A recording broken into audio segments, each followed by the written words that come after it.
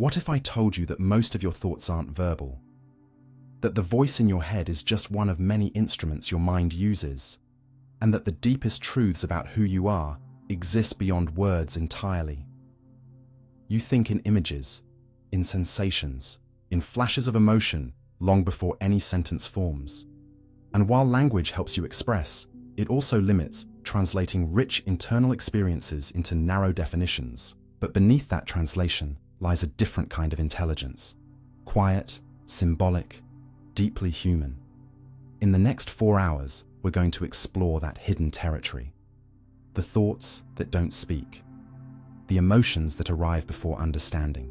And the instincts that guide you without ever explaining themselves.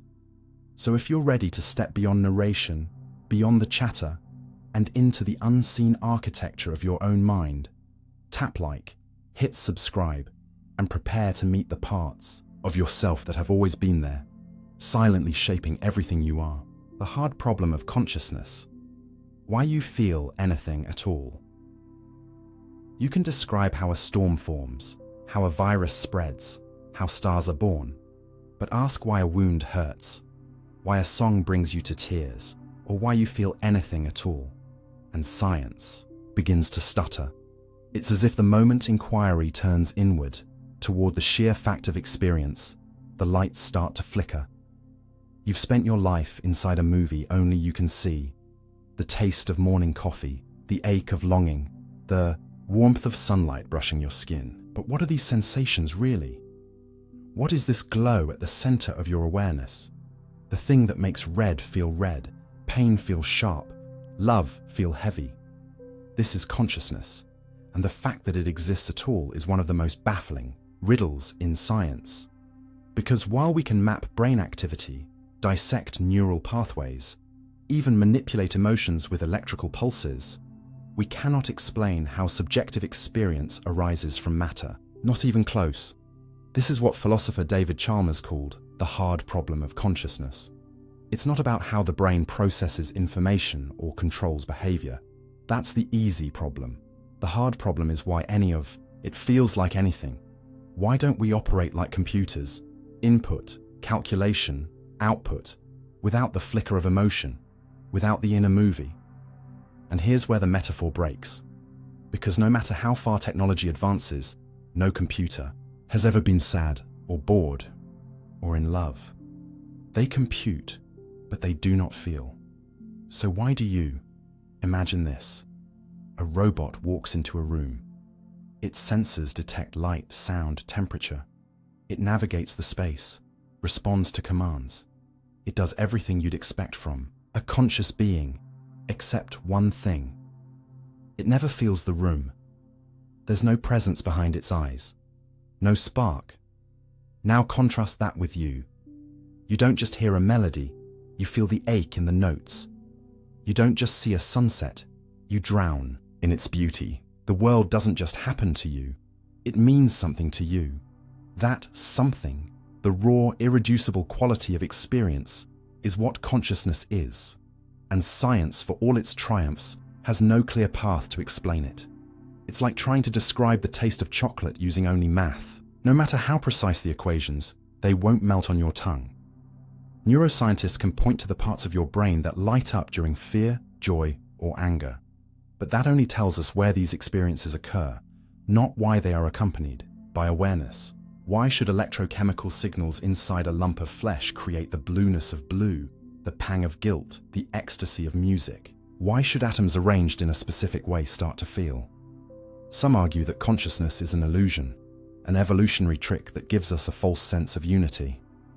But even an illusion has to be experienced by something.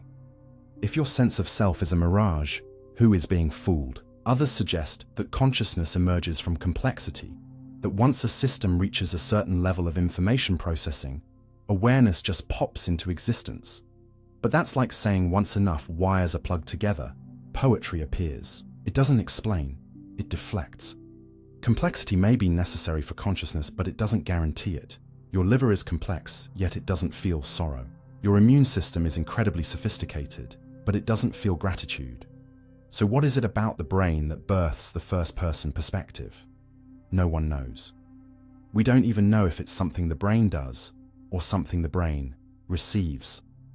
Some theories go further, proposing that consciousness is not something generated by matter, but a fundamental feature of the universe, like space, time, or gravity.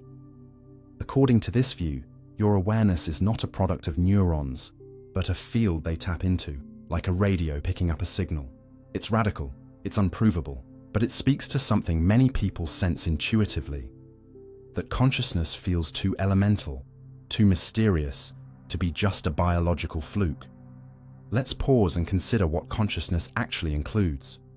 Not just thoughts and memories, but sensations, desires, attention, pain, bliss, self-awareness. These are not add-ons to life, they are life. Strip away consciousness, and what remains is machinery, walking, speaking, breathing, without meaning. You'd be alive, but not living. And yet, despite its central role in existence, we understand consciousness less than we understand black holes or quantum entanglement. In fact, it's easier to explain how particles pop in and out of existence than why the scent of pine needles stirs nostalgia in your chest. This is the paradox. You are most familiar with consciousness because you live inside it. And yet, it is the thing you understand the least. Your experience of being you is the only thing you're absolutely certain of. Everything else, science, history, perception, could be flawed. But your awareness of being aware feels unshakable. And yet, that very thing defies the frameworks of physics, chemistry, and biology. It is the hole in our theory of everything. And still, we try. Some researchers attempt to locate the neural correlates of consciousness, the specific brain, structures that must be active for awareness to arise.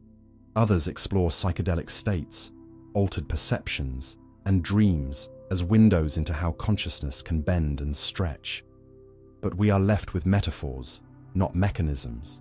Consciousness remains, invisible to our instruments, even as it colors every observation, like trying to see your own eyeballs without a mirror, or taste your own tongue. The subject and the object collapse into each other. It's the ultimate recursive mystery.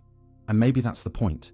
Maybe consciousness isn't a problem to be solved, but a boundary we've finally reached. A threshold where explanation turns into awe. Like standing at the edge of the universe and realizing that the farther you look, the more the horizon moves. So what do we do with this unanswerable question? Some people find it terrifying, that the core of their being is scientifically ungraspable. Others find it liberating, because if consciousness can't be dissected or replicated, then it may also be untouchable, sacred, not in a religious sense, but in a human one, a kind of existential dignity that can't be reduced to parts. You are not just a container of thoughts. You are the stage upon which thought unfolds. You are the light that makes seeing possible. And maybe that's why the hard problem matters so much. Not because we want to crack it open, but because it reminds us that something about being alive refuses to be explained away. It whispers that we are more than patterns, more than programs, more than machines. That even in a universe governed by laws, there exists one thing, your own experience, that bends no knee to formula or function. And so, the next time you close your eyes and feel the warmth of memory, or lose yourself in the sadness of a song, or marvel at the way your breath continues without effort, pause, realize what you're witnessing. You are the observer and the observed, the signal and the receiver, the question and the answer. You are not in consciousness. Consciousness is in you. And that may be the most astonishing mystery of all. Not that the universe gave rise to awareness, but that awareness somehow is what gives rise to the universe. What is consciousness? Neuroscience still doesn't know. You wake up in the morning and something clicks into place. Not your alarm, not the lights, not your limbs, but you. The sense of I am here silently returns, not as a thought, but as a presence. You recognize the room, remember your name, feel the heaviness of your body against the bed. And though your muscles may still ache with sleep, your mind is lit like a room with the curtains pulled wide. But here's the question that science still stumbles over. What exactly just turned on? What is this flickering light behind your eyes that lets you feel, reflect, imagine, and suffer. What is consciousness? Not behavior, not brain activity, not intelligence, but the sheer fact that something is happening inside. Despite decades of neuroscience, thousands of brain scans, and a growing library of data about what the brain does, we still don't know what consciousness is. We can tell you which regions fire during dreams or trauma. We can trace electrical signals when you say your name, but we can't tell you why there's anything it's like to be you. It's the core mystery, the invisible engine behind every memory, every emotion, every thought, and yet it remains untouched, ungrasped, like a flame that disappears when you try to hold it. And while science excels at describing the mechanisms of life, it falters when asked to explain the meaning of experience itself. You can dissect a brain, but you won't find a thought. You can scan a cortex, but you won't hear a symphony of emotion. Consciousness is not inside the brain in any way we can measure. It's what it feels like to have one. Imagine building a computer, layer by layer. You give it sensors, a camera, a voice. You program it to recognize faces, answer questions, even mimic emotion. But no matter how advanced it becomes, no one believes that inside that machine there is a presence that knows it's alive. We don't say that Siri feels embarrassed when she doesn't understand you, or that your car's GPS is glad when you reach your destination. Intelligence and consciousness are not the same. You can be highly capable and still be empty inside. That's the difference, and the problem. Because neuroscience has been brilliant at mapping input-output systems, vision, language, memory, decision-making. But the machinery of consciousness, the part that produces qualia, those irreducible moments like the bitterness of regret or the warmth of a smile, remains beyond reach. It's like trying to find the source of a melody by analyzing the sheet music. Useful, yes, but missing the music itself. And yet, consciousness is the most familiar thing you know. You don't question it. You don't learn it. You are it. It's not something you look at. It's what does the looking. And that's what makes the question so slippery. It's like trying to touch your own fingertip with itself. The instrument of investigation is the very thing being investigated. Scientists have tried to frame consciousness in a variety of ways. Some believe it emerges when certain computations cross a threshold of complexity, as if awareness were the inevitable exhaust of an intricate enough machine. Others say it's a kind of illusion, a trick of memory and attention that gives you the impression of being someone. But both views feel like explanations that dodge the real question. Because even if consciousness is an illusion, who is being fooled? Even if it's just an effect of information processing, why should that process feel like anything? Why should data feel like pain? Why should signals feel like music? There's a gap here, a chasm between knowing what the brain does and explaining why it feels like something to be the one it's doing it to. This is the heart of what's sometimes called the explanatory gap. It's not a small flaw in our models. It's the abyss they've built themselves around. We can describe, predict, and even simulate conscious behavior. But we cannot explain the inner movie, the light in the projector that makes it all come alive. This mystery isn't just academic. It touches ethics, identity, and the way we see other living things. If we don't know what consciousness is, how do we recognize it in others? Do animals feel the same kind of inner light we do? What about infants? What about people in comas? And when we build machines smarter than ourselves, how will we know whether they experience anything at all, or just imitate us well enough to fool our empathy? These are no longer theoretical questions. They're moral ones. Because if we can't define consciousness, we can't protect it. And perhaps most unnerving of all, we can't be sure we haven't misunderstood its nature entirely. Maybe consciousness isn't something we have at all, but something we participate in. Maybe the brain is less like a generator and more like a lens, focusing some deeper, universal field into the experience of self. It's a wild thought, but not wilder than the truth we already know, that a kilogram of grey matter behind your forehead somehow produces sunsets, memories, fear, and hope. That flesh can imagine eternity. That electricity can dream. And so we ask again and again, what is consciousness? Not in the abstract, but in the living, breathing way it saturates your every moment. What is this storm of thought and emotion and sensation that rages behind your eyes? What is it that turns the taste of fruit, the feeling of being loved, the sound of a heartbeat, into something felt? What turns existence into experience? Neuroscience does not yet know. It may never know. But that doesn't make the question less important, it makes it more so. Because consciousness is the stage on which every question is asked. It's the backdrop of every dream, the source of every doubt, the space in which your entire life unfolds. To not understand it is to not understand yourself.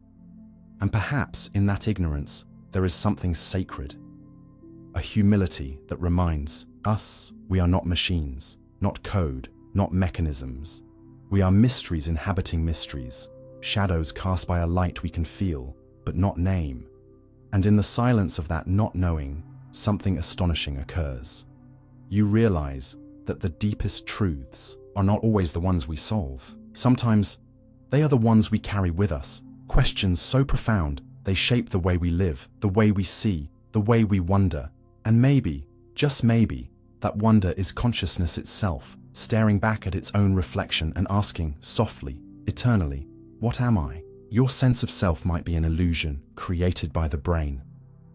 You close your eyes and still feel like you're there. Not just a body lying still, but a presence behind the eyelids. A silent narrator, a watcher, a voice that says, "This is me." You carry that sense everywhere, across rooms through decades, from childhood to now, as if it were a solid object nestled inside your skull. It's the most intimate thing you know, the feeling of being someone. Yet what if that feeling is a construction? What if the self you protect, promote, mourn, and build your life around is not a core truth, but a clever hallucination?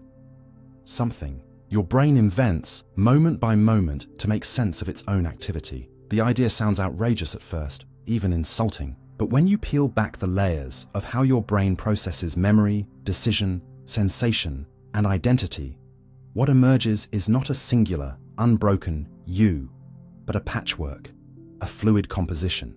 And the seams begin to show the closer you look. You begin to wonder whether the self is not the author of your story, but the story itself, a protagonist retroactively stitched into place so the plot makes emotional sense. Like reading a novel and mistaking the narrator's voice for a real person living between the pages, rather than a voice invented to keep you engaged. And the more neuroscience reveals about the brain, the more it suggests that the you, inside your head, the consistent, unified self, is not a thing you are, but a story your brain is telling. Consider this. Your thoughts don't arrive in perfect sequence, carefully chosen by a single internal thinker. They bubble up, they collide. They interrupt each other. One moment you're remembering your first school teacher, the next you're imagining dinner, then you're worrying about a mistake you haven't even made yet. Yet somehow, your brain weaves all of this into a coherent identity, a narrative, voice that feels stable and singular. But under the microscope of neuroscience, this stability dissolves. Brain imaging shows that different functions, language, emotion, decision-making, attention, activate in parallel, often in conflict. There is no single control center, no neural throne where the self resides. Instead, there is a shifting web of processes, networks that light up like constellations depending on what you're doing, thinking, or feeling.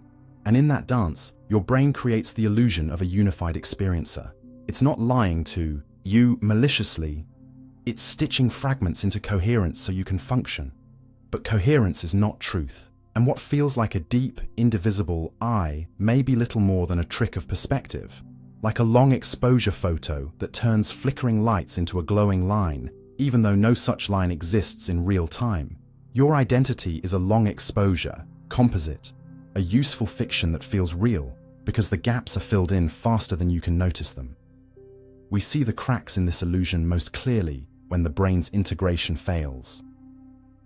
In cases of dissociative identity disorder, people may switch between multiple selves, each with distinct memories and personalities. In neurological patients with split brain conditions, where the two hemispheres can no longer communicate, researchers have observed each half of the brain offering different answers to the same question, as if two separate selves now reside in one skull. Even in everyday life, you've probably said, "I wasn't myself," or "part of me wants to, but part of me doesn't." These aren't just metaphors. They're signals that your identity is not a single point, but a constellation of sub-processes often pulling in different directions. And when you make a decision, your brain often finalizes it before you consciously realize it, then supplies the feeling of having chosen afterward. Like a stage magician who makes you pick a card, then subtly rewrites the memory of how you got there. The self is that magician, not because it's deceitful, but because it evolved to offer you a stable sense of control in an otherwise chaotic system. The illusion of a self helps you plan, communicate, empathize, survive. But it may not be real in the way you think it is. You are not the conductor of the orchestra. You are the music it plays. This doesn't mean you're a ghost, a machine, or a lie. It means you are a process, an unfolding event, a swirl of biology, memory, and language given just enough unity to hold together through breakfast. The self is like a flame, identifiable, nameable, seemingly solid, but ever-changing, ever-flickering, always dependent on its fuel. The moment the brain's processes shift, so too does the you they produce.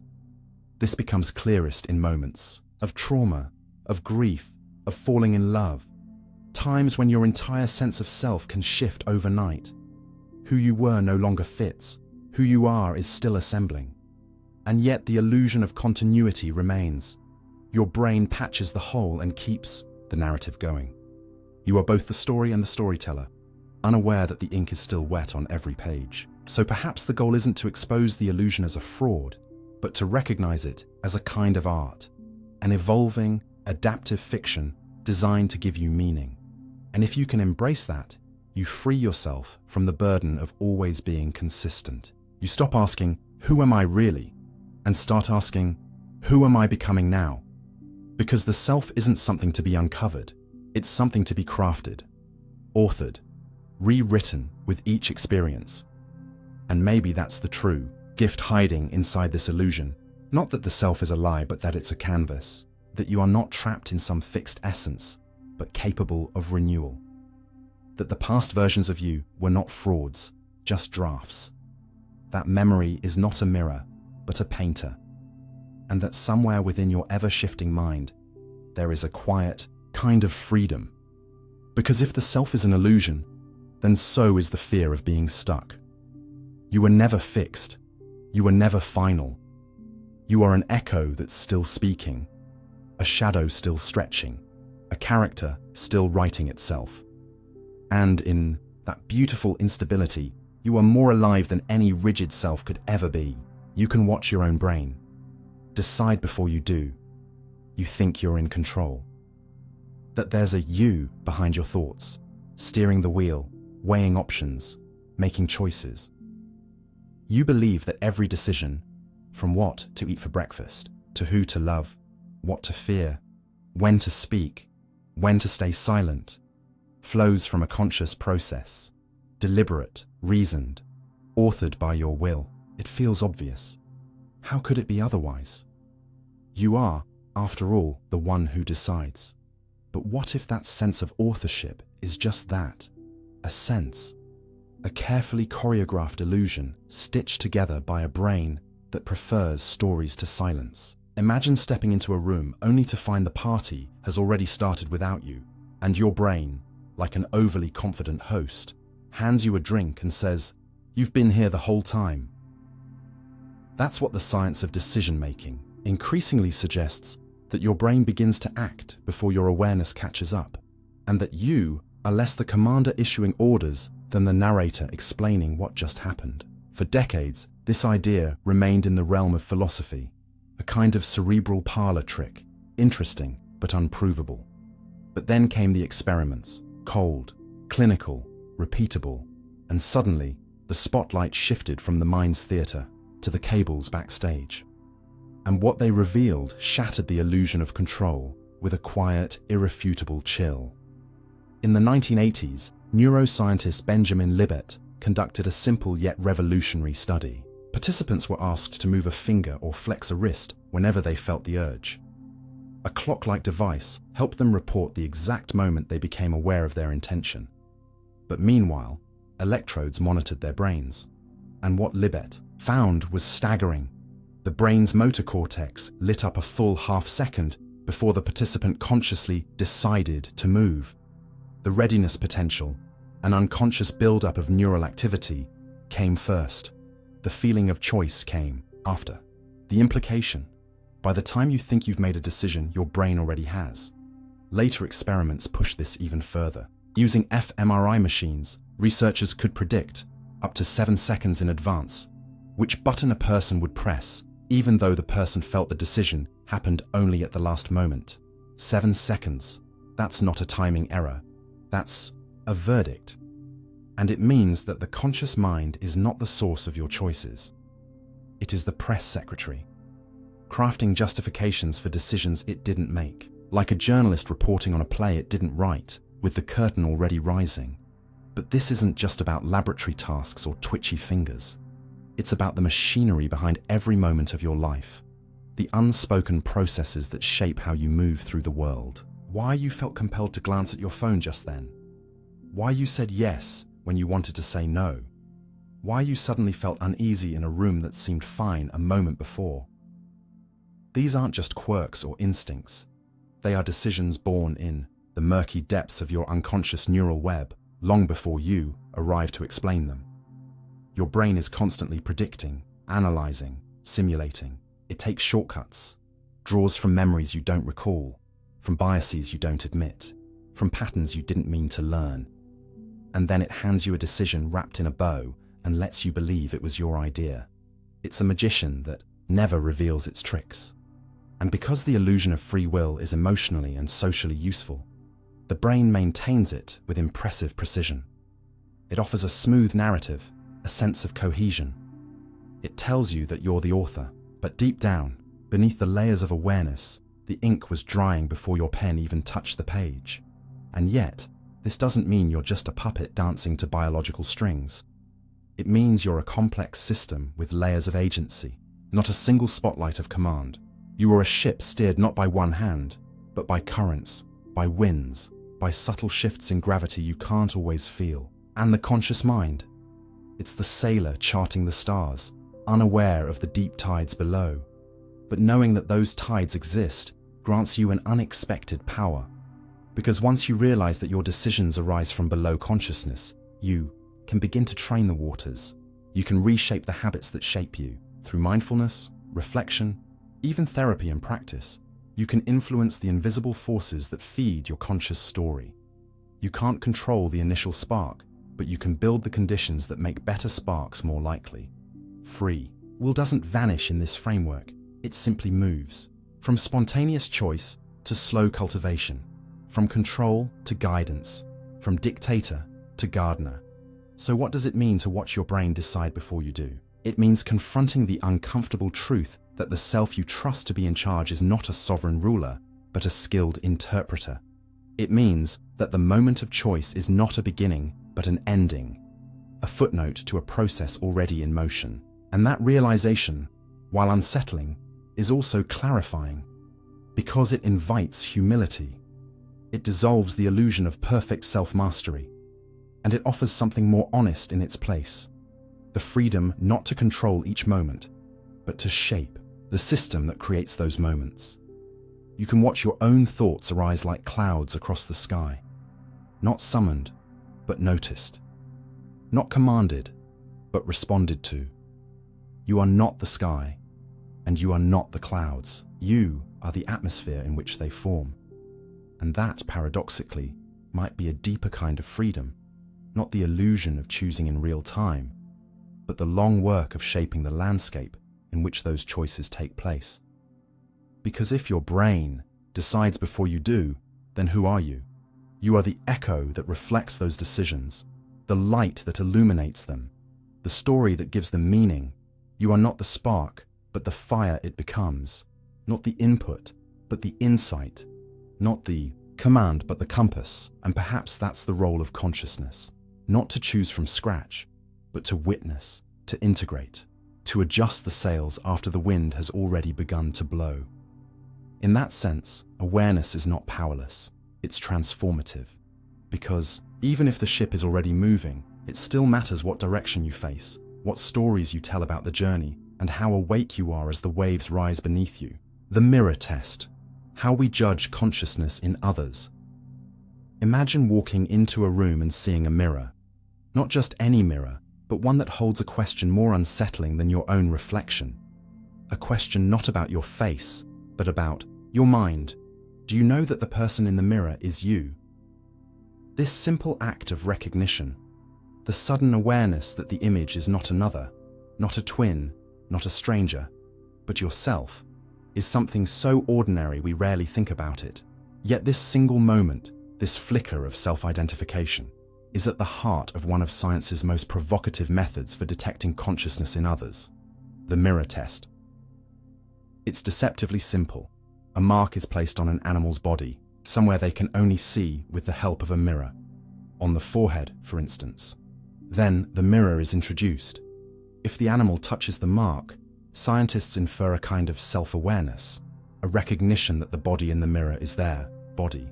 But beneath this basic setup lies a deeper human obsession, our longing to know what other beings experience from the inside. The mirror becomes more than glass. It becomes a portal into the minds of others. And through it, we search for flickers of ourselves in the eyes of animals, children, even machines. Because if they recognize themselves, perhaps they have a self to recognize. Perhaps they feel. But consciousness leaves no fossil record. It makes no sound. It doesn't light up on its own.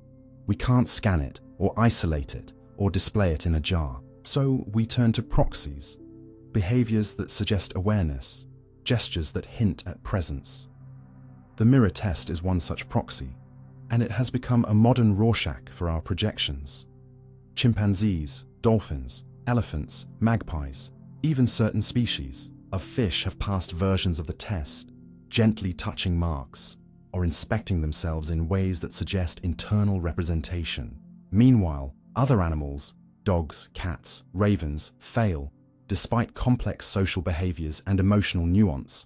Does that mean they lack consciousness? Or that they simply don't interpret mirrors the way we do? That question reveals the mirror's biggest flaw. It doesn't just test for awareness, it tests for human-like awareness. The very structure of the test assumes that to be conscious, one must reflect, literally and figuratively, the way we do. But consciousness may take many forms. A spider weaving a web might not recognize itself in a mirror, but that doesn't mean it lacks a point of view.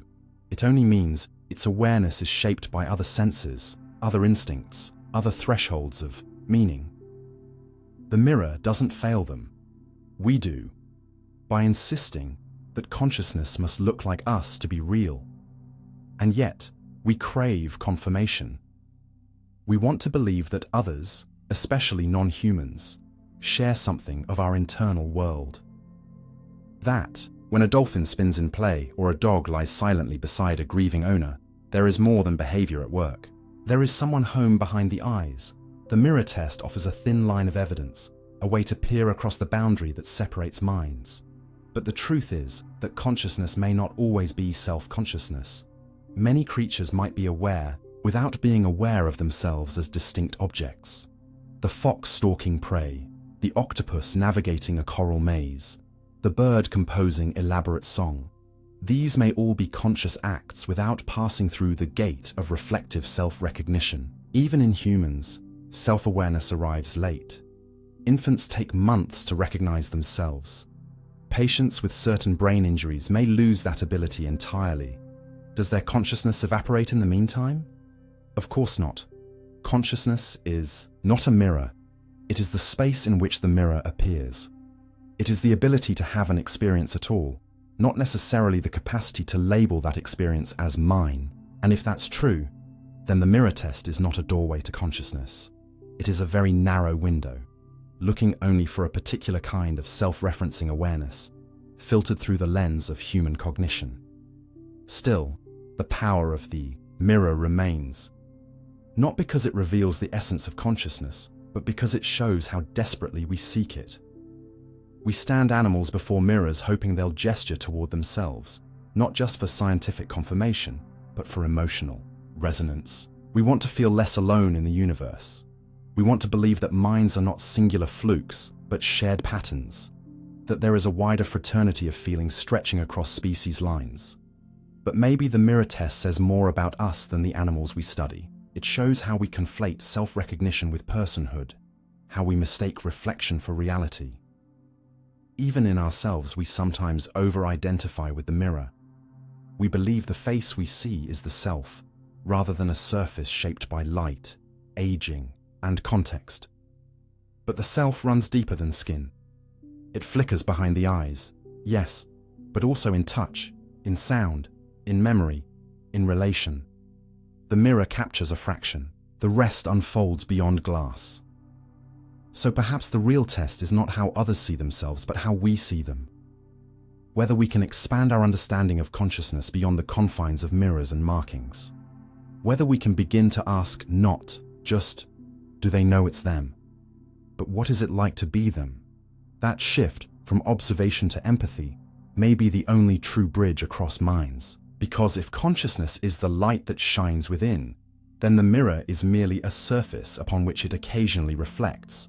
And the failure to reflect doesn't mean the light is absent, only that it shines in a different direction.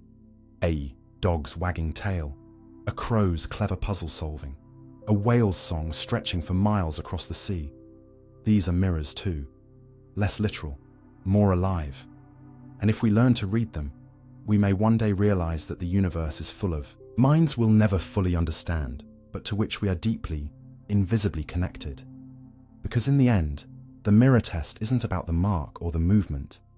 It's about the moment where we see another being look back, and we wonder, silently, desperately, are you in there too? And maybe they are. Not in the reflection, but in the looking. Not in the touch, but in the curiosity. Not in the proof we seek, but in the possibility we feel. And maybe that possibility is enough. Lucid dreaming. Consciousness within a dream. You're standing in a hallway that doesn't exist, under a sky that never was, speaking to someone who vanished years ago, and somehow you know it's a dream.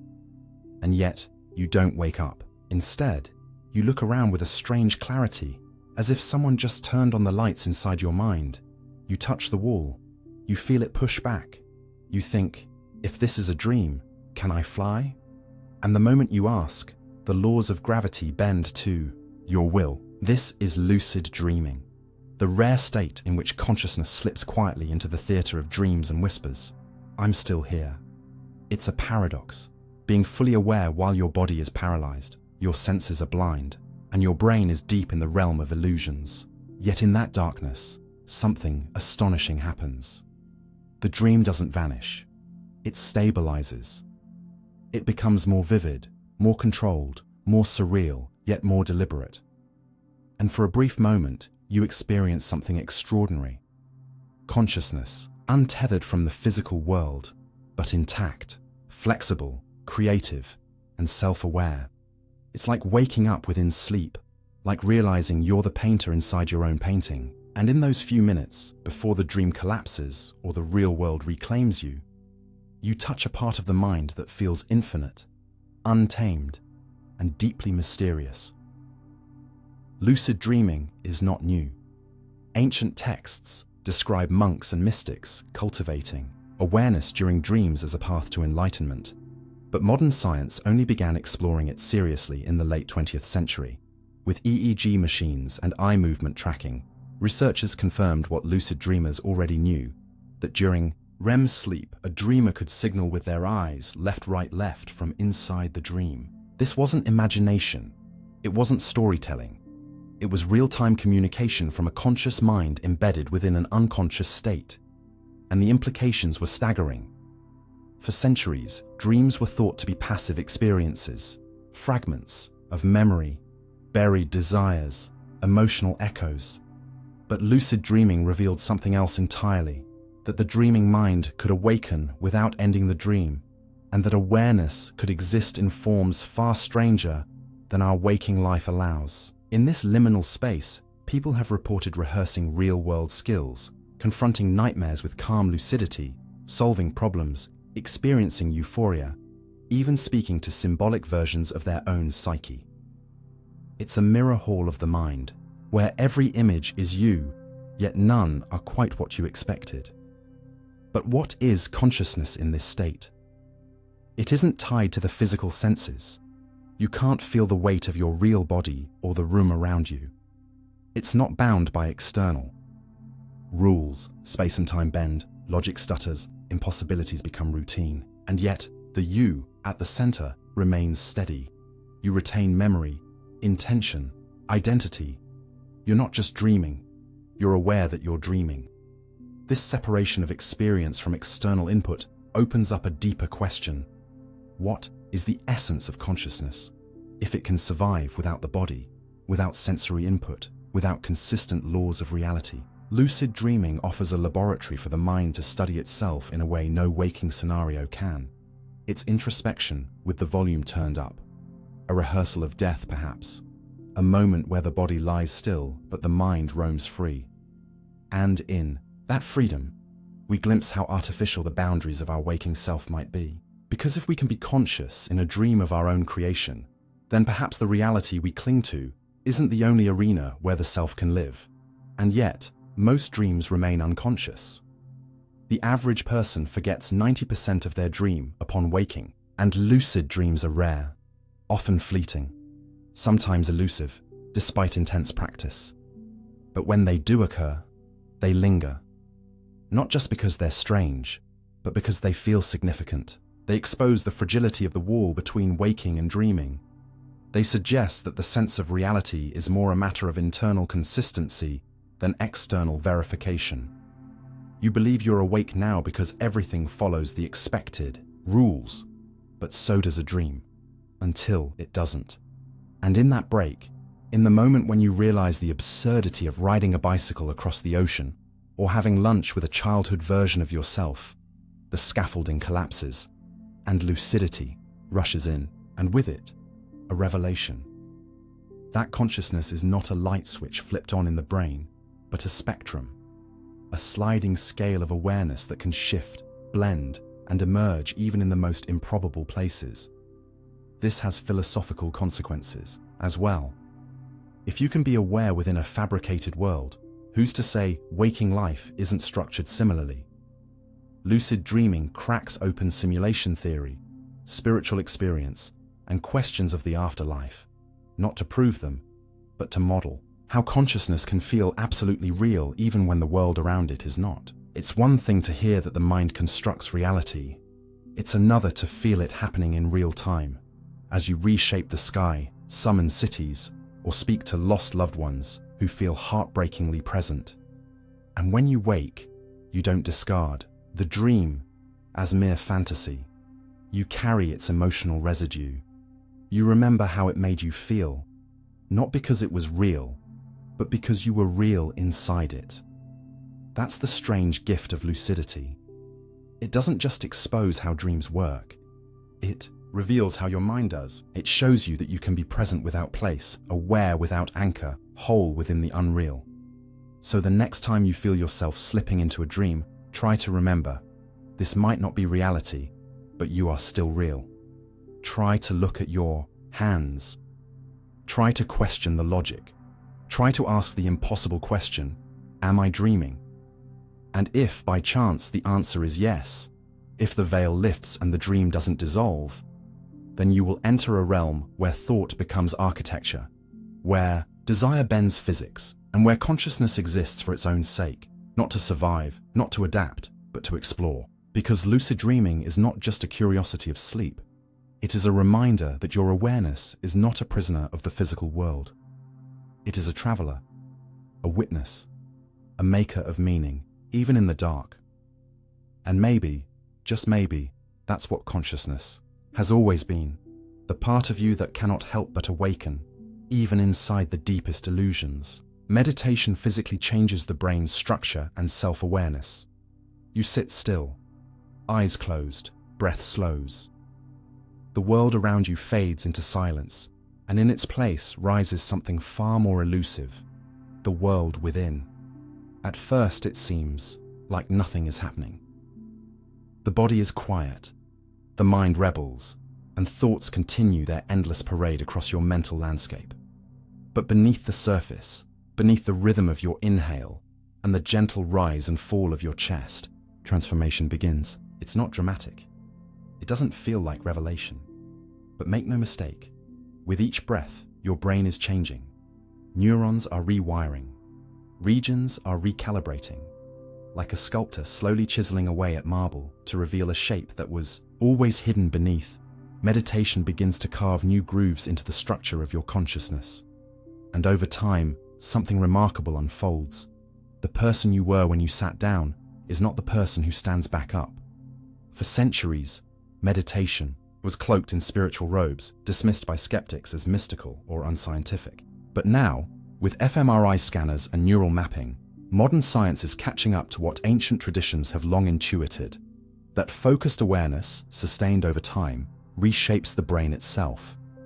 Studies have shown that experienced meditators have increased grey matter in regions associated with self-awareness, emotion regulation, and attention. The prefrontal cortex, the seat of rational thought and introspection, thickens. The amygdala, the brain's fear center, shrinks. Connections between the left and right hemispheres grow stronger. The default mode network, responsible for daydreaming and internal chatter, becomes quieter, less chaotic, more orderly. In essence, meditation doesn't just help you feel better. It rewires the core circuitry that makes you you. But what does this really mean? Imagine your brain as a city. Without meditation, traffic is erratic. Streets are jammed with intrusive thoughts, emotional outbursts, and self-criticism. Sirens blare. Crosswalks blink without pattern. But with meditation, new roads are paved. Traffic lights are synchronized. Side streets open up where there was once only congestion. And perhaps most importantly, the noise begins to fade. Suddenly, you're not just reacting, you're observing. You notice your thoughts without becoming them. You feel emotions rise without drowning in them. You hear the sirens, but they don't control your route. Meditation builds the infrastructure for clarity. It allows consciousness to move freely, not hijacked by habit, not imprisoned by anxiety. The implications go far beyond stress relief. Long-term meditation practitioners report profound shifts in their sense of identity. The self, once perceived as a fixed, narrative character, begins to dissolve into something more fluid. You realize that the I you thought you were, the voice in your head, the sum of your memories, the reactive agent in your daily drama, isn't a solid entity. It's a process, a flicker, a pattern of activation in a specific region of your brain. And meditation lets you watch that process unfold in real time. You see thoughts arise and pass away like clouds. You feel emotions build and break like waves. And slowly, almost imperceptibly, you begin to unhook from the illusion that you are your thoughts. Instead, you become the observer, the witness, the still point behind the spinning world. This shift in self-perception isn't just philosophical, it's biological. Research shows that with consistent meditation, the brain's default patterns weaken while new, intentional patterns strengthen. This is neuroplasticity in action. The mind is not a fixed structure. It is a garden. And meditation is the act of weeding, watering, and pruning the soil in which your conscious experience grows. You're not just altering thoughts, you're changing the architecture through which thoughts arise. And this leads to something both astonishing and unsettling. You realize that you are not fixed either. The self is not a noun, it's a verb, a dance between biology, attention, and intention. Some meditation practitioners describe the experience as waking up from the dream of personality.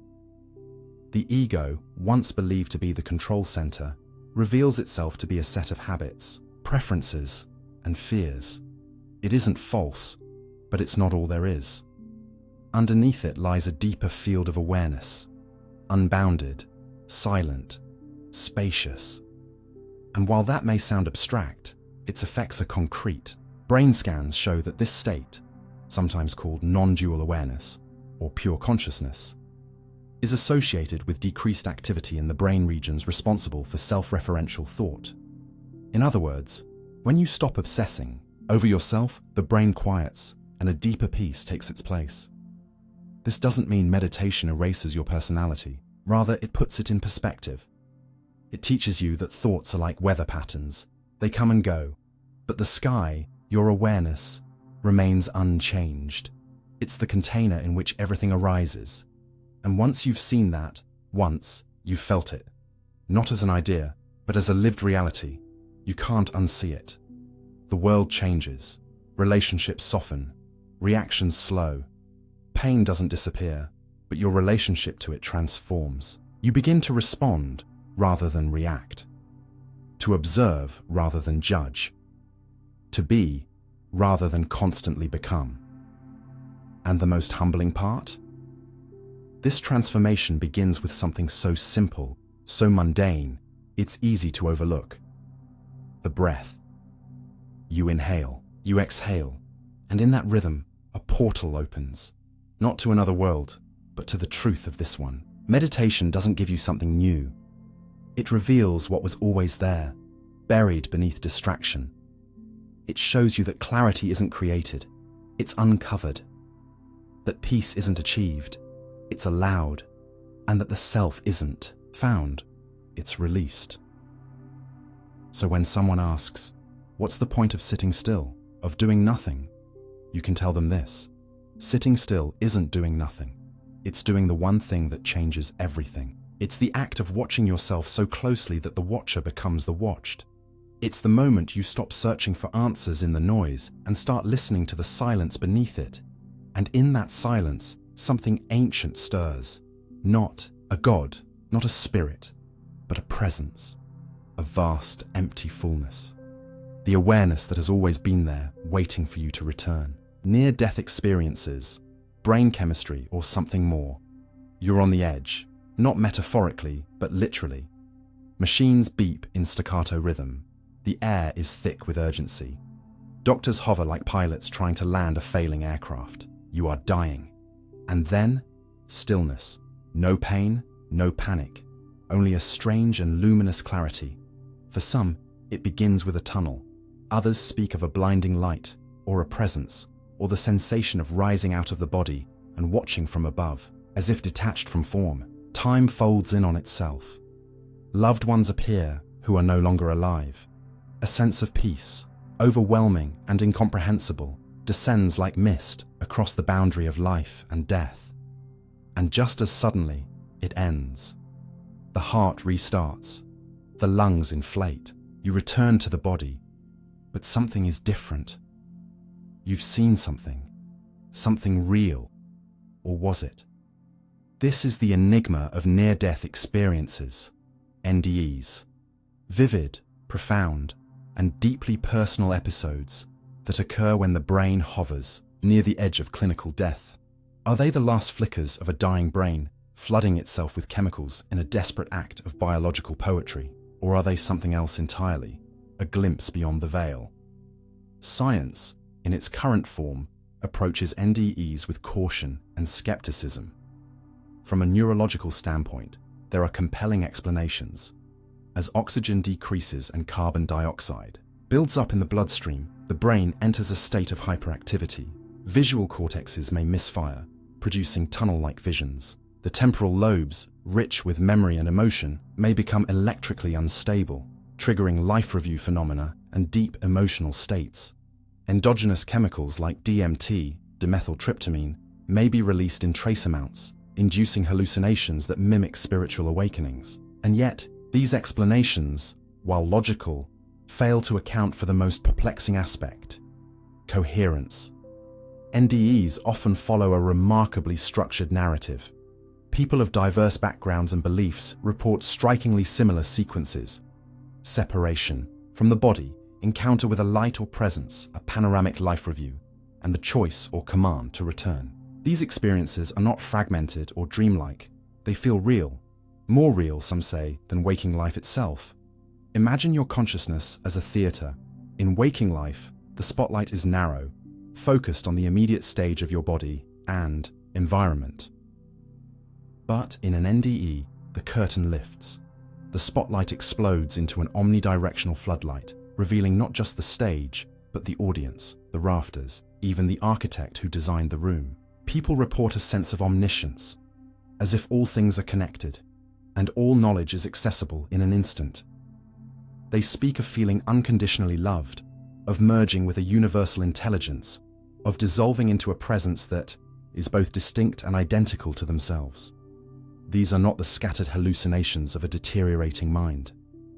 They are experiences rich with meaning, insight, and often lasting transformation. People return from NDEs with altered values, diminished fear of death, and a heightened sense of purpose. In some cases, lifelong atheists report becoming spiritual, while others, regardless of religious background, describe the experience in terms that transcend traditional doctrine.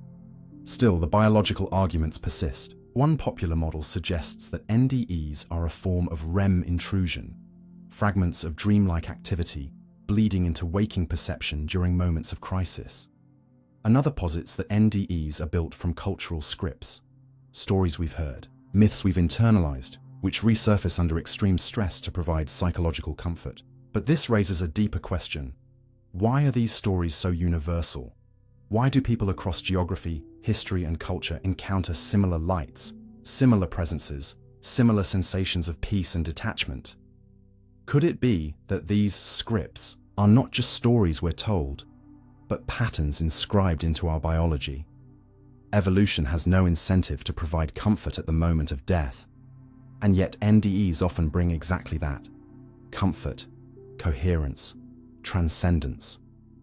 Even the skeptics admit these are not meaningless neural spasms. They are organized, intelligible, and emotionally powerful. Consider, for a moment, the idea that consciousness is not merely generated by the brain, but filtered through it, like light passing through a prism. When the brain is damaged or dies, that filter loosens, and a broader spectrum of consciousness emerges. Under this view, the NDE is not a hallucination, but a liberation.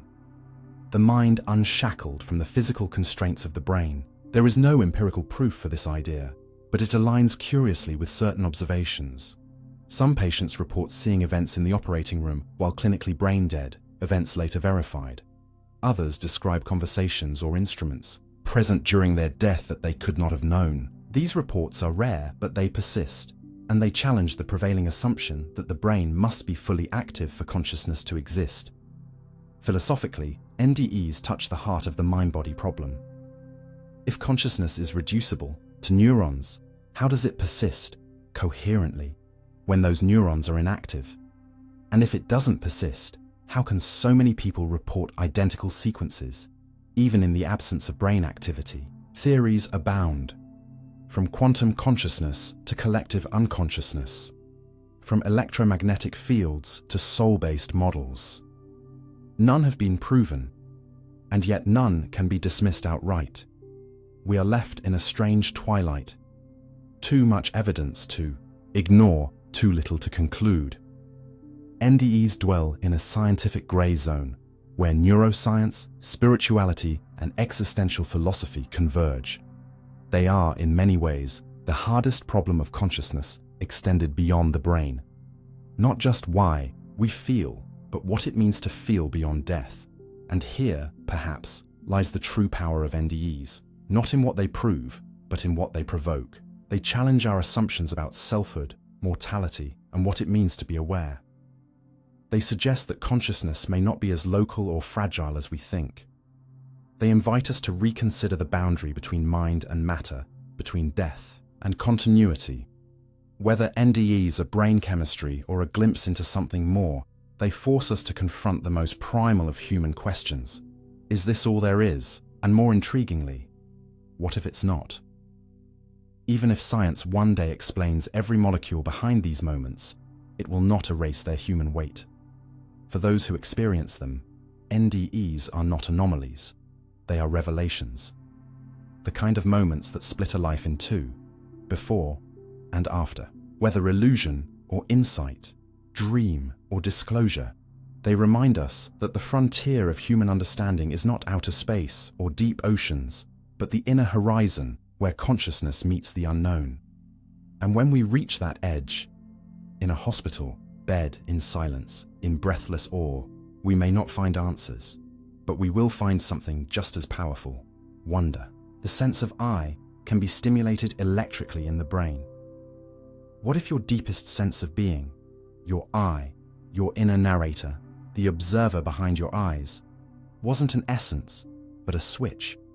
What if the sacred flame you've always identified as you could be flicked on or off, not by trauma or transformation, but by an electrode placed precisely in your brain? Imagine lying on an operating table, awake, alert, and fully aware.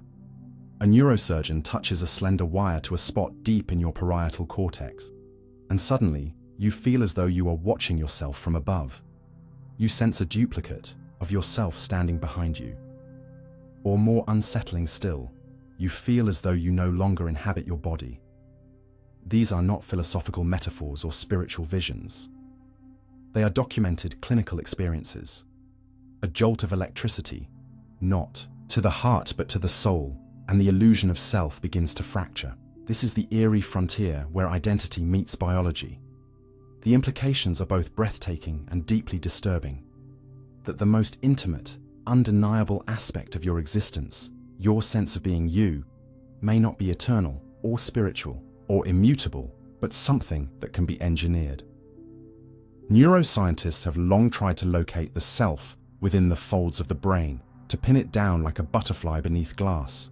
For decades, the question of where consciousness arises has teased researchers like an echo just out of reach. But through the strange convergence of brain surgery, epilepsy treatment, and accidental discoveries, they've found something astonishing. Stimulating certain brain regions, like the temporoparietal junction, can trigger profound alterations in self-perception. Patients have reported sensations of bilocation, of presence, of self-splitting. Some describe being outside their bodies, others feeling a shadow double nearby, or even feeling that their body is not their own. What these experiences have in common is this: they decenter the self. They reveal that the thing we call I is not a single point of consciousness, but a story the brain is constantly telling itself. And like any story, it can be rewritten. The brain's architecture offers some clues. Areas like the posterior cingulate cortex, the medial prefrontal cortex, and the temporoparietal junction appear to form a network that integrates bodily sensations, spatial orientation, and emotional states into a unified perception of I am. This is not a philosophical declaration, but a functional synthesis. The brain constantly weaving sensory input, memory, and expectation into a seamless, embodied narrative of being. When this network is disrupted, the sense of self becomes fluid, fragmented, or displaced. It's as if the projector of identity suddenly changes lenses. The movie keeps playing, but the protagonist seems unfamiliar. This raises unsettling questions. If the self can be so easily manipulated, what is it really? Is it merely the result of synchronized neural patterns? A hallucination that feels like home? Consider for a moment the body as a ship and the self as its captain, issuing commands, navigating waves, defining direction. But what if the ship sails without a captain at all, steered instead by algorithms of sensation and prediction? What if the captain is a mirage the ship conjures to make sense of its own movement? That's what electrical stimulation experiments suggest, that our sense of agency and ownership over our thoughts and bodies is not fixed, but constructed. People who undergo such stimulation often say they felt like they moved, even when their bodies didn't. Others report the inverse: movement without feeling any volition. In both cases, the link between intention and identity, the bridge between I chose and I am, breaks down. This is not merely disorienting, it is existentially seismic. It suggests that the conscious self is less a cause and more an effect, the endpoint of neural narration rather than its origin. These insights aren't limited to experimental settings. Certain neurological and psychiatric conditions, like schizophrenia, depersonalization disorder, and temporal lobe epilepsy, often involve disruptions to the sense of self. Patients describe hearing their own thoughts as if they came from outside. They feel as if they're being watched, or that their actions are being controlled. In the past, such symptoms were attributed to spirits or madness. Today, we see them as windows into the fragile construction of identity. And through these windows, we glimpse a possibility that is both radical and deeply human. That the self is not a thing, but a process. Not a core, but a current. And like any current, it can be diverted, intensified, or silenced, not with mystical rituals, but with the careful tap of a neural signal. This doesn't mean we are machines. Quite the opposite. It means that our inner life is more dynamic, more fluid, and more mysterious than we ever imagined. The fact that we can stimulate the sense of self doesn't diminish it. It deepens the enigma. Why would evolution create such a complex illusion? Why does the brain need to believe in I to function? Some theorists suggest it's a navigational tool, a central reference point that allows the brain to model the world, anticipate outcomes, and manage survival. Others see it as a narrative function, the authorial voice that strings together experience into continuity. Without it, we might still act, but we wouldn't remember ourselves as the one who acted. Consciousness, in this sense, is not about control, but about coherence, the brain's effort to make sense of its own activity by constructing a character called you. And yet, despite all this scientific clarity, the feeling of I remains stubbornly real. You don't feel like a process. You feel like a person. You wake up each morning as the same you who went to sleep, despite the molecular chaos and the neurological rewrites that occurred in between. This stability is perhaps the most powerful illusion of all. And it is also what makes the revelations of electrical stimulation so unsettling. They crack the illusion just enough to glimpse the machinery underneath. It's like standing backstage. During a play, you see the wires, the lighting cues, the costume changes, and realize the protagonist was never real. And yet, you were still moved by the performance. Maybe that's what the self is. Not a lie, but a necessary fiction, a beautiful hallucination that lets us love, choose, regret, and remember. In the end, whether the I is a spark in the brain or something beyond biology, it remains the most intimate frontier of human exploration. Electrical stimulation doesn't solve the mystery. It sharpens it. It shows us that identity can be manipulated but not dismissed, that selfhood can be fragmented but still felt. It challenges us to ask not only what we are, but why we need to feel like we are. Anything at all. Perhaps we are ships without captains, but with maps drawn in neurons and destinations built from memory. Or perhaps, somewhere beyond the circuits and the chemistry, there is still a watcher, silent, persistent, and real, who remains when the lights go out. But until we know for certain, we will keep asking and wondering and searching, flicking switches in the dark, hoping to find ourselves again. The default mode network, the brain's self-circuit. Imagine walking into a quiet room and suddenly noticing the hum of the refrigerator, a sound that was always there, but unnoticed until silence gave it shape. The default mode network, or DMN, is something like that. A subtle electrical hum that underpins your sense of self, always present, quietly active, and often overlooked. It's not the part of your brain that helps you solve equations or dodge falling objects. Instead, it lights up when you stop doing, when your mind drifts, when you stare out the window, when you revisit that awkward moment from 3 years ago, or imagine how you'll introduce yourself at a future meeting. That's when the DMN takes center stage. It's the backstage crew of consciousness, orchestrating your inner life while the spotlight of attention is aimed elsewhere. But unlike a stagehand, the DMN is not passive. It shapes who you believe you are. It's the internal narrator that tells you the story of you, tying together memories, emotions, future hopes, regrets, social fears, and whispered self-doubts. In many ways, it is the self, or at least the scaffold upon which the illusion of a continuous self is built. For a long time, neuroscientists believe the brain's most interesting moments happened during active thinking, problem-solving, movement, reaction. But functional MRI scans revealed a curious pattern. Even when we are at rest, not engaging with the outside world, certain areas of the brain remain highly active. This pattern, involving regions like the medial prefrontal cortex, posterior cingulate cortex, and angular gyrus, forms the default mode network. It's default because it switches on when external attention switches off. But don't be fooled by the term rest.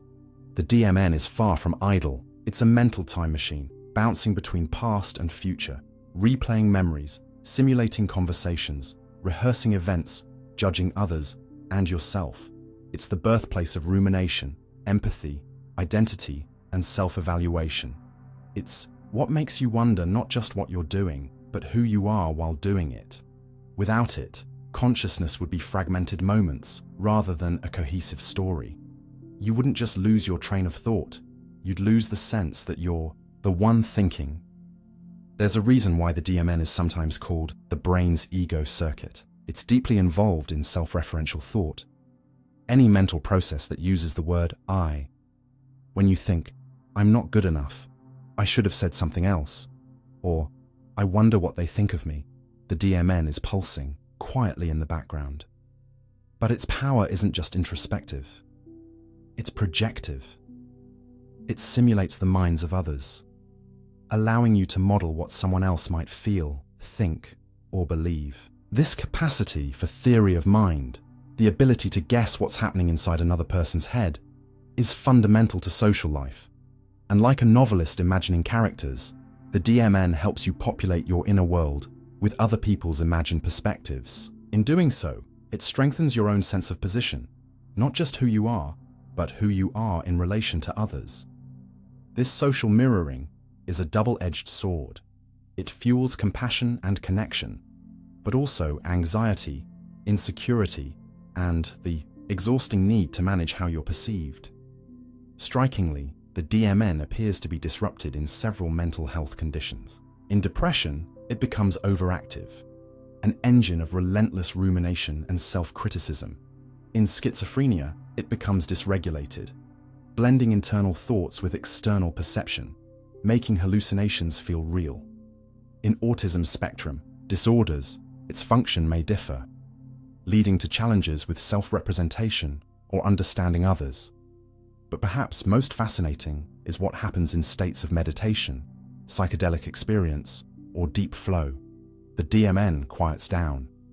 Experienced meditators show reduced activity in DMN hubs during mindfulness. Psychedelic substances like psilocybin or LSD appear to decouple DMN regions, dissolving the rigid sense of self and blurring the boundary between self and world. People often describe such experiences as ego death, a loss of individual identity that paradoxically feels freeing. If the DMN is the architect of the self, then these altered states are like knocking down the walls, revealing that the sky was always there, hidden behind familiar ceilings. This discovery flips a common assumption on its head. We tend to think that the self is the most real part of our experience, the unshakable center. But the DMN suggests that the self is not a central command, but a constructed broadcast. It's a mental overlay stitched together by neural rhythms, updated constantly like a software interface. And like any interface, it can glitch, freeze, or crash. When the DMN malfunctions, we don't just lose focus, we lose ourselves. The implications of this are profound. It means that identity is malleable. That personality may not be a stable trait, but a performance running on a loop. It suggests that transformation, whether through therapy, meditation, or neural rewiring, is not only possible but expected. Because if the self is a network, then rewiring the network changes the self. Yet for all its insights, the DMN does not answer the central mystery. Who or what is aware of the self? If the DMN creates the narrative, I, then who listens to that narrative? Who watches the mind wander? Who pulls it back to the present? Who notices the DMN at work? This meta-awareness, the observer behind the observer, is still out of reach. Some traditions call it consciousness, others call it soul. Neuroscience doesn't yet have a name for it, but the DMN offers a starting point, a visible echo. of something invisible. Like footprints in snow, it marks the path of an unseen walker. And maybe that's what makes it so captivating. Not just what it tells us about thinking, but what it hints at beyond thought. In the end, the default mode network reminds us that the self is not a still photograph, but a film in motion, edited in real time, colored by memory, directed by emotion, and narrated by imagination. It's the mental room you return to when you're not doing anything else. The psychological home where your identity sits in its favorite chair, sipping tea made of yesterday's regrets and tomorrow's plans. But homes can be redesigned. Chairs can be moved. Even silence can be profound if you learn to hear what hums beneath it. And perhaps in quieting the DMN, in stepping outside the internal narrator's voice, we don't lose ourselves. We finally meet what's been there, all along, listening in the stillness, waiting to be noticed. Phantom limb syndrome. Feeling a body part that isn't there. Imagine waking from a dream only to find that part of it lingers. Not as a memory, but as a sensation. You reach down to scratch an itch on your foot, only to remember the leg was amputated months ago. The itch is real, maddeningly so, but the limb is gone. This is the strange, cruel puzzle of phantom limb syndrome, a neurological haunting in which the body refuses to accept its own losses. It is as if the brain, like a stage director who has rehearsed with the same cast for decades, refuses to remove a character from the play, insisting that they still exist behind the curtain, waiting to speak. It reveals something profound and unsettling. Your body, as you experience it, is not just physical matter.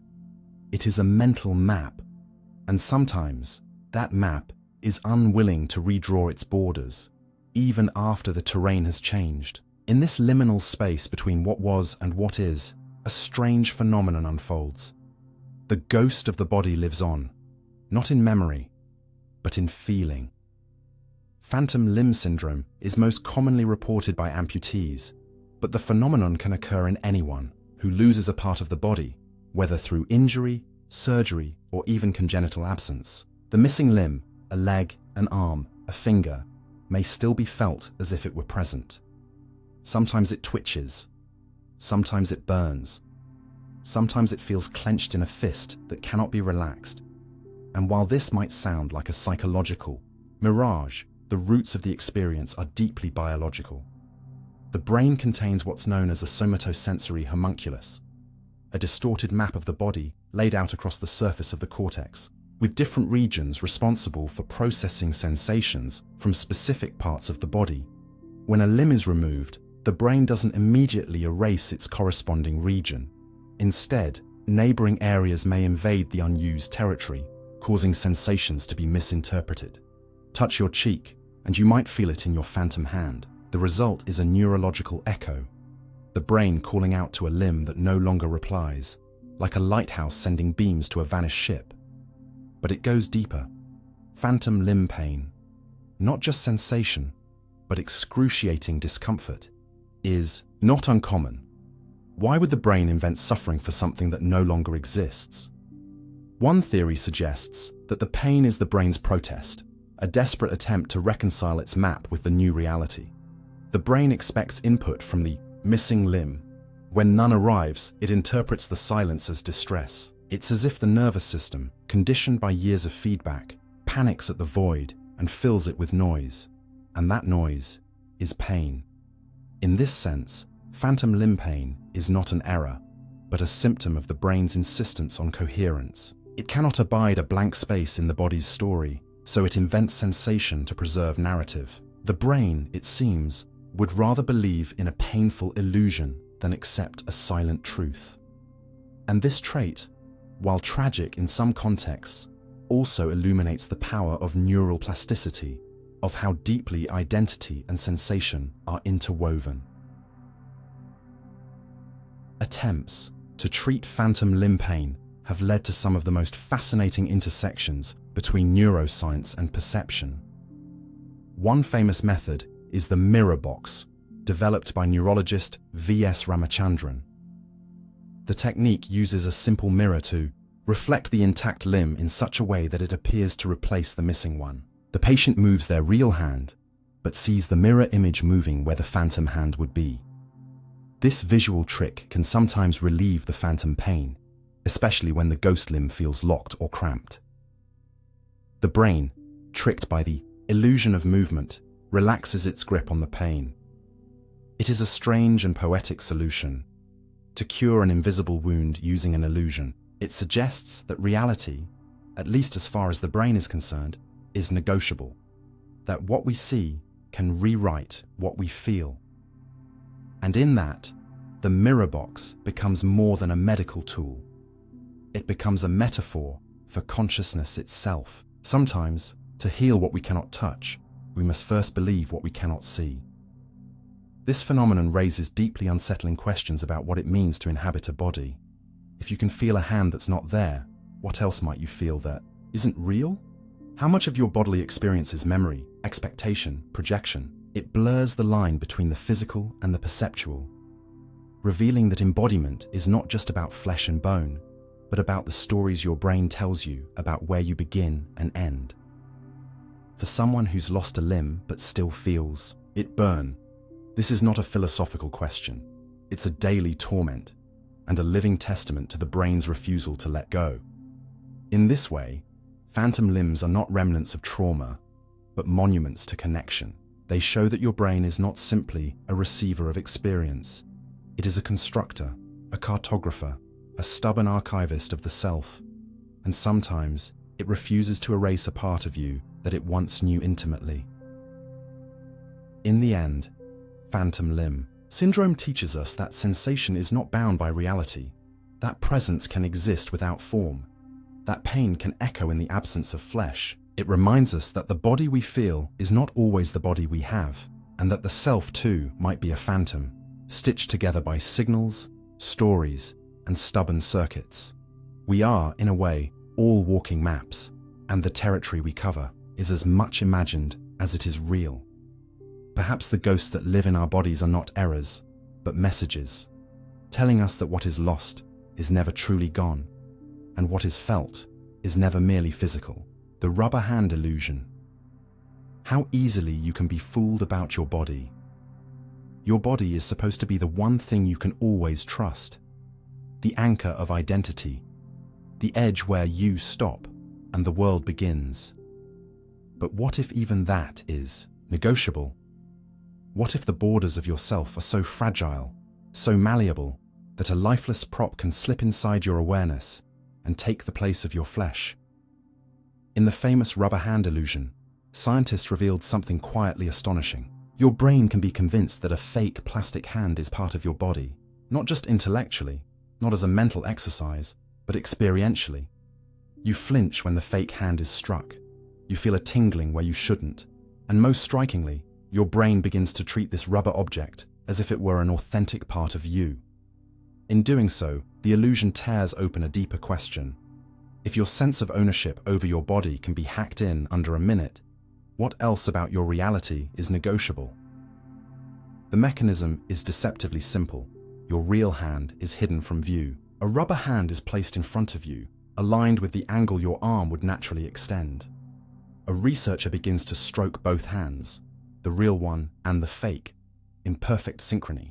Within seconds, your brain starts integrating the rubber hand into its internal model of the body. The illusion works because your brain privileges coherence over accuracy. If it sees a hand being touched while simultaneously feeling touch, it assumes, rationally but incorrectly, that the hand it sees is the one being touched. Vision dominates. Sensation follows. The map of the self shifts. But this is more than a sensory glitch. It's a glimpse into the machinery that constantly stitches together your experience of being someone, somewhere, inside a particular body. This rubber hand illusion reveals that body ownership is not a fixed fact of biology, but a real-time construction, one your brain is continuously updating based on cues from the environment. Like a software program receiving constant inputs, your nervous system recalibrates what belongs to you. This explains why amputees sometimes feel pain in limbs that are no longer there, and why stroke survivors can, with training, recover. Their sense of bodily control through visual feedback alone. but it also exposes how vulnerable the brain is to deception. A rubber hand is not just an object. In the right conditions, it becomes part of your identity. The boundary between self and non-self blurs. This isn't a parlor trick. It's the human condition hidden in plain sight. The philosophical implications are difficult to ignore. If your body, the thing you most intuitively experience as you, can be so easily confused, then what does that say about your thoughts, your emotions, your beliefs? Are they any more secure? Or are they too constructed from whatever inputs feel synchronized, repeated, or coherent? The rubber hand becomes a metaphor for how the brain accepts narratives. If the story lines up with your expectations, it doesn't matter if it's fake, you'll believe it. And when you believe it, you embody it, physically, emotionally, cognitively. The illusion, then, is not just about a hand. It's about every part of you that feels solid, permanent, and real. Because it might not be. What's perhaps most unsettling is that the illusion doesn't feel like an illusion. There's no mental glitch, no warning. The brain doesn't tell you it's guessing. It tells you you're certain. This kind of cognitive confidence underpins many other phenomena in psychology: confirmation bias, confabulated memories, and even political beliefs that feel intuitive. When reality and perception disagree, the brain quietly chooses the version that feels smoother. The rubber hand illusion simply makes this visible in a dramatic way. You're not witnessing a magic trick. You're witnessing the default behavior of your mind, made strange by laboratory conditions. And yet, within this vulnerability lies incredible potential. The plasticity that allows you to adopt a rubber hand also allows you to incorporate prosthetics, control virtual avatars, or even extend your body into tools and technology. Pilots feel their planes as extensions of themselves. Gamers embody digital characters. Musicians integrate instruments into their motor awareness. The self, it turns out, is not confined to skin and bone. It expands to include whatever you consistently see, feel, and act through. The rubber hand is just the beginning, a low-tech doorway into the deeper truth that the I is fluid, extendable, and context-sensitive. By understanding this illusion, we gain more than curiosity. We gain insight into the fragility and flexibility of identity. We learn that the self is not a thing, but a process, not a border, but a negotiation. And with that realization comes power. The power to change, to rewire, to heal, to integrate. If a rubber hand can be accepted into the self, so can a prosthetic limb, a neural implant, or even a sense of embodiment in virtual reality. You are not trapped in your body. You are constantly co-authoring it. In the end, the rubber hand illusion teaches us that reality is not what it is. It's what it feels like. And what it feels like is whatever your brain decides is most coherent. That decision happens beneath awareness, but it shapes everything. What you fear, what you love, what you trust. The rubber hand illusion may seem small, but it pulls back the curtain on a much bigger truth. That your body, your mind, yourself are all improvisations performed by a brain trying to make sense of chaos. And the performance, convincing as it may be, is not always real. But perhaps that's what makes it human. Your brain has a body map that creates your sense of self. From the moment you open your eyes as an infant, long before you speak a word or understand a name, your brain begins building a map, not of cities or continents, but of you. A map so detailed and intimate that it can tell the difference between your fingertip and your elbow, your smile and your frown, your stillness and your movement. This isn't a map made of ink or pixels. It's made of neurons. It lives inside your brain, sculpted in folds of cortex, updated every second, and it's responsible for one of the most profound illusions you'll ever experience. The idea that you are a singular, coherent, unified self. But this map is not just a passive reference guide. It's the very thing that allows you to feel like you have a body, and that the body is yours. Every sensation, every motion, every emotion, that involves a muscle twitch or a heartbeat. It's all traced and tagged by this invisible cartographer in your skull. It's called the body schema or body map, and without it, you wouldn't just lose track of your limbs, you'd lose track of your identity itself. Your sense of self isn't anchored in your reflection or your name. It's grounded in the quiet, ongoing confirmation that your brain knows where your body ends and the world begins. And when this map falters, when its coordinates blur or misalign, strange things happen. You might feel pain in a limb that no longer exists, or fail to recognize your own hand. In extreme cases, people lose the sense that parts of their body even belong to them. This isn't science fiction. It's what happens when the map and the terrain no longer match. And it tells us something extraordinary, that your self is not an object, but a location, not a soul, but a system. 2. Understand this. Imagine for a moment that your body is a puppet, flesh and bone controlled by invisible strings. But those strings aren't pulled by fate or a puppeteer. They're pulled by a brain that must constantly guess where everything is, how it's positioned, and whether it's still intact.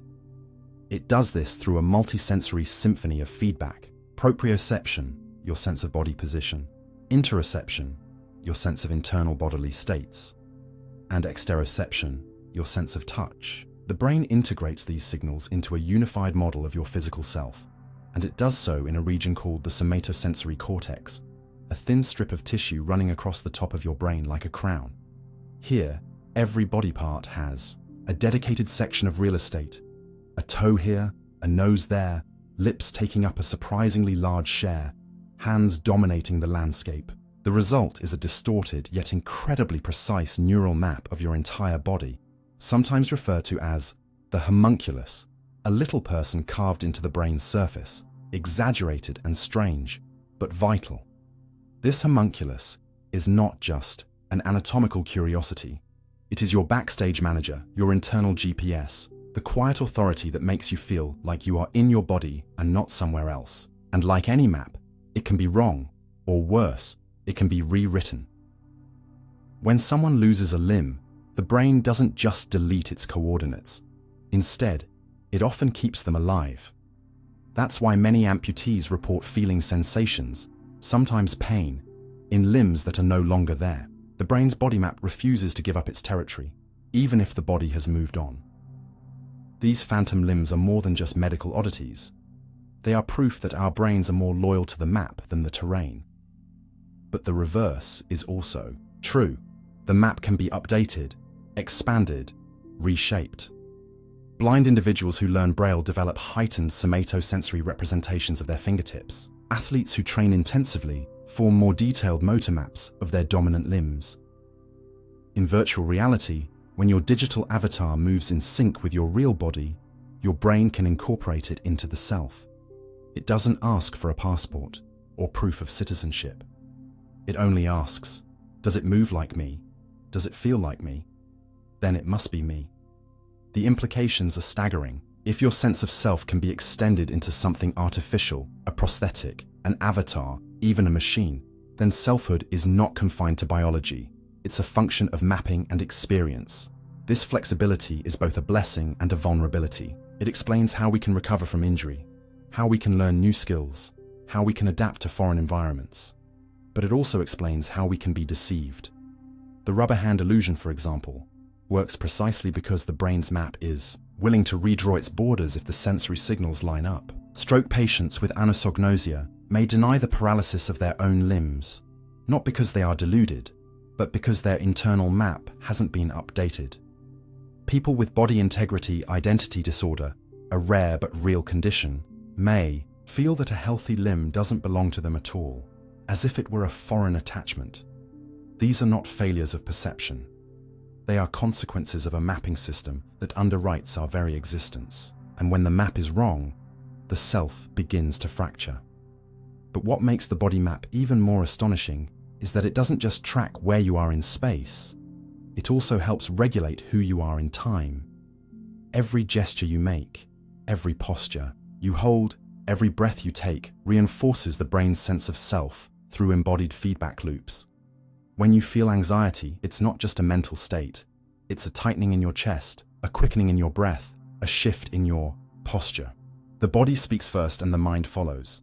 Emotions don't float above the body, they are etched into it. Your brain reads your body like a barometer, drawing conclusions about your inner life based on the subtle movements of muscles, organs, and skin.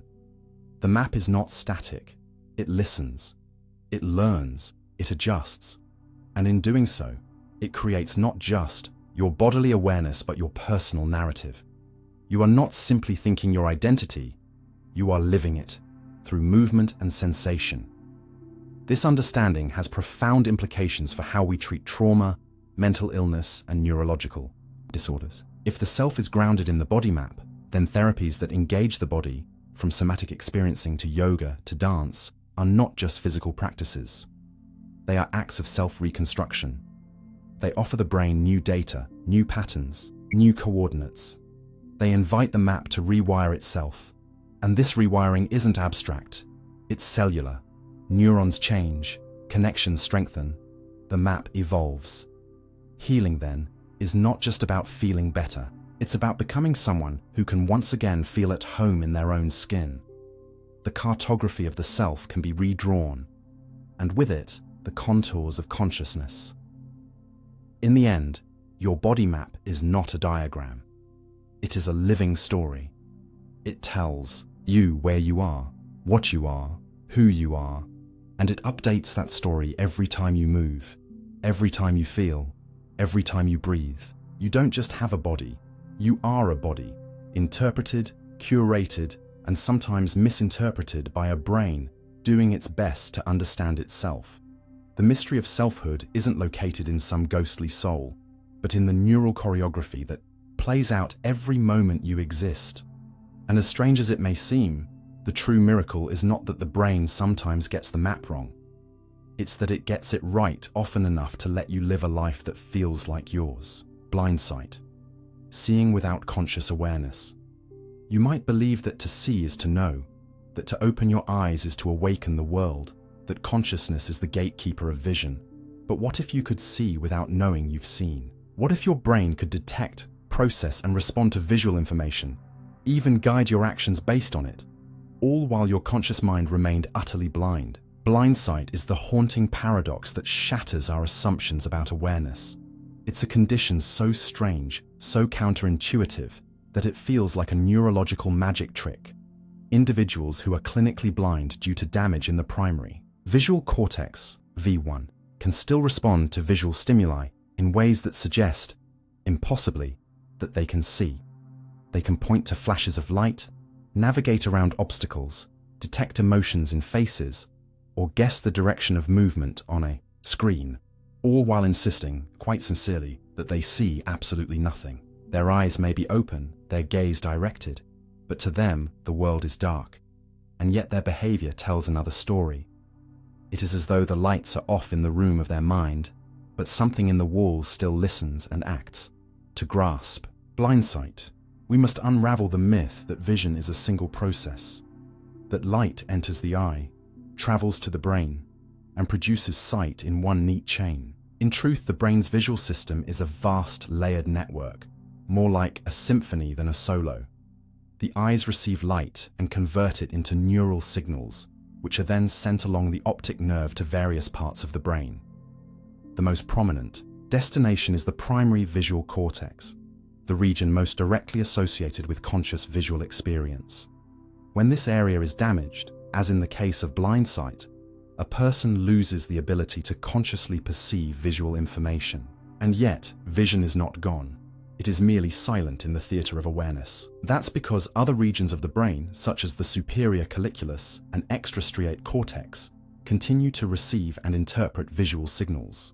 These pathways operate below the threshold of consciousness, like backchannels whispering through the neural underground. They don't generate images or colors or shapes in your awareness. They generate reactions, decisions, movements, intuitions. The eyes are still feeding information to the brain, but the mind is no longer allowed into the room where meaning is made. This decoupling of perception from consciousness is not just a medical curiosity. It's a revelation. It suggests that consciousness is not necessary for all forms of seeing, that the brain can engage with the world in profound and intelligent ways without the spotlight of awareness. In a way, blindsight is like walking through a room in total darkness and somehow dodging every piece of furniture without ever seeing them, as if your feet knew more than your eyes. It challenges the deeply rooted belief that consciousness is the conductor of our mental orchestra, revealing instead that it may be just one listener in the back row, marveling at a symphony it did not direct. What Blindsight exposes is that much of what we call seeing is an illusion, not in the sense of being false, but in being incomplete. We experience only the surface of perception, the edited, curated version that makes its way to consciousness. Beneath it lies a vast substratum of silent processing, hidden decisions, and subconscious intelligence. Philosophically, Blindsight raises unnerving questions about the nature of self-awareness. If your body can see and act on what your mind cannot know, who exactly is you? Are you the sum of what you notice or something larger, the system that operates even in your absence? Neuroscience often divides the brain into low-level and high-level processes, but Blindsight shows that even low-level perception can be astonishingly complex, capable of driving behavior without any contribution from the conscious mind. This invites a terrifying yet liberating possibility that much of what we do, from catching a ball to interpreting a facial expression, might not require us at all, at least not the us we usually think of. The conscious self might be more of a narrator than an executive, more of a chronicler than a commander. Blindsight doesn't mean vision is dead. It means vision has slipped away from the storyteller, still alive in the hands of a silent operator. And that silent operator is not just a fallback system. In evolutionary terms, it is ancient and efficient. The superior colliculus, for example, is responsible for reflexive eye movements and spatial orientation. It is primitive but powerful. It allowed early mammals to detect threats and react without needing to understand them. Conscious awareness, by contrast, is slow and computationally expensive. It's like opening a full diagnostic panel when all you needed was to jump out of the way. In this light, consciousness is not a prerequisite for survival. It's a luxury. And Blindsight shows us what life might look like when that luxury is revoked. The body continues. The organism adapts. The brain improvises. And all the while, the conscious self waits at the door, unaware that the meeting has already happened without it. Clinical cases of Blindsight often reveal this eerie duality. Patients describe their experience not as partial sight, but as no sight whatsoever. And yet, when asked to point toward a moving object or describe the emotion on a face, they succeed at rates far beyond chance. They report guessing, feeling unsure, operating without confidence. But their bodies don't guess. They act. It's as if their brain is playing a secret game, one where the conscious self is no longer the player. Experiments have even shown that people with Blindsight can react emotionally to visual stimuli. Their pupils dilate, their heart rate changes, even if they report seeing nothing. The subconscious brain reacts to a fearful face or a flashing light, bypassing the conscious mind entirely. This means that emotional processing too can happen in the dark, suggesting that what we feel is not always what we know, and what we know is not always what we feel. So what does Blindsight tell us about normal vision?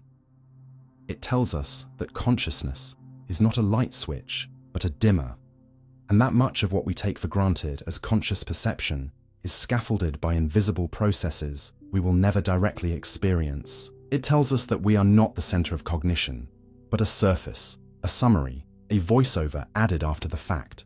And perhaps most importantly, it tells us that perception is not a unified whole, but a collage, stitched together from fragments, some of which never make it to the final cut. Your visual experience is not the raw feed, it's the highlight reel. And Blindsight reveals just how much is left on the cutting room floor. In the end, Blindsight is a glimpse into the machinery behind the curtain. It shows us that the brain is not waiting for permission from the conscious mind. It is already working, already solving, already seeing. The question is not do you see, but which part of you does? And perhaps, as strange as it sounds, the conscious self is just one of many voices in the choir. Louder, yes, but not alone. As we move through the world, reacting to sights and sounds, we do so on the shoulders of invisible giants, the silent systems that carry us forward. even when we believe we are standing still. You don't see with your eyes, you see with your brain. From the moment you first opened your eyes as a newborn, the world flooded in. Light, motion, shape, color. And somewhere along the way, you learned to believe that your eyes were windows to reality, clean and passive transmitters of what is. You looked at a tree and assumed the tree was as you saw it, tall, green, solid, reaching. You looked in a mirror and believed the person staring back was a direct representation of who you are. But what if this entire time, your eyes have been lying to you? Not out of malice, but because they were never in charge to begin with? What if your eyes are not windows but messengers, and the true painter of your reality is the brain? To say you see with your eyes is like saying a telescope discovers stars. The telescope is a tool, a lens, but the discovery happens in the mind of the astronomer. In the same way, vision does not occur at the front of your face. It unfolds in the electric theater behind your forehead, where reality is not recorded, but reconstructed. The truth is unsettling. You are not seeing the world as it is. You are seeing what your brain believes it is. The eyes are remarkable devices, finely tuned through millions of years of evolution. They gather photons, particles of light, and convert them into electrical impulses through the retina. But this raw data, by itself, is meaningless. It's not a tree or a face or a sunset. It's not even an image. It's a storm of signals, a torrent of voltage with no structure or story. These signals are sent down the optic nerve and into the visual cortex, where the brain begins its astonishing act of creation. It sorts, filters, enhances, guesses, and fills in gaps. It merges past experiences, expectations, and sensory clues into a coherent scene. The world you see is not out there. It is a hallucination your brain constructs based on limited information. In fact, studies show that less than 10% of the visual data used to build your perception comes directly from the eyes. The rest is memory, prediction, inference, the brain's best guess at what's happening. In this way, vision is not perception, it's storytelling. You are watching a film crafted by neurons, projected inwardly, with the screenplay constantly revised in real time. This becomes even more surreal when you consider how much of what you see isn't there at all. Your blind spot, the area on the retina where the optic nerve connects, is literally incapable of detecting light. Yet you never notice a hole in your vision. Why? Because your brain fills it in, seamlessly, and without your awareness. It doesn't report the absence. It fabricates presence, and it doesn't stop there. Your brain smooths motion, compensates for lighting changes, ignores irrelevant details, and even stabilizes your visual field every time you move your eyes, which, by the way, happens about 3 times per second. Each time your eyes dart around, the image hitting your retina shifts wildly, but you never see this chaos. You see calm, steady continuity. Because your brain edits the reel before showing it to you. It hides the seams, scrubs the noise, adds special effects. It is not a passive receiver of visual truth. It is a cinematic editor, crafting reality shot by shot. Nowhere is this clearer than in cases of visual illusion. When you look at an optical illusion, say a static image that appears to move, or 2 colors that seem different but are actually identical, your eyes are not malfunctioning. Your brain is. Or rather, your brain is functioning exactly as it evolved to do, to make quick, useful interpretations of incomplete data. Evolution did not design the brain to see reality accurately. It designed it to see reality usefully. Survival doesn't require truth. It requires speed and efficiency. If misjudging color contrast helps you spot fruit in the jungle, it stays. If filling in patterns helps you identify a predator behind the bushes, it survives. So what you see is not an objective picture of the world, but a survival-oriented approximation. A model that works well enough for you to navigate, reproduce, and stay alive. Reality, then, is not perceived. It is simulated. This simulation is not uniform. It is tailored to your brain and to your history. What you see is shaped by what you expect to see. This is why 2 people can witness the same event and recall it differently. Their brains don't just process the moment, they interpret it. Context, emotion, attention, memory, all play a role in what gets rendered.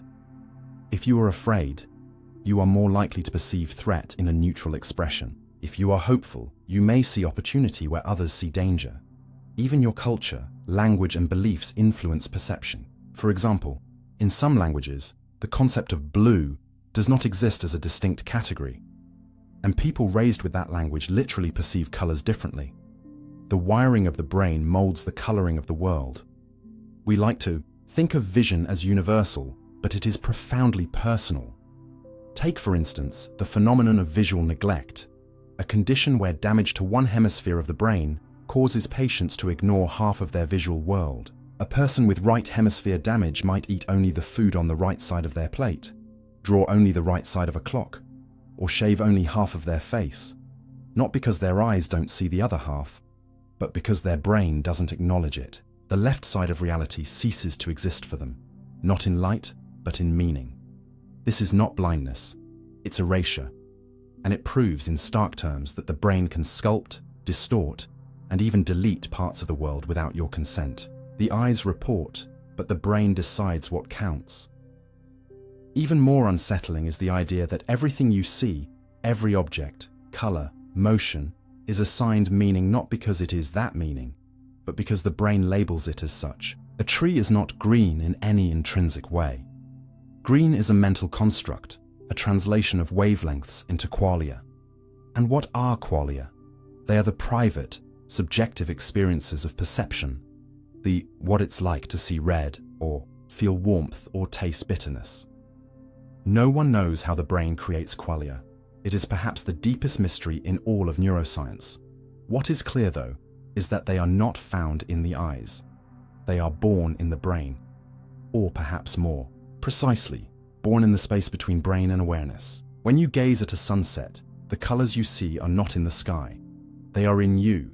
The photons are real, but the redness, the softness, the glow, those are inventions, beautiful, necessary inventions. In practical terms, this realization reshapes everything we believe about perception, truth, and even self. It means that to look out at the world is, in some sense, to look inward. You are seeing not what is there, but what your mind can handle, what your neural systems allow, what your experiences anticipate. And this limitation is not a flaw. It is a feature. It prevents overwhelm. It provides continuity. It lets you function in a world too vast and chaotic to fully grasp. But it also means you must remain humble. What you see is not the whole truth, not even close. It is your truth, filtered and framed by biology and biography. So the next time you blink at the rising sun or catch your reflection in a darkened window, remember, your eyes are not revealing the world. They are delivering raw data.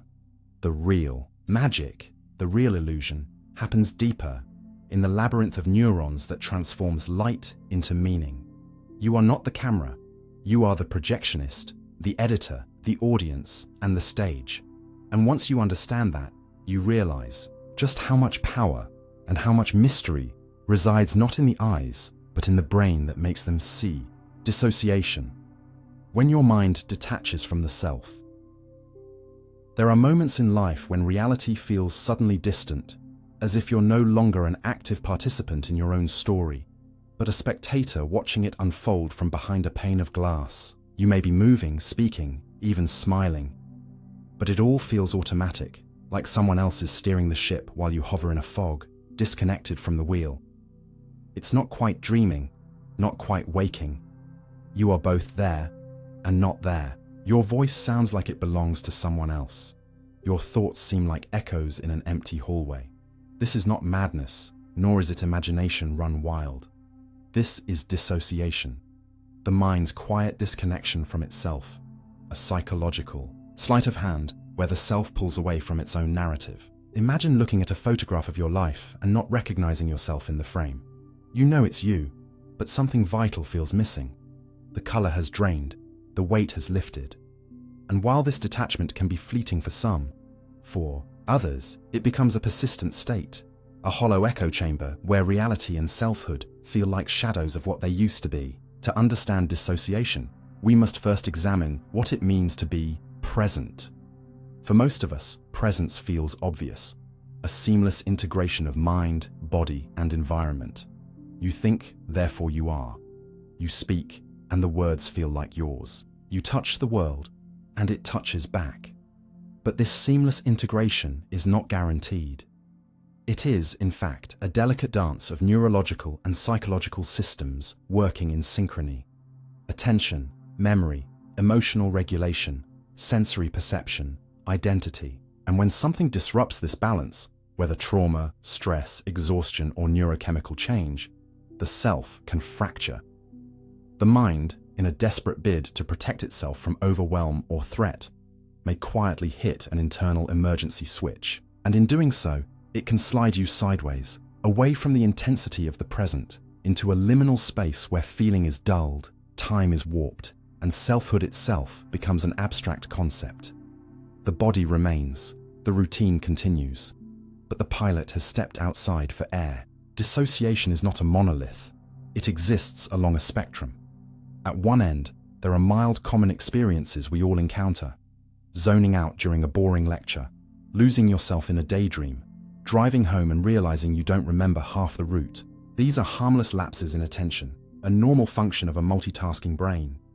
But further along the spectrum lie more profound ruptures: depersonalization, feeling detached from oneself, and derealization, feeling detached from the world. In depersonalization, your reflection might look unfamiliar, your own voice foreign. You might describe yourself as a robot, a ghost, or a character in a video game. In derealization, the world itself feels distorted, dreamlike, distant, unreal. Colors may seem off, sounds might echo unnaturally, objects might lose their weight and meaning, and perhaps most disturbingly, these experiences often come with a cold, eerie clarity, a sense that you're witnessing your own disconnection in real time, powerless to reattach. But what causes this strange mental split?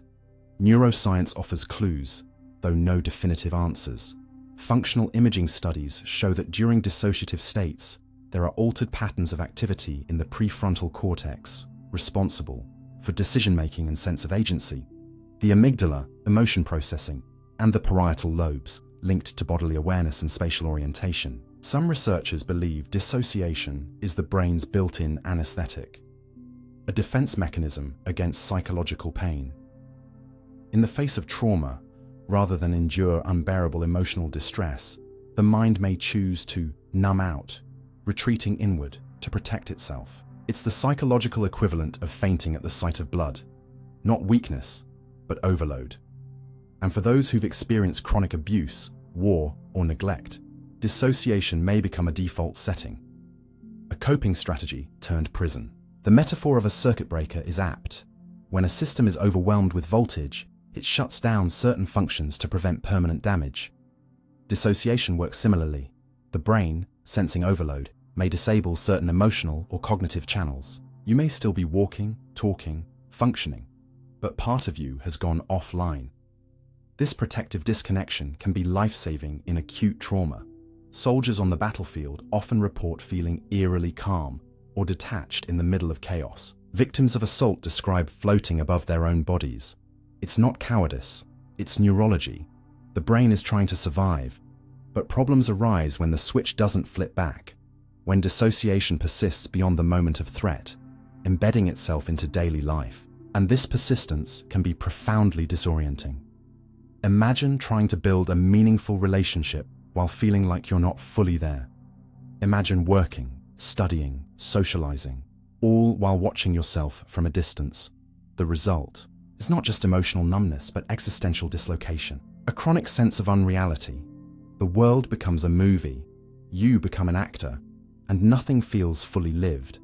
This is the silent agony of dissociation.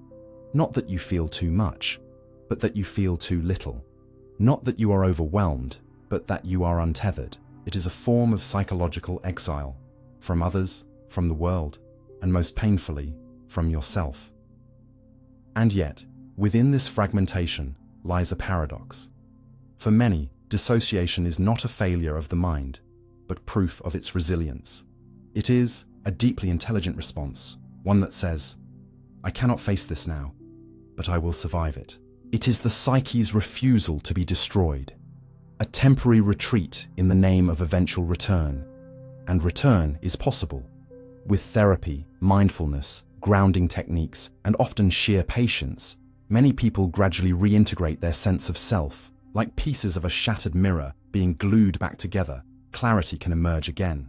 The key is not to shame the dissociation, but to understand it. To ask, what am I protecting myself from? What truth am I not ready to hold? In this way, dissociation becomes not just a psychological concept, but a philosophical one. What does it mean to be present, to be whole? If the self can fracture, does that mean it was ever truly unified to begin with? Perhaps we are not singular beings, but collections of selves. And dissociation is simply the moment when those parts fall out of harmony. Like an orchestra where the instruments stop playing in sync, the music falters. Not because the players are gone, but because they've lost the rhythm. Healing, then, is not about finding the real you, but tuning the instruments back into concert. So the next time you feel that creeping sense of unreality, that strange drift from your own experience, pause. Don't panic. Listen. What is your mind trying to tell you? What is it shielding you from? Dissociation is not madness. It is a language, and like all languages, it can be deciphered. Behind its numbness lies meaning. Behind its silence lies survival. And with time, compassion, and understanding, that fog can lift. The glass can clear, and you can come home to yourself, not as you were, but as you are now, wiser, weathered, and more whole than you ever imagined. Déjà vu, a glitch in memory or conscious time perception. You're walking down a hallway you swear you've never seen before. The light hits the wall a certain way. The air carries a particular scent. Someone says a phrase, and suddenly your entire being halts. Something clicks. It's a whisper inside your skull that says, "I've lived this moment already," but you know you haven't. You search your memory and find nothing. No hidden file, no recorded footage, no reason for the eerie familiarity. And yet, it feels undeniable. You are reliving something that never happened. This is déjà vu, the brain's most elegant glitch, a ripple in the continuity of now, a fracture between time as you measure it and time as you experience it.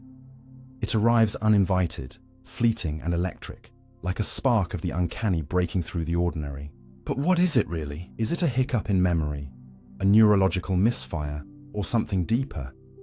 A glimpse behind the curtain of consciousness, into the machinery that stitches reality together in real time. To understand déjà vu is to confront the architecture of subjective time. Unlike the ticking of a clock or the orbit of a planet, your inner experience of time is not linear.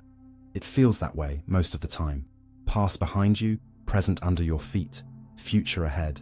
But déjà vu shatters that illusion. In one surreal instant, the past and present seem to fuse. The moment you're living feels not new, but remembered, not unfolding, but reoccurring. It's as if time loops for a second, or your brain replays the scene before it finishes recording it. Neurologically, the prevailing theory is that déjà vu arises from a brief miscommunication between the medial temporal lobe, home to the hippocampus, which handles memory encoding, and the surrounding neocortex, which processes sensory information. If the hippocampus flags a new experience as familiar before the sensory cortex has finished parsing it, your brain concludes, "I've been here before." It's a false memory tagged to a true moment, like a mislabeled file in your cognitive archive. But science doesn't explain the feeling, that eerie conviction, that chill of recognition without substance. Why does déjà vu feel not just familiar, but haunted? Part of the answer may lie in how memory and perception are normally coordinated. Every second, your brain processes a flood of sensory input, sights, sounds, smells, textures, and organizes it into coherent experience. But this process isn't immediate. It takes milliseconds to assemble reality. Your consciousness is always slightly behind. You never perceive now, only a stitched together recent past. Déjà vu may be a crack in that process, Imagine your brain as a film projector that's supposed to show one frame after the next. But for a brief moment, two frames overlay, and the image doubles. You see the present and a ghost of it at the same time. The result is not just confusion, but a metaphysical jolt, a sensation that the universe has stuttered, that you've stepped outside the flow of time and glimpsed yourself from a higher dimension. Some researchers have tried to artificially induce déjà vu in the lab, using electrical stimulation of the brain or virtual reality environments that subtly mimic earlier experiences. These efforts have shown that déjà vu can be triggered when there's enough similarity between a current experience and a fragment of a forgotten one, a hallway that resembles one from childhood, a smell that echoes a long-buried memory. But here's where things get stranger. In some cases, patients with temporal lobe epilepsy report persistent déjà vu. Not fleeting seconds, but prolonged episodes where everything feels like a rerun. For them, reality becomes unstable, like a song stuck on loop. These cases suggest that déjà vu isn't just about memory, but about the brain's construction of reality itself. It's not that you remember the moment, it's that the moment loses its temporal anchor. It feels both now and then, both happening and remembered. There are philosophical interpretations too. Some have suggested that déjà vu is a glimpse into parallel realities, a multiverse theory where every decision branches into alternate timelines. In that framework, déjà vu might be a bleed-through, a resonance from another version of you who's already lived this moment. Others see it as evidence of precognition, that time isn't a straight line but a Mobius strip, and déjà vu is the mind brushing against the future before it arrives. These ideas stretch the limits of empirical science, but they touch on something that cold data often cannot: the existential weight of the experience. Déjà vu doesn't feel like a trick. It feels like a message. But from whom? And for what purpose? Another angle comes from dreams. Often, people report having déjà vu in situations that feel eerily similar to past dreams. Not detailed dreams, but impressions, emotions, settings, atmospheres. Perhaps the subconscious rehearses life before life happens. The brain simulates possibilities during sleep, and then later, when one of those possibilities manifests, it lights up the same neural pattern.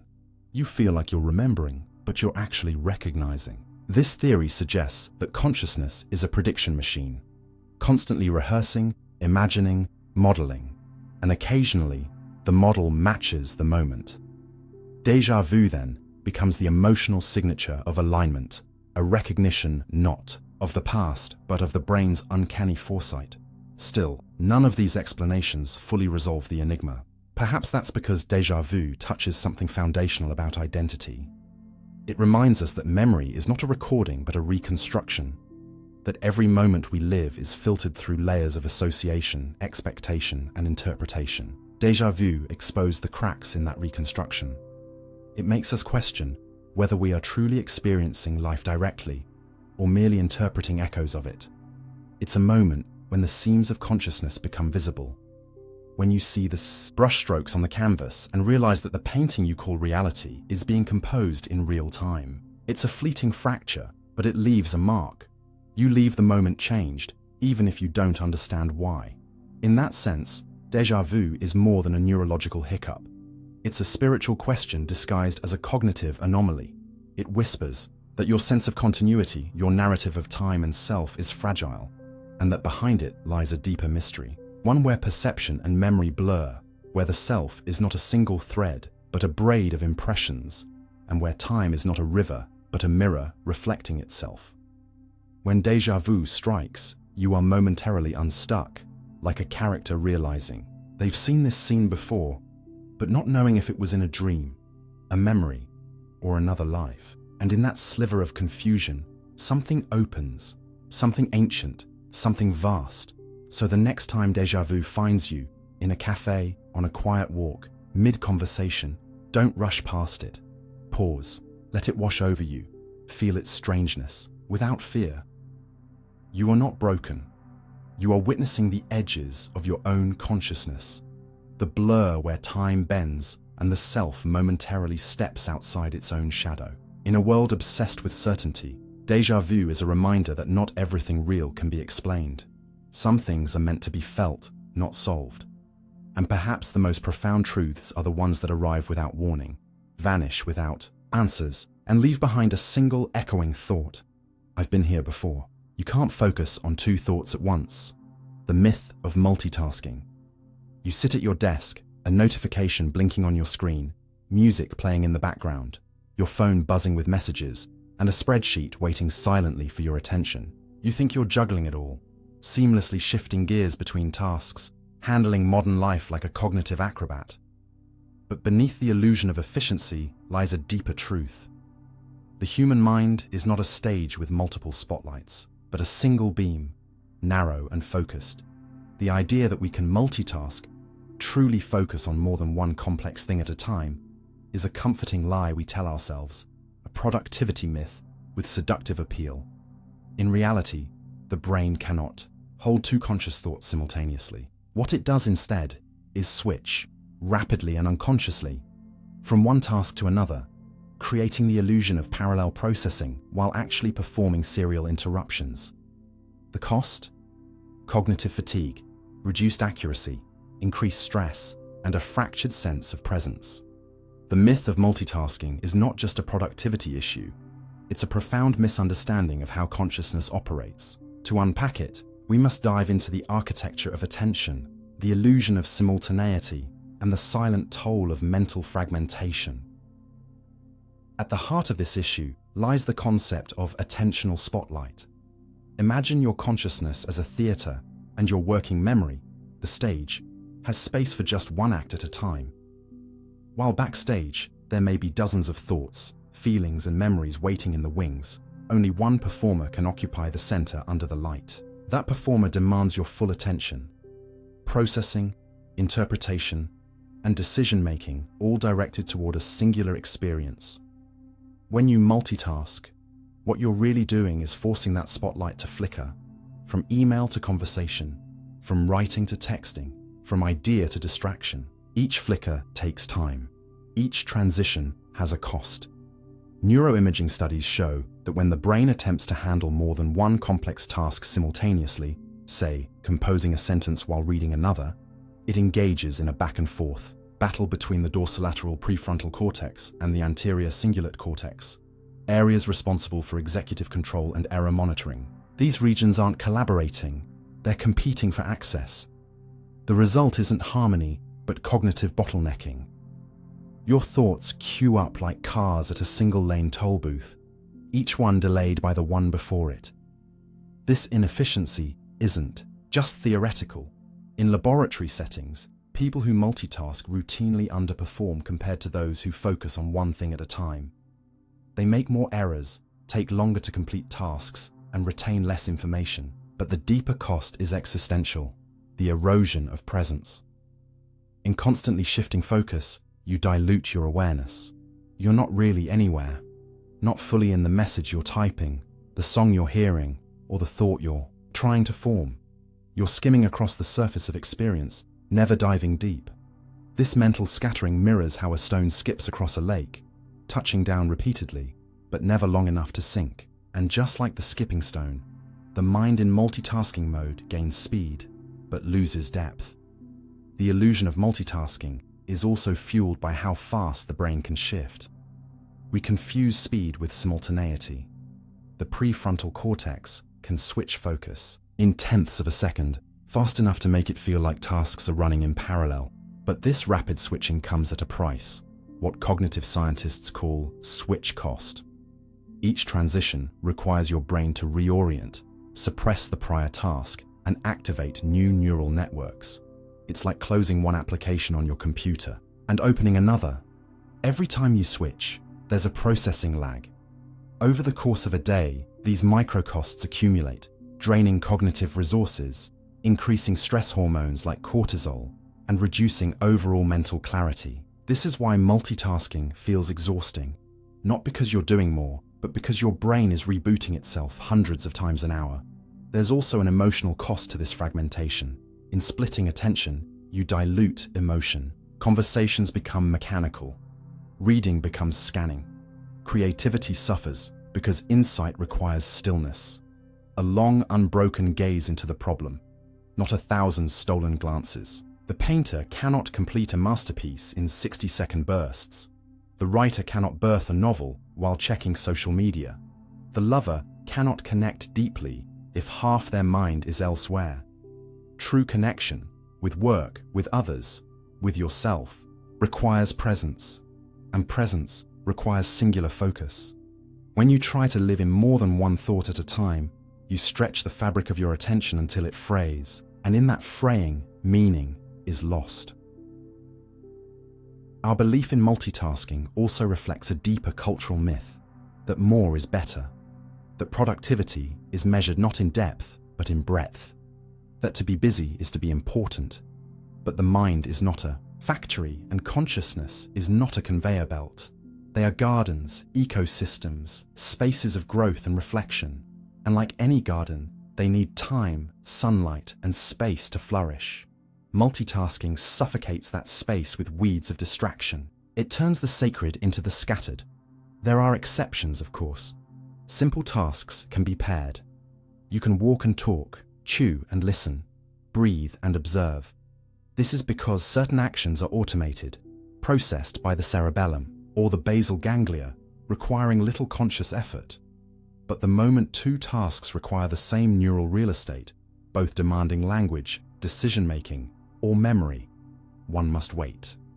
This neurological limitation is not a flaw, it is a boundary, one that invites us not to stretch thinner but to live fuller, to give ourselves permission to be fully here, in this thought, in this word, in this breath.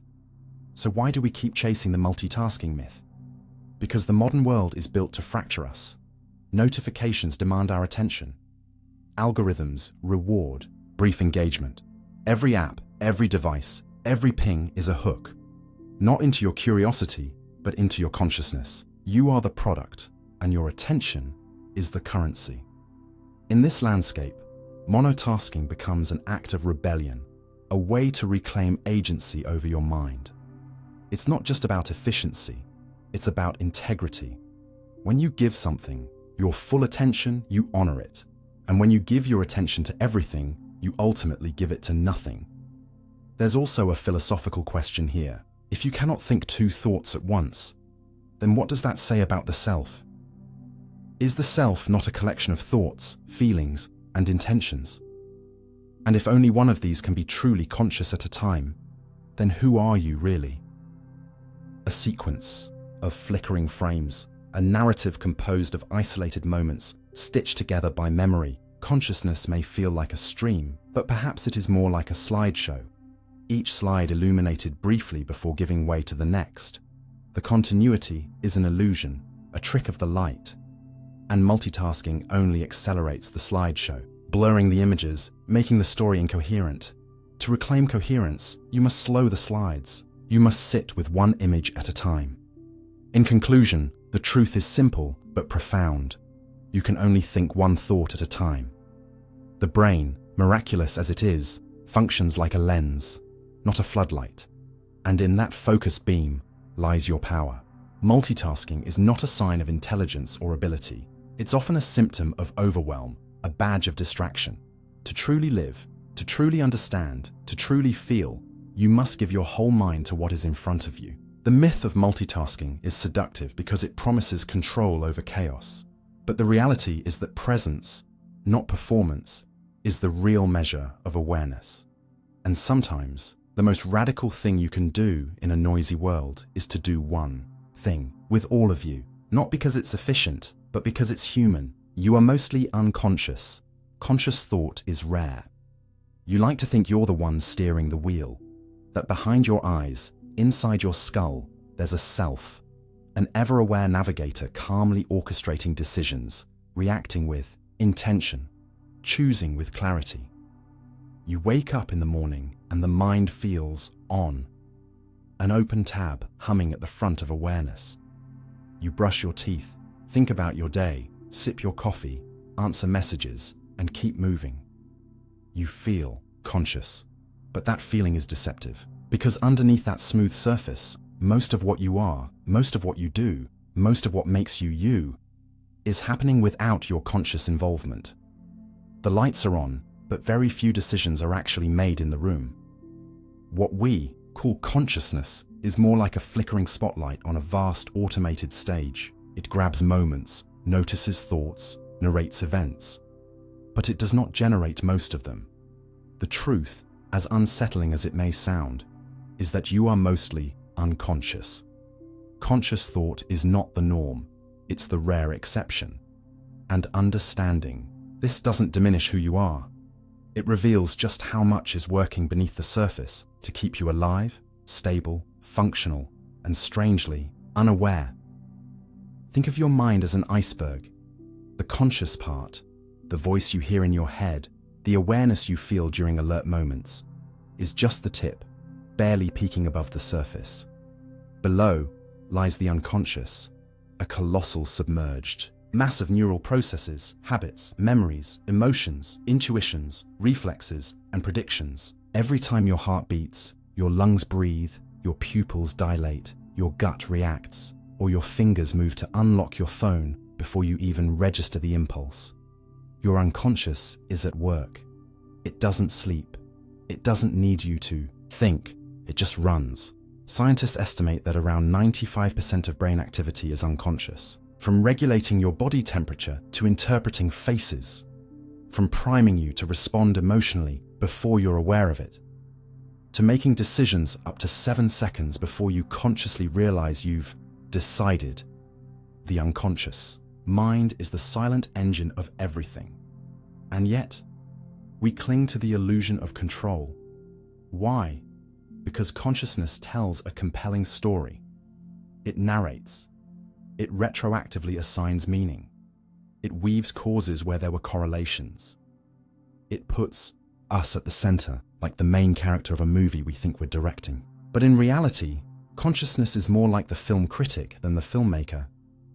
It watches events unfold, then comments, critiques, and occasionally edits the story after the fact. That's why you can walk home lost in thought, only to snap out of it at your front door, unable to remember the route.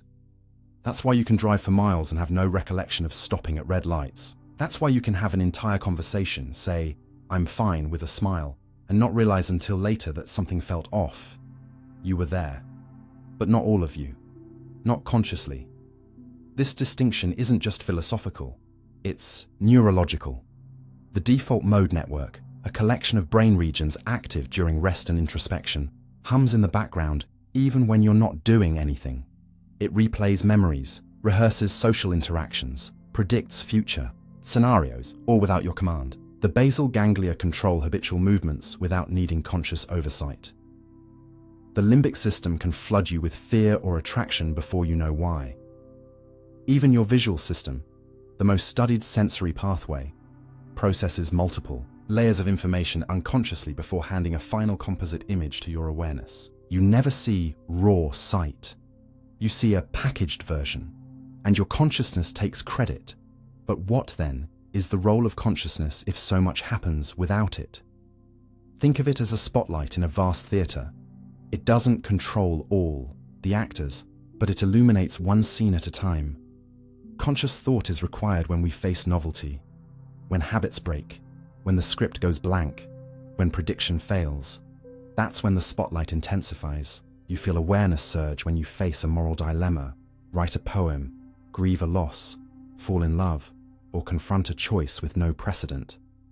Consciousness thrives in uncertainty, but once you've done something a few times, once your neurons have rehearsed the dance, it fades back into the shadows, letting the unconscious take over. This is both efficient and dangerous. Efficient because it saves energy. Dangerous because it masks autopilot as intention. The implications are staggering. If you're mostly unconscious, then most of your life is being lived not by a mindful agent, but by an intricate web of conditioned responses. You respond to tone, not words.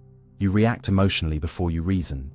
You form opinions before you analyze facts. You fall into patterns, in relationships, routines, reactions, not because you choose them consciously, but because your brain prefers the familiar over the true.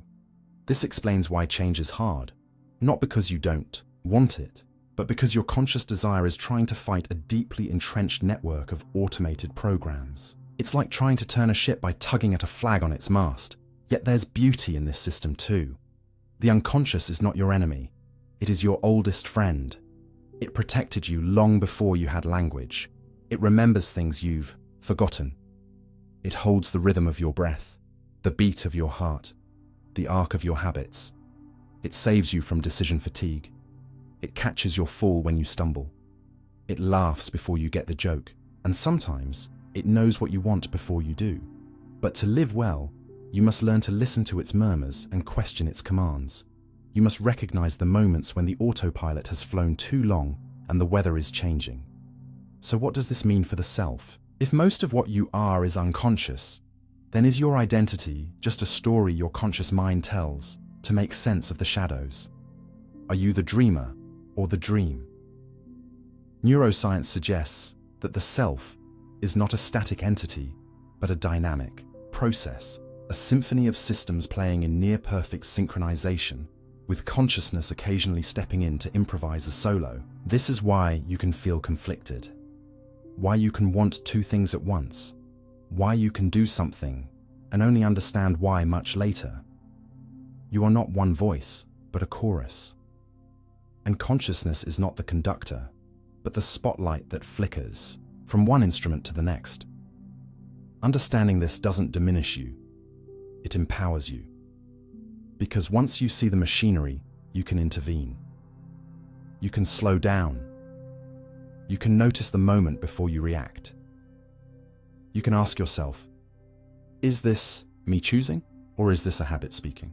You can build practices like mindfulness, journaling, therapy, deep conversation that invite consciousness to linger a bit longer, to witness more, to gently redirect. You can't control every thought, but you can choose which ones you feed. You can't stop the unconscious from whispering, but you can decide whether to listen. In conclusion, consciousness is not the captain of your ship. It's the lantern on the deck, illuminating the immediate waters. Most of the voyage is guided by deeper currents. And that's okay, because knowing that you are mostly unconscious is not a verdict of passivity. It's a call to intentional living, a reminder that awareness is rare and therefore precious.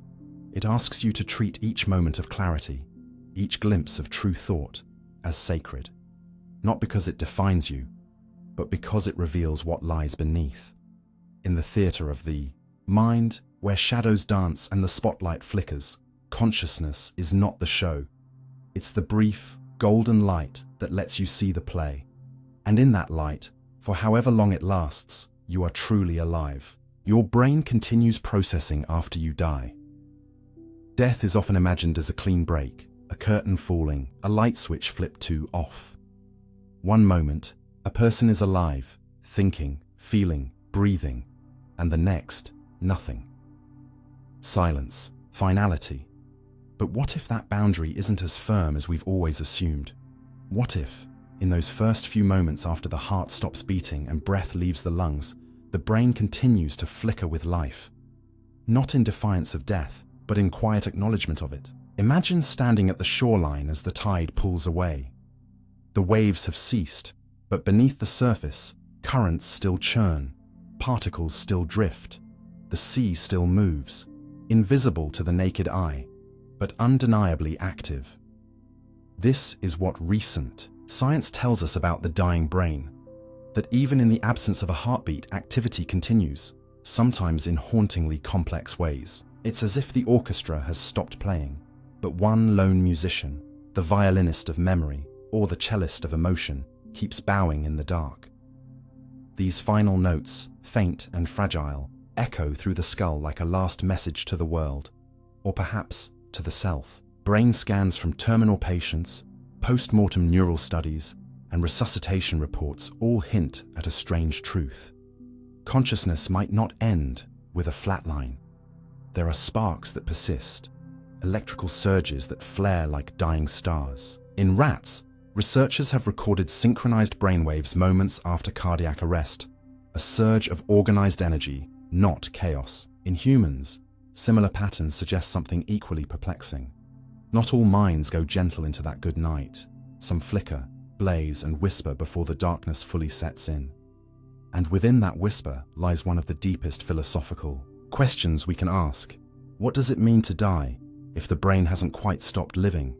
These post-mortem pulses challenge everything we thought we knew about death. For centuries, it was the heart that held center stage, the beat that signaled life, the silence that meant the end.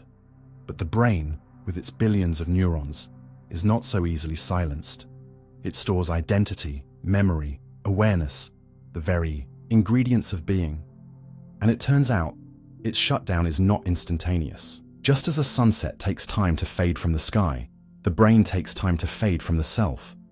When blood flow stops, neurons begin a desperate clockwork, firing signals not in surrender, but in preservation.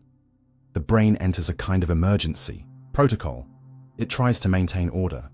Regions responsible for visual imagery, memory retrieval, even self-reflection may briefly ignite. It's as if the mind is replaying its final moments, or perhaps unspooling its entire story in a flash. People brought back from cardiac arrest often describe vivid near-death experiences, tunnels of light, reunions with loved ones, panoramic reviews of their lives. These aren't hallucinations in the traditional sense. They are structured, emotional, real, at least to the person experiencing them. Could these narratives be the brain's final acts of meaning-making, its last attempt to interpret the end? And if so, who are they for? Are they a farewell, a comfort, a transition? Neuroscientists tread carefully here. The dying brain is difficult to study. Ethics, timing, and variability all pose challenges. But what's emerging is a portrait not of instant shutdown, but of gradual unraveling. Imagine a sprawling city, losing power, not all at once, but block by block, grid by grid. The downtown lights flicker before going dark. The outer suburbs hold out a little longer. Emergency generators kick in. Communications delay the silence. That's your brain in death. The prefrontal cortex, responsible for complex thinking, might be the first to dim. The deeper structures, emotional centers, memory vaults, may flare for minutes more. This staggered shutdown creates a window, however brief, in which experience continues even after clinical death is declared. Not indefinitely, and not always consciously, but undeniably active. This raises difficult questions. When does life truly end? When should we call it? If a person's heart has stopped, but their mind is still processing, are they gone? Or are they in transit? A liminal space between here and not here, where the last flickers of identity persist like embers in ash. It's not just philosophical. These findings carry weight for medicine, for ethics, for how we treat the dying. In organ donation, for example, timing is critical. The line between death and donation is carefully regulated. But if brain activity lingers longer than we thought, does this shift our responsibilities? Should we wait longer? Or accept that death is no longer a binary event, but a slow unfurling? These aren't easy questions, and science doesn't yet offer firm answers. But what it does offer is awe. Awe at the complexity of the human brain and at its refusal to vanish quietly. Even in decay, it shows structure. In silence, it hums. In darkness, it glows. For those left behind, these findings may offer comfort. To imagine a loved one's brain easing them out of life with memories and dreams, with familiar voices and gentle illusions, is to see death not as a cliff, but as a shoreline, a soft gradient from the known to the unknown. And for those of us still alive, this knowledge invites reflection. What would you think if your mind had only moments left? What would flare in your neurons? A face, a song, a regret, a joy. The mind, even in death, seems wired for meaning. Perhaps consciousness at its core is not about surviving, but about understanding. And the final moments of a dying brain are its last attempt to understand the unimaginable, non-existence. Like a computer trying to calculate infinity, the brain reaches beyond its limits. It casts metaphors, it projects light, it remembers, and then slowly it lets go. So the next time you hear of someone passing instantly, remember this: their heart may have stopped, but their brain whispered for a little longer. And in those whispers, There may have been beauty, farewell songs, echoes of identity. Not the end, but the final punctuation at the end of a story. Not a period, but an ellipsis, a trailing thought, a final flicker, a soft goodbye from the theatre of the self, whose curtain takes longer to fall than we ever imagined. Free will might be an illusion of neural prediction.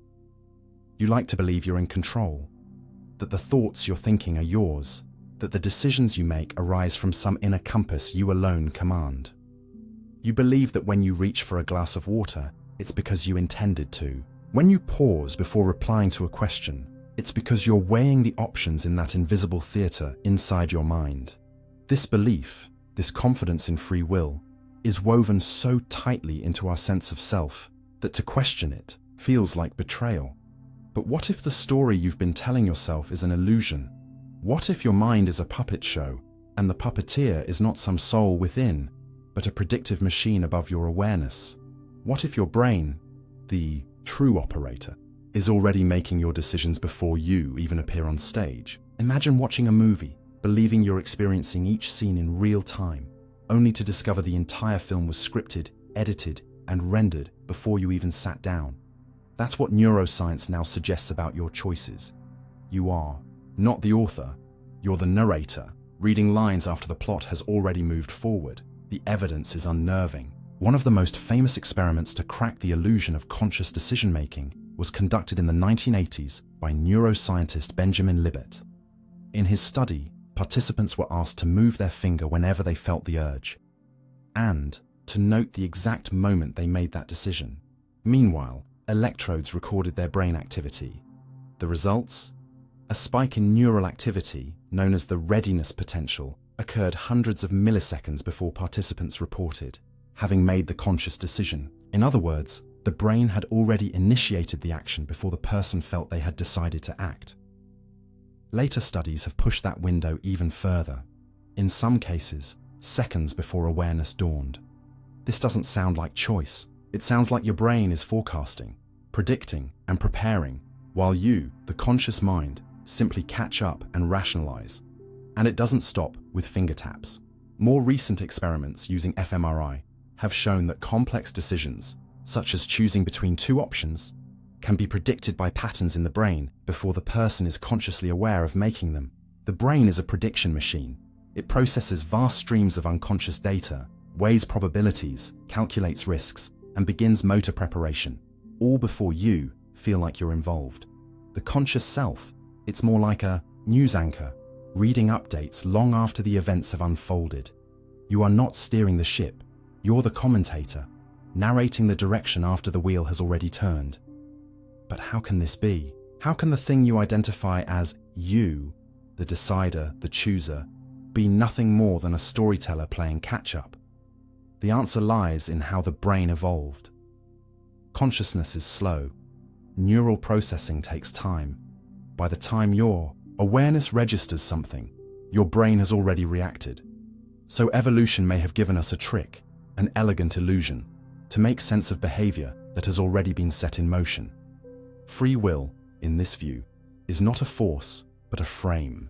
A retroactive feeling we apply to behavior our brain has already set in motion. It's like being in a self-driving car with tinted windows, convinced you're in control, while the actual mechanics unfold beneath your feet without your knowledge. This doesn't mean consciousness has no role, but it might not be the executive controller we think it is. Instead, consciousness could be a press secretary, explaining, not authoring, the decisions made elsewhere. You decide to eat a salad and tell yourself it's because you're being healthy, but your brain may have already nudged you toward that choice based on subconscious cues, a smell, a memory, a glance at your reflection. Then your inner narrator weaves a coherent story, because humans are meaning makers and chaos is intolerable. We need to believe we're in charge, so we retrofit explanations to match our actions. This process is so seamless, so automatic, that we rarely stop to question it. But once you see it, once you spot the puppet strings, you can't unsee them. Some researchers go further, arguing that the entire notion of a unified self is a construction, that there is no single decider inside the skull, but rather a collection of competing processes, like a parliament of impulses, memories, desires, and habits, all vying for influence. The self? That's the illusion, a character the brain assembles to tie it all together. And free will?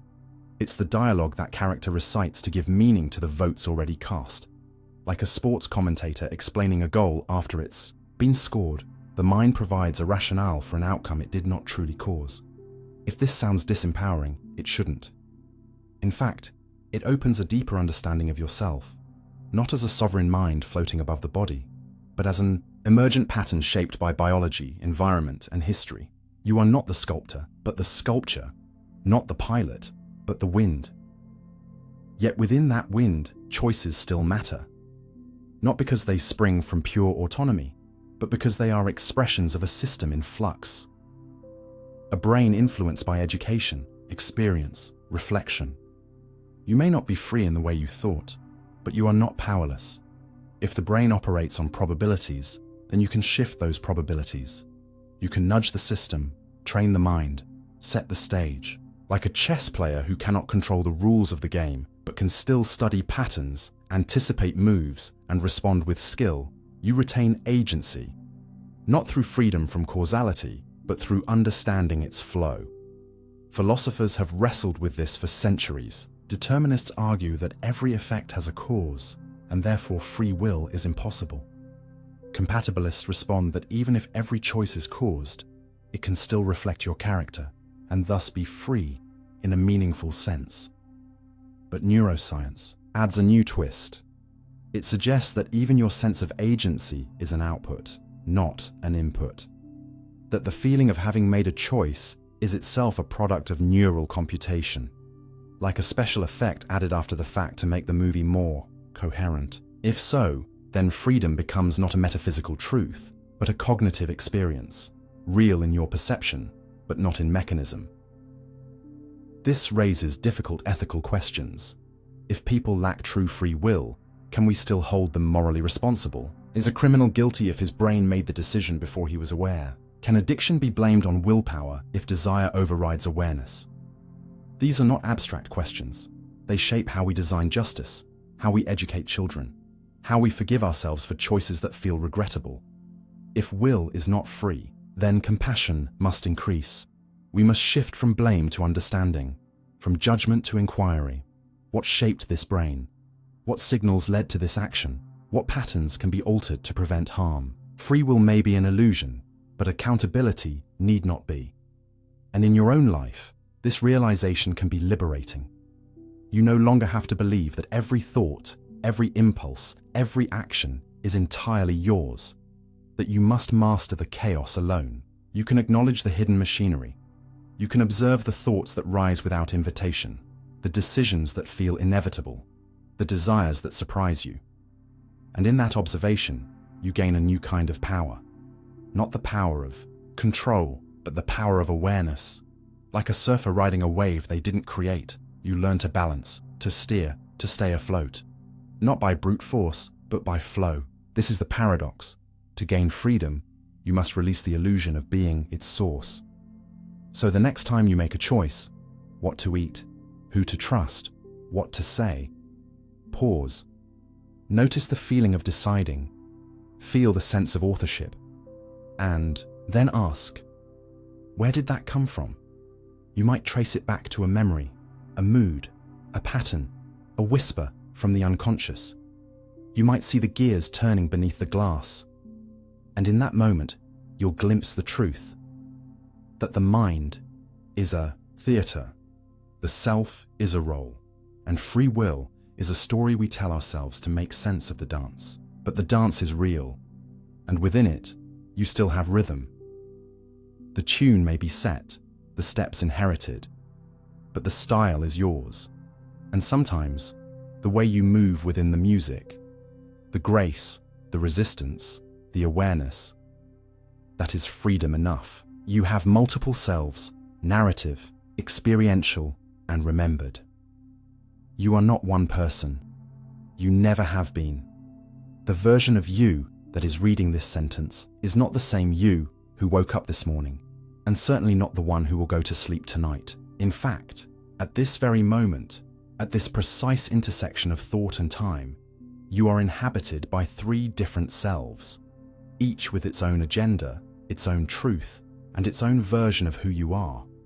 One is living the moment, another is scripting the story, and the third is storing fragments in a vault it calls memory. They don't always agree, sometimes they cooperate, sometimes they contradict, but together they construct the illusion of a unified identity, like a house with three architects working from different blueprints. Your mind is not a solo act. It's a layered orchestra, and each section plays in a different key. To understand this inner division, we must meet the three selves: the experiential self, the narrative self, and the remembered self. The experiential self is the raw, living you, the one immersed in the now. It is the part of your mind that tastes the coffee, hears the rain, feels the hesitation before a leap. This self does not speak. It simply exists.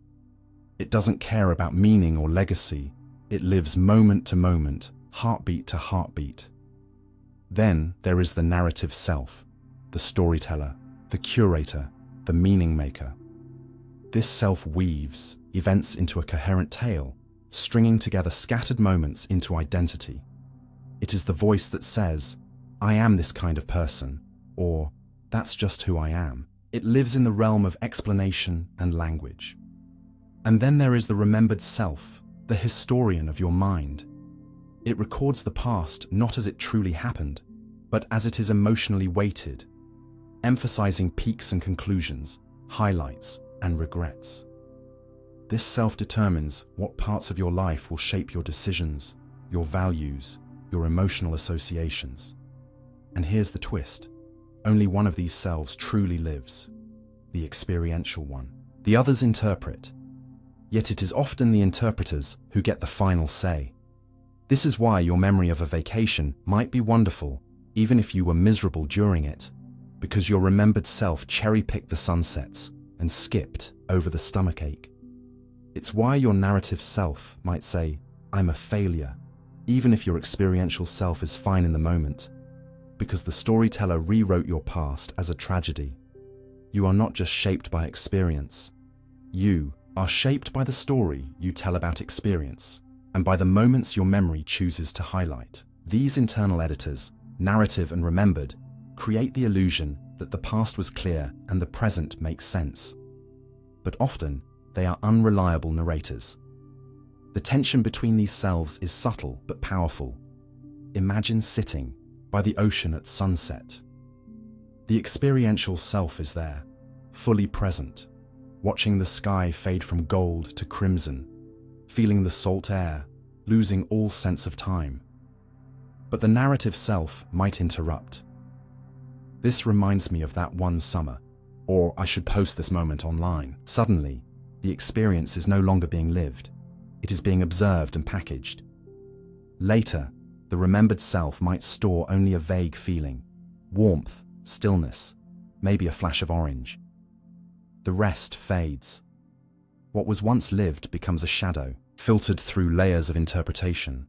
And this happens constantly, in relationships, in failure, in joy. You think you remember your life, but what you really remember is what your remembered self archived, and what your narrative self approved for inclusion. Daniel Kahneman, Nobel-winning psychologist, famously illustrated this split. He showed that we don't evaluate experiences based on their duration, but based on how they ended and their most intense moment. A colonoscopy that was painful throughout but ended gently would be remembered more favorably than one that was shorter but ended abruptly in pain. This is the remembered self in action, rewriting the emotional ledger of your life. And the implications are profound. If your memories are biased and your narrative is selective, then your identity is not a fixed truth but a flexible construct. You are not the sum of what happened to you. You are the sum of what your inner storytellers chose to emphasize. This raises deep questions about authenticity. If each self experiences a different version of you, then which one is real? Is it the self who feels joy in the moment but forgets it? The self who crafts tales of purpose but rarely lives in the now? Or the self who hoards memories but distorts them to fit its needs? Perhaps reality is not the dominance of one self over the others, but the awareness of all three, and the capacity to balance them. Like a director managing three temperamental actors, true self-awareness might mean noticing when the narrative self hijacks the present, or when the remembered self rewrites the past to fit a mood. It might mean honoring the experiential self, giving it space to be without interference. Only then can you live more fully, not as a fractured identity, but as a conscious ensemble. But this is easier said than done. The narrative self is relentless. It seeks control, coherence, legacy. It doesn't just interpret your past, it anticipates your future. It plans, imagines, worries. It tells you who you are and who you must become. And yet, it's often wrong. It writes tragedies where there were simply delays. It labels you broken when you were simply healing. It filters everything through old wounds and projections. And when left unchecked, it drowns out the voice of the now. You could be walking in sunlight, but your narrative self is rehearsing a conflict from last year. You could be laughing with a friend, but your remembered self is flashing images of past embarrassment. Meanwhile, the experiential self, the only self that knows the present, waits quietly, unseen, unheard.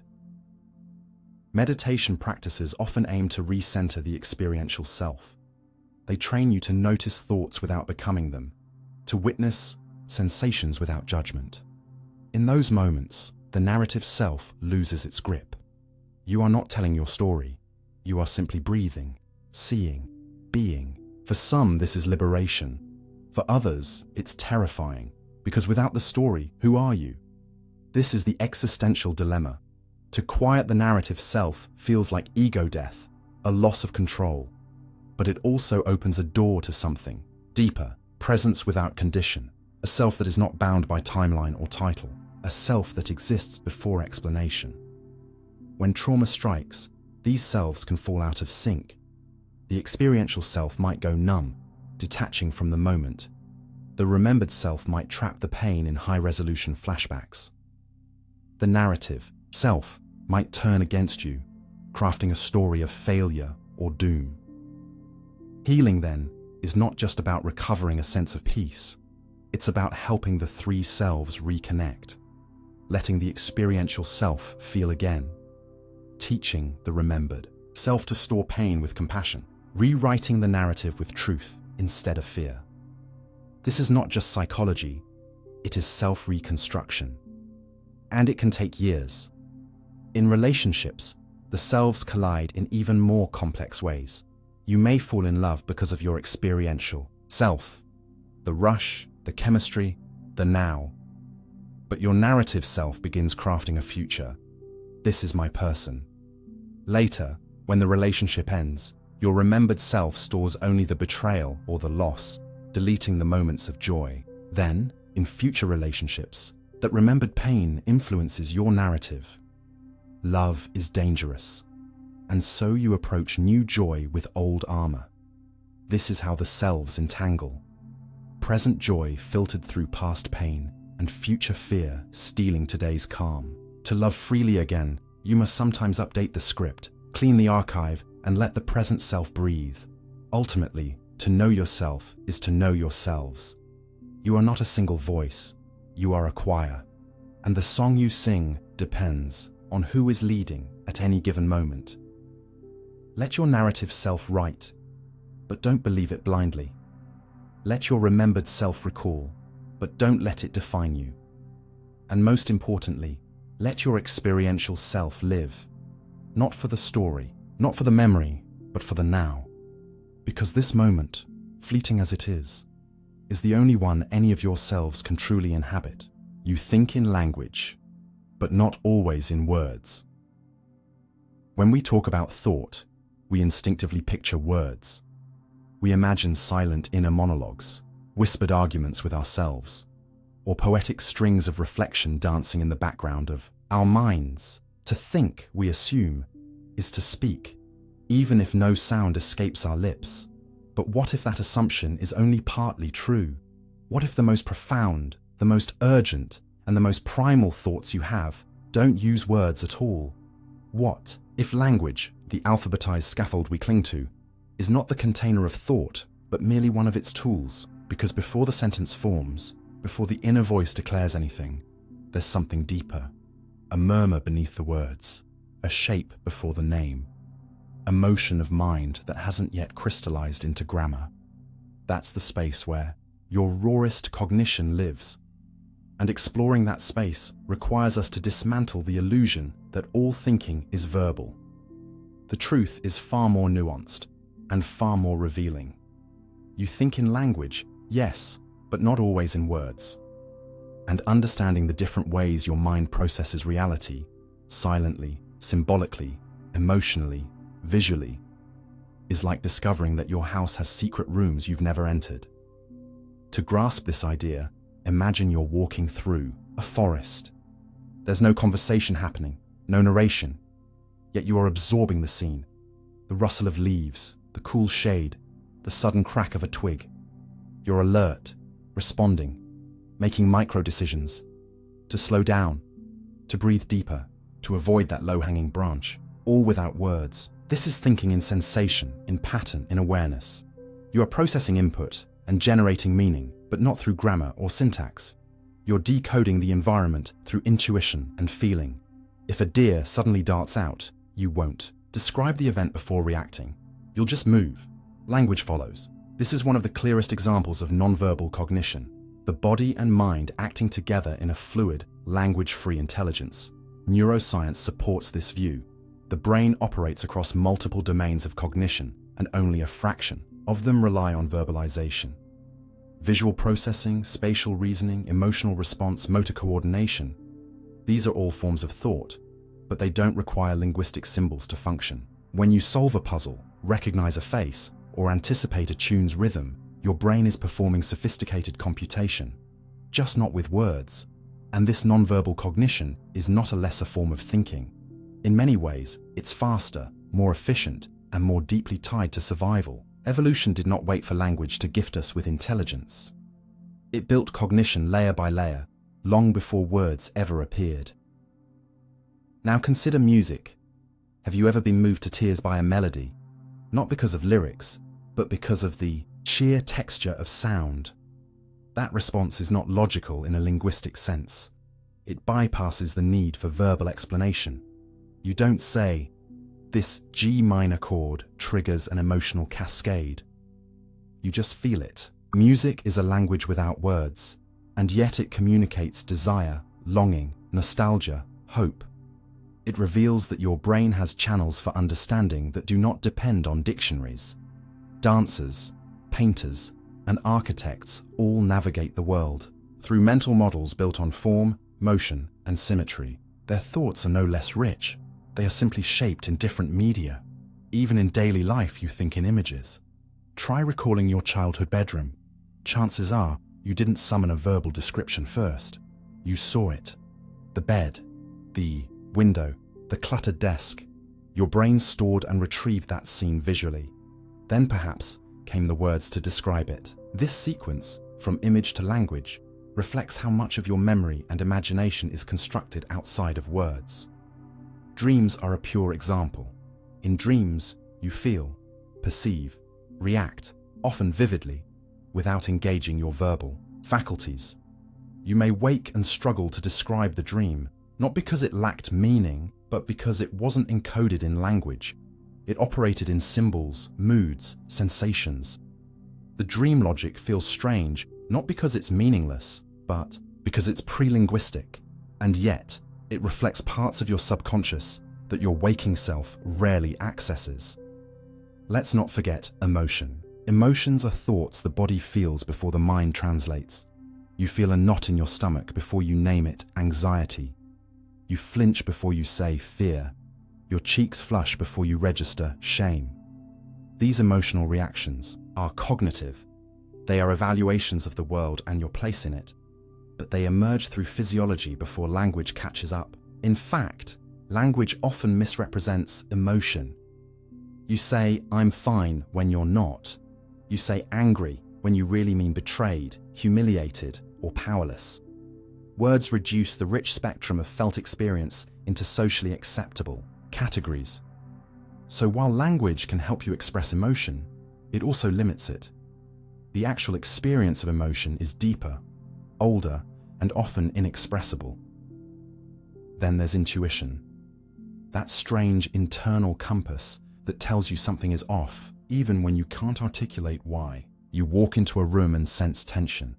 You meet someone and feel instant trust or distrust. This isn't magic.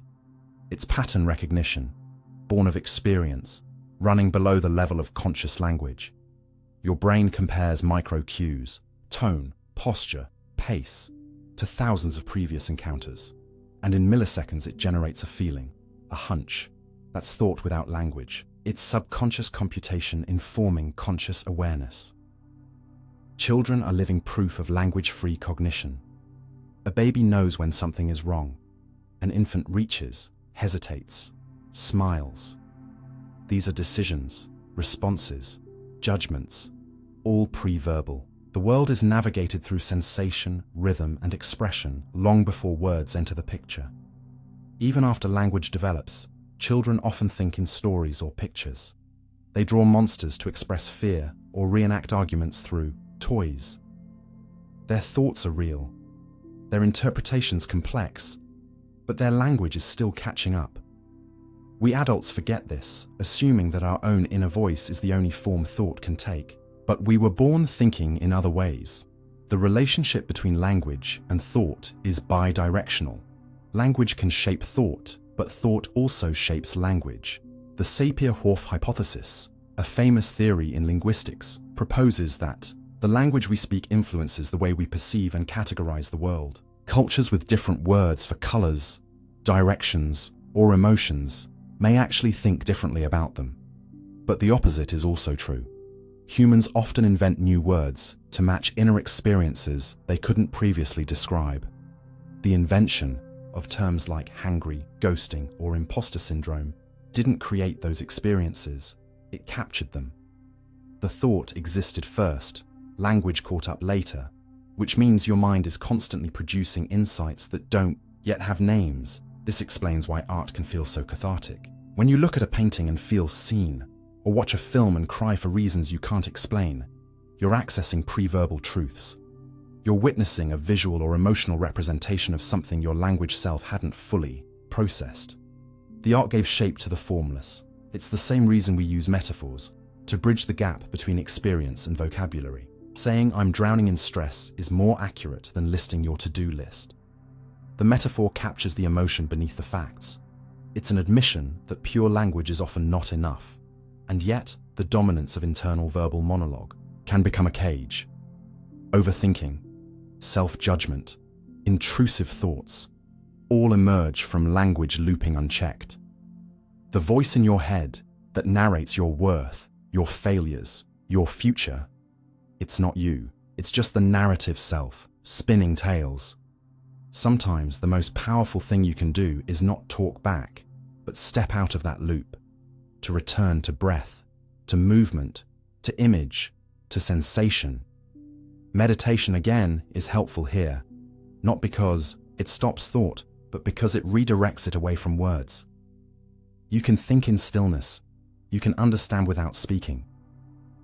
So what does this mean for your identity? It means you are more than your thoughts, and your thoughts are more than words. You are a multi-layered system of perception, intuition, emotion, and narration. Your mind is a kaleidoscope, not a teleprompter. And recognizing this expands your humanity. It teaches you to trust the quiet knowing, to respect the pause, to listen not just to what your inner voice says, but to what it cannot say. Because often the deepest truths live where language ends. In moments of grief, joy, awe, language often fails. You say, "I can't put it into words." But that doesn't mean it wasn't thought. It was. It just lived in a different layer. And honoring that layer, the non-verbal, the felt, the sensed, is an invitation to be fully human. To see yourself not just as a narrator, but as a dancer, a dreamer, a feeler, a perceiver. Your mind is a cathedral with many chambers. Words echo through some of them, but others remain quiet, sacred, and beautifully beyond speech. You're not the same person you were 5 minutes ago.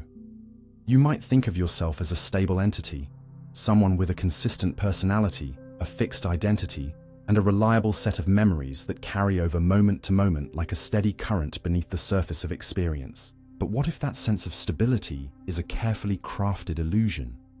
What if the you that existed 5 minutes ago is not the same you reading these words right now? This isn't just philosophical poetry. It's a proposition grounded in biology, neuroscience, and psychology.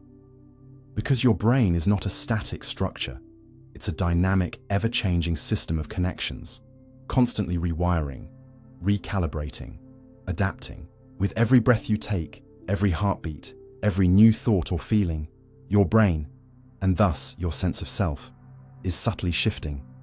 You are a river, not a stone, a symphony, not a single note. And the continuity you feel is not evidence of sameness, but the brilliance of the brain's ability to stitch together constant change into the illusion of constancy. Consider memory. It feels like the backbone of identity, a chronological vault of everything that's ever happened to you, giving shape to who you are. But memory is not a file you retrieve. It's a story you reconstruct. Each time you recall something, your brain rewrites it, adding, omitting, reinterpreting. In fact, the very act of remembering changes the memory itself. It's like opening a saved document, editing a few lines, and clicking save again, without realizing you've altered the original. This means your past is not a fixed record, but a shifting narrative shaped by your present state. Your mood, your current beliefs, even recent experiences influence how you recall previous ones. So the you who remembers a childhood event today is not just recalling, they're reauthoring, and in doing so, they're subtly rewriting who you were. Your emotions also shape who you are in the moment.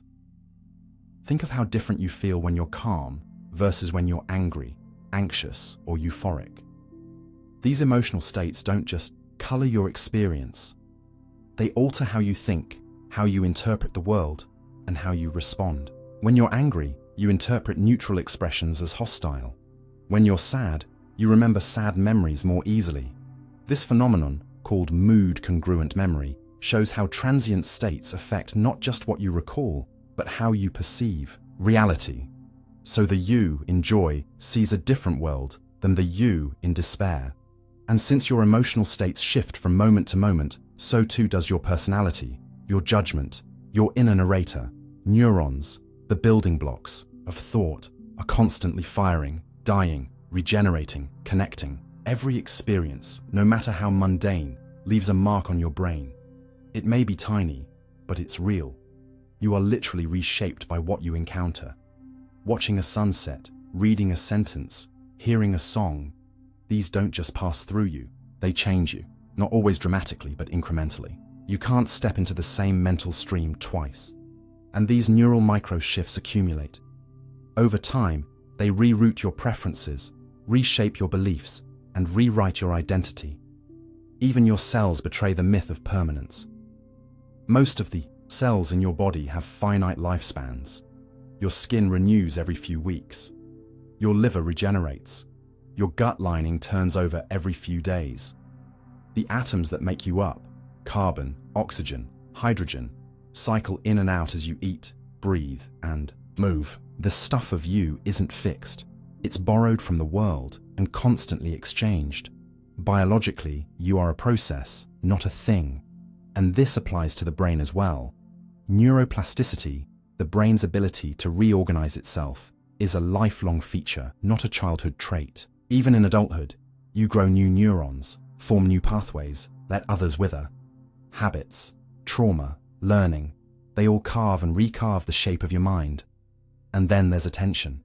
What you focus on literally determines what part of you gets strengthened. Focus acts like sunlight on a plant. It nurtures whatever it touches. When you repeatedly direct your attention to certain thoughts, fears, or goals, those neural circuits grow stronger. That means the you 5 minutes ago who was worried about something may have made that worry more dominant in your mind. But if you now shift your focus to curiosity or calm, you begin to change again. Attention is the lever through which you co-author your identity. It's not a passive stream, it's the steering wheel of becoming. Let's talk about narrative identity, the story you tell yourself about who you are. You might think of it as a book with a fixed plot and consistent character arc, but it's more like a choose-your-own-adventure novel, rewritten each time you turn the page. You constantly reinterpret your past based on your present beliefs and hopes. If you once saw yourself as a victim and now see yourself as resilient, that change in narrative doesn't just affect how you feel, it is a different self. The same events can mean different things to different versions of you. The you today might forgive someone the you yesterday hated. You might laugh at a story that once made you cry. And in that reinterpretation, in that reshuffling of emotional significance, you are reborn. The social self is no exception. You shift depending on who you're with. You're not the same around your best friend as you are around your boss. You perform versions of yourself, not inauthentically, but adaptively. This is called self-construal, and it's a feature of being human. You might think your true self is buried beneath these masks, but perhaps you are all of them, a collage of personas shaped by context. And these shifts are not superficial. They reach deep into your values, behaviors, even voice and body language. You morph subtly and continuously, and each interaction leaves a residue that slightly alters who you become next. Language plays a role too. The words you use don't just express thought, they shape it. A study once found that people who spoke languages with future tense markers, like I will go, were less likely to save money than those whose language treated future and present as one, like I go tomorrow. The way you describe time, self, emotion, it changes how you think. So when your inner monologue changes, even slightly, your identity shifts with it. You may not notice it in the moment, but 5 minutes later, you are already a re-edited draft. And then there's choice. Every choice you make, no matter how small, contributes to your evolving identity. The decision to speak up or stay silent, to pause or react, to forgive or hold on. These aren't just moments, they're micro-forks in the path of your becoming. And you take hundreds, thousands of them each day. The person you would have been had you chosen differently is not you. That version never existed. You chose this one, or more accurately, this version of you emerged from that choice. Free will or not, your actions are constantly sculpting yourself. So where does this leave us? If you are not the same person you were 5 minutes ago, who are you now? You are a becoming, a verb, a process, not a snapshot, but a film in motion.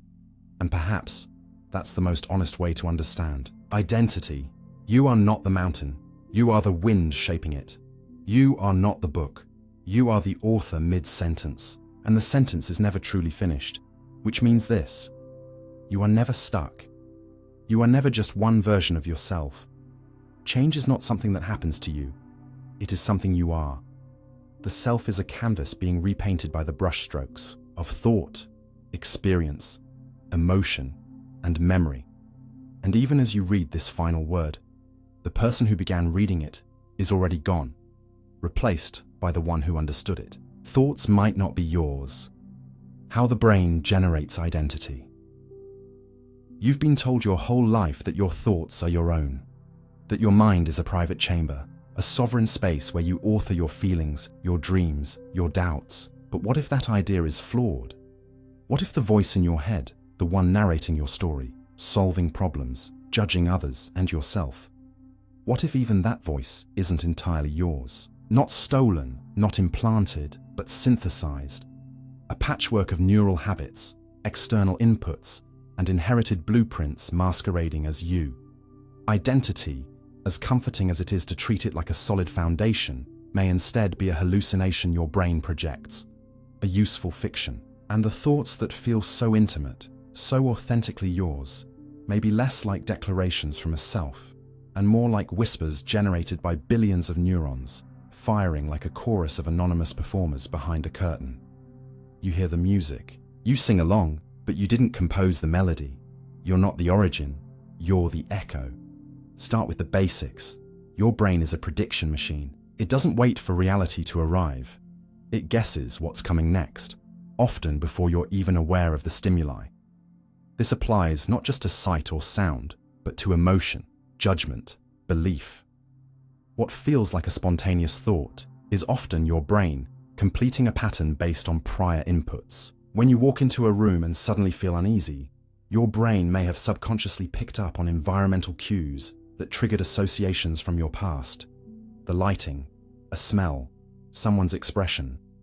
The you that feels that unease is experiencing the end product, not the assembly process. It's as if your consciousness is the stage, but backstage, where it's dark and busy, is where the script is being written without your consent. And what about thoughts that seem intrusive, unwanted, or foreign? Those flashes of aggression, insecurity, absurdity, thoughts you immediately try to suppress. Where do they come from? The uncomfortable truth is that your mind is less a clean monologue and more a crowded room. Some neuroscientists propose the brain as a modular system, different parts specialized for different functions, often competing. Your logical reasoning, your social awareness, your emotional memory, even your fight or flight reflex. These systems don't always cooperate. When one module wins and generates a thought, your conscious mind receives it like a push notification, not a decision it made. You may feel embarrassed or disturbed by that thought. But by the time you react, the thought has already passed through. Mirror neurons add another layer to this mystery.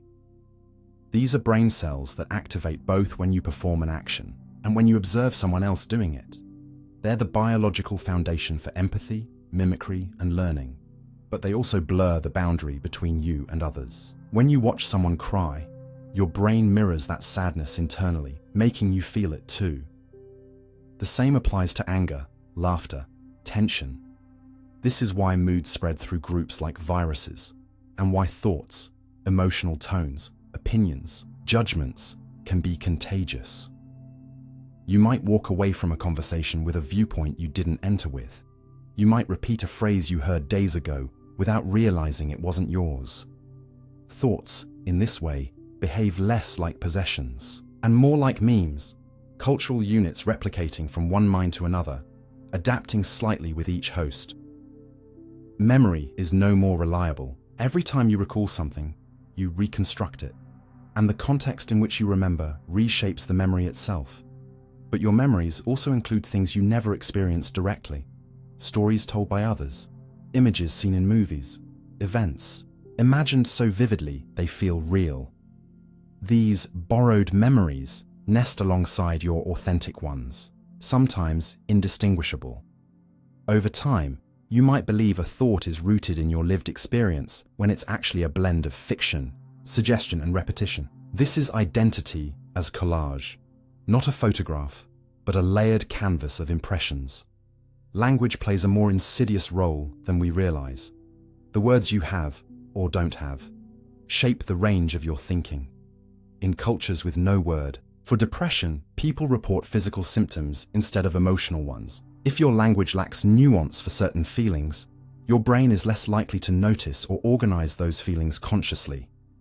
Moreover, the internal monologue, that voice inside your head, is constructed from the phrases you've heard since childhood. Your tone, your word choice, even your criticisms may not be yours, but echoes of parents, teachers, media. You aren't just thinking, you're reciting, sometimes from scripts you didn't write. Identity itself, the feeling of being someone, emerges gradually and unconsciously. Infants don't have a sense of self. They respond to stimuli, but don't recognize themselves as agents. Over time, as neural networks mature and social interaction increases, a cohesive narrative begins to form. You start seeing yourself as a me, someone with likes, dislikes, history. But this self is not a single object. It's a bundle of processes held together by memory, language, social feedback, and emotional tagging. And like a software program running on complex hardware, it can glitch, fragment, or even pause without warning. In cases of dissociative identity disorder, brain scans show distinct neural patterns for different personalities within the same body. That's not just psychological drama, it's physiological evidence that the brain can host multiple selves, each with its own thoughts, behaviors, and memories. You've also likely experienced milder forms of self-fragmentation, talking to yourself, debating between inner voices, feeling one way in the morning and another by evening. These aren't signs of instability. They're evidence that your brain doesn't house a singular thinker, but a shifting committee of subsystems taking turns at the microphone. And sometimes, what gets said is surprising even to you. Have you ever written something and felt like it came from elsewhere? Or spoken words you didn't plan to say? That's not magic. That's your brain's improvisation engine working faster than your conscious narrator can keep up. The result feels foreign, but it came from you, or at least from somewhere inside the orchestra. Then consider the influence of the external environment. Your beliefs, preferences, and personality can shift based on context. In one setting, you might be confident and assertive. In another, withdrawn and cautious. Is one more you than the other? Not necessarily. You're a shapeshifter, a social chameleon whose thoughts adapt to surroundings. Studies show that even priming someone with certain words, like elderly or rude, can temporarily influence how they walk, speak, or think. The environment is not a passive backdrop. It's a co-author of your mental life. Let's also not forget the role of biology, your hormones, neurotransmitter levels, genetic predispositions. These are not you in the narrative sense, but they deeply affect how you think and feel. When your serotonin dips, your thoughts become darker. When adrenaline spikes, your priorities change. During hormonal shifts, puberty, pregnancy, menopause, people often describe feeling like different versions of themselves. Their preferences, impulses, even sense of humor can change, and yet they continue to refer to themselves as a single I. That illusion of continuity, that belief that all thoughts are sourced from the same place, is a brilliant and perhaps necessary neurological trick. So what does it mean then to be you? If your thoughts are stitched together from biology, environment, culture, memory, and systems you don't control, is there a real you beneath it all? Perhaps, but not in the way we often assume. The self might be better thought of as a process than a product. You are not the sum of your thoughts. You are the awareness in which thoughts appear. And awareness is not bound to specific content. Thoughts pass through like weather. You are the sky, not the storm. This doesn't mean you are powerless or that nothing is yours. Rather, it suggests you are a curator more than a creator. You choose, with varying degrees of freedom, which thoughts to nurture, which narratives to repeat, which habits to reinforce. You are not the architect of the house, but you are the decorator, the one who decides how to live inside the ever-changing blueprint. That awareness, that metacognition, the ability to observe your thoughts and decide what to do with them, may be the closest thing we have to a true self. So the next time a thought pops into your mind, a judgment, a desire, a fear, pause before assuming it's you. Consider that it might be a reflection, an echo, a reflex, a fragment of someone else's influence stitched into your neural tapestry. You can still own it, or you can let it pass. But either way, remember this. The mind is not a monologue. It's a murmuring crowd. And what you hear depends on who's holding the mic. Consciousness may be a quantum effect. You wake up in the morning and you're simply aware. Aware of your room, of your body, of your name. You don't question it. Consciousness just is, like the canvas on which your thoughts and perceptions are painted. But beneath that quiet certainty lies one of the greatest mysteries in all of science and philosophy. Why are we conscious at all? Why is there something it is like to be you? What creates the sensation of inner life, of thoughts that reflect on themselves, of being a subject instead of an object? For decades, neuroscience has poked and prodded the brain, mapping synapses, identifying patterns of activity, and simulating neurons with increasing precision. Yet despite all this, consciousness remains unsolved. And so some scientists and theorists have started to look elsewhere, to a realm more mysterious, more unpredictable, and more fundamental than neurons. A realm where particles exist in many states at once, where cause and effect can tangle like vines, and where measurement itself can change reality. Quantum physics. Could it be that the ghost in the machine isn't a poetic metaphor, but a quantum phenomenon? At first glance, this sounds absurd. The brain is warm, wet, and noisy. Not the kind of environment where fragile quantum states usually survive. Quantum effects are notoriously delicate. They govern electrons, photons, and atoms at nanoscopic scales, typically under ultra-cold lab conditions. Neurons, by contrast, are colossal by quantum standards, firing in chemical cascades and electrical pulses that seem firmly rooted in the classical world. So how could consciousness, a phenomenon that emerges from billions of these neurons, depend on something as subtle as quantum behavior? That's the skepticism. And it's valid. Yet even as mainstream neuroscience remains cautious, a small but growing number of researchers are exploring the possibility that quantum mechanics isn't just compatible with consciousness. It might be essential to it. One of the earliest and most controversial proposals came from physicist Roger Penrose and anesthesiologist Stuart Hameroff. They argued that classical explanations for consciousness fall short, particularly when it comes to qualities like self-awareness, intentionality, and the non-deterministic nature of choice. Their theory, called OR, orchestrated objective reduction, suggests that quantum computations occur within microtubules, structural components found inside neurons. According to their view, these microtubules can support quantum coherence, a state in which particles are linked in a delicate superposition, and that consciousness arises when these quantum states collapse in a self-organizing, non-random way. In other words, consciousness isn't just a byproduct of neurons firing. It's a direct result of quantum events unfolding deep within the architecture of the cell. Now, pause here and let that sink in. This theory implies that your awareness, your ability to reflect, imagine, choose, is the result of quantum information processing. That what feels like free will might correspond to quantum uncertainty resolving in a unique, internally influenced way. That your stream of thought is more like a quantum wave collapsing than a computer running code.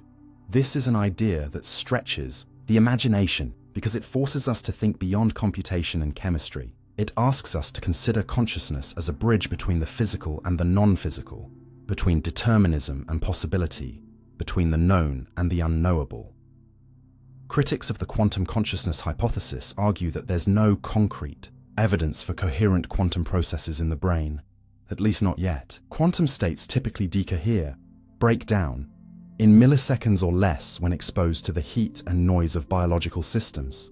But here's where things get interesting. Recent research in the field of quantum biology has begun to uncover examples of living organisms exploiting quantum effects.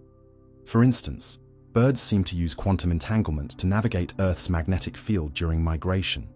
Photosynthesis in plants may rely on quantum coherence to optimize energy transfer. And enzymes, those tiny molecular machines that power your body, appear to use quantum tunneling to accelerate chemical reactions. If these highly evolved biological systems can sustain quantum behavior under warm, noisy conditions, perhaps the brain can too, in ways we are only beginning to detect. Let's zoom out. Even if quantum consciousness isn't proven, it does offer a unique way of approaching a problem that has resisted every other explanation. In classical neuroscience, consciousness is often reduced to patterns of neural activation, to data flows, synaptic weights, and feedback loops. But this reductionism runs into the hard problem of consciousness, the question of how and why physical processes give rise to subjective experience. Why should a certain neural configuration produce the taste of chocolate, the ache of sadness, or the abstract notion of self? Classical physics can describe what happens, but not why it feels like anything. Quantum mechanics, with its strange embrace of subjectivity and indeterminacy, might be more suited to explaining the emergence of first-person experience. After all, quantum mechanics is the only physical theory that requires an observer to complete the picture. In some interpretations, consciousness collapses the wave function, turning probability into reality. If that's the case, then consciousness isn't an afterthought. It's part of the fabric of the universe itself. Consider the observer effect, the idea that observing a quantum system changes its outcome. This isn't just philosophical hand-waving. In double-slit experiments, particles behave like waves when unobserved, and like particles when observed. The act of measurement alters reality. That might sound spiritual, but it's empirical. It's science. And it raises the unsettling possibility that consciousness and reality are entangled at a fundamental level, not just in poetry, but in physics. Some go even further. Theoretical physicist John Wheeler proposed the participatory universe, a model in which observers aren't passive receivers of reality, but active participants in its creation. He suggested that the universe comes into being through acts of observation, that consciousness and cosmos are co-creators. It's a staggering idea, one that echoes ancient spiritual traditions even as it emerges from cutting-edge physics. Could it be that consciousness doesn't arise within the universe, but that the universe arises within consciousness? That space, time, and matter are emergent properties of an underlying quantum field shaped by awareness. Of course, these are speculative ideas, but they highlight the limits of materialism. If consciousness is more than computation, more than chemistry, more than classical physics, then we need new models that honor both the mystery and the data. Quantum mechanics, with its refusal to obey common sense, may be the best candidate. It has already transformed our understanding of light, time, matter, and causality. Why not the mind? Yet even if we accept that quantum effects occur in the brain, that doesn't automatically explain consciousness. Quantum events are still just events. What we need is a theory of how quantum processes produce subjective experience, not just behavior or decision-making, but the raw inner feel of existence. That's where Ochoa tries to go, by suggesting that consciousness is a fundamental feature of the universe, like mass or charge. That it's not derived from matter, but woven into the laws of physics themselves. That might sound radical, but remember, electromagnetism once seemed like magic. So did gravity. Maybe consciousness is the next great frontier, not a glitch in biology, but a principle of nature we haven't yet learned to measure. Imagine your brain as a vast quantum symphony, each microtubule a string vibrating with possibility, each collapse of a wave function a note in the song of awareness. You, the listener, don't hear the instruments. You experience the music. You are the music. And just as no single note defines the melody, no single neuron defines the mind, consciousness is not a location. It is a pattern across time, a resonance emerging from uncertainty, coherence, and entanglement, phenomena that quantum physics has already proven can shape the world. In the end, whether quantum mechanics turns out to be the engine of consciousness or merely a metaphor for its mystery, it has already expanded the conversation. It has reminded us that not all questions can be answered by dissecting frogs or scanning brains, that some truths may live at the edges of what we can test, model, or define, and that the mind, far from being a machine, might be a wave riding the sea of the unknown, a flicker of possibility where physics and awareness meet. The readiness potential, your brain acts before you choose.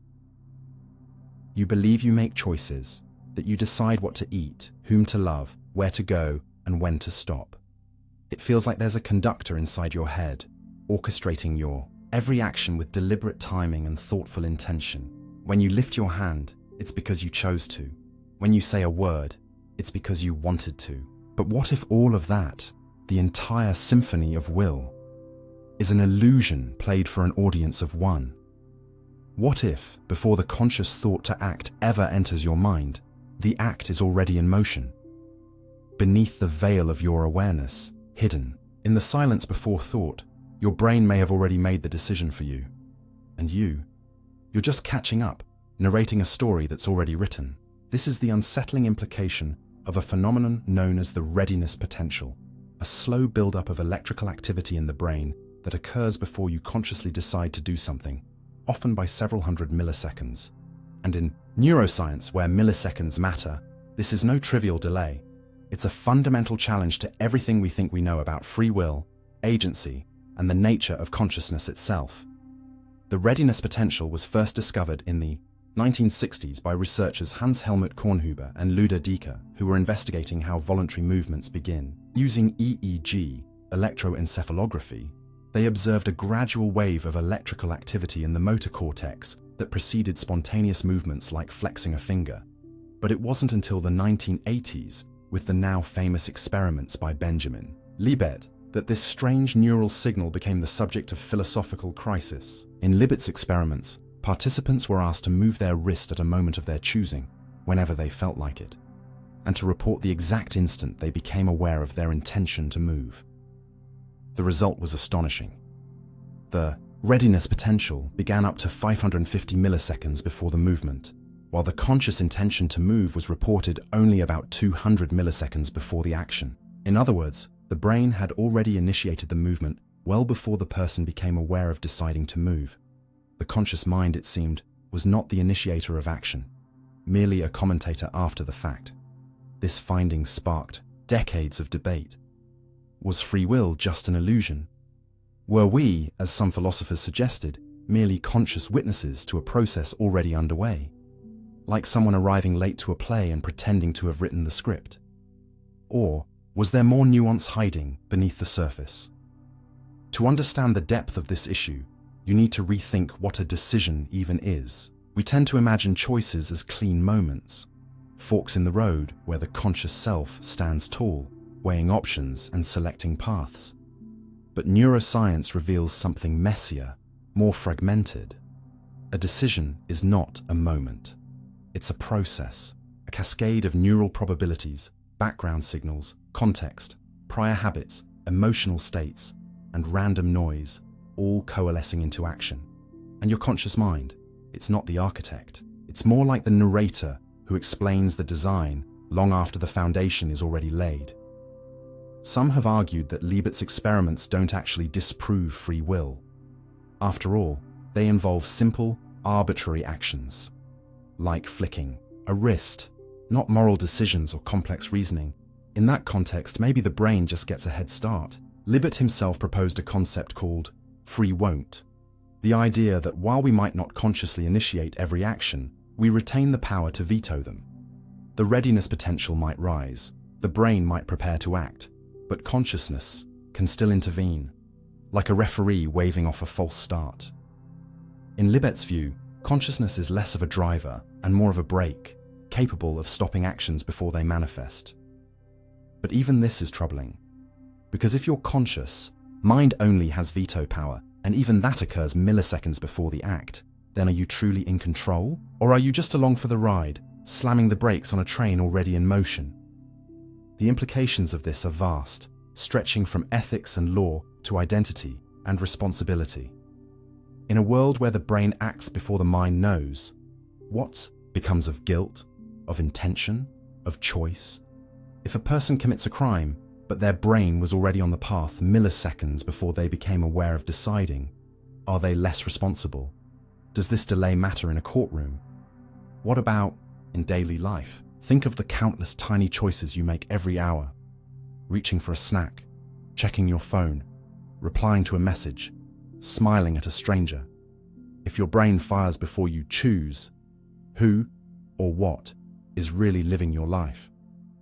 Yet, this isn't just a scientific or legal question. It's existential. If consciousness is not the captain of the ship, but merely a spotlight that illuminates a path already chosen, then what is the self? What does it mean to be you? This question has haunted philosophers for centuries, long before EEG machines or Libet clocks. Descartes famously said, "I think, therefore I am," implying that thought is proof of existence. But what if the thought is delayed? What if I act, therefore I think I am? The readiness potential challenges not just free will, but the very timing of selfhood, suggesting that your awareness is always slightly behind, always catching echoes of decisions already begun. More recent studies have only deepened the mystery. In some experiments, researchers have used machine learning and brain imaging, fMRI, to predict a person's choice up to 7 seconds before they became aware of it. That's not just milliseconds, that's entire moments of unawareness, where the brain's unconscious processes seem to know what you will decide long before you do. These studies suggest that much of what we call free will might be an illusion crafted by the brain itself, a narrative engine spinning stories of autonomy after the gears have already turned. But before we despair, let's consider a more hopeful frame. Maybe consciousness doesn't initiate every action, but that doesn't make it irrelevant. Imagine a CEO who doesn't micromanage every employee but still sets the company's culture, or a conductor who lets the orchestra play but shapes the music through intention and feedback. Consciousness might not choose when to flick a wrist, but it chooses what kind of life to live, what values to pursue, what habits to reinforce. Over time, those choices shape the neural pathways that give rise to action. So even if consciousness is late to the party in milliseconds, it might be early in the bigger picture, shaping the landscape on which the brain's unconscious mechanisms operate. In this view, free will isn't about moment-to-moment control, it's about long-term influence. It's not about pushing every domino, but about deciding the pattern in which they fall.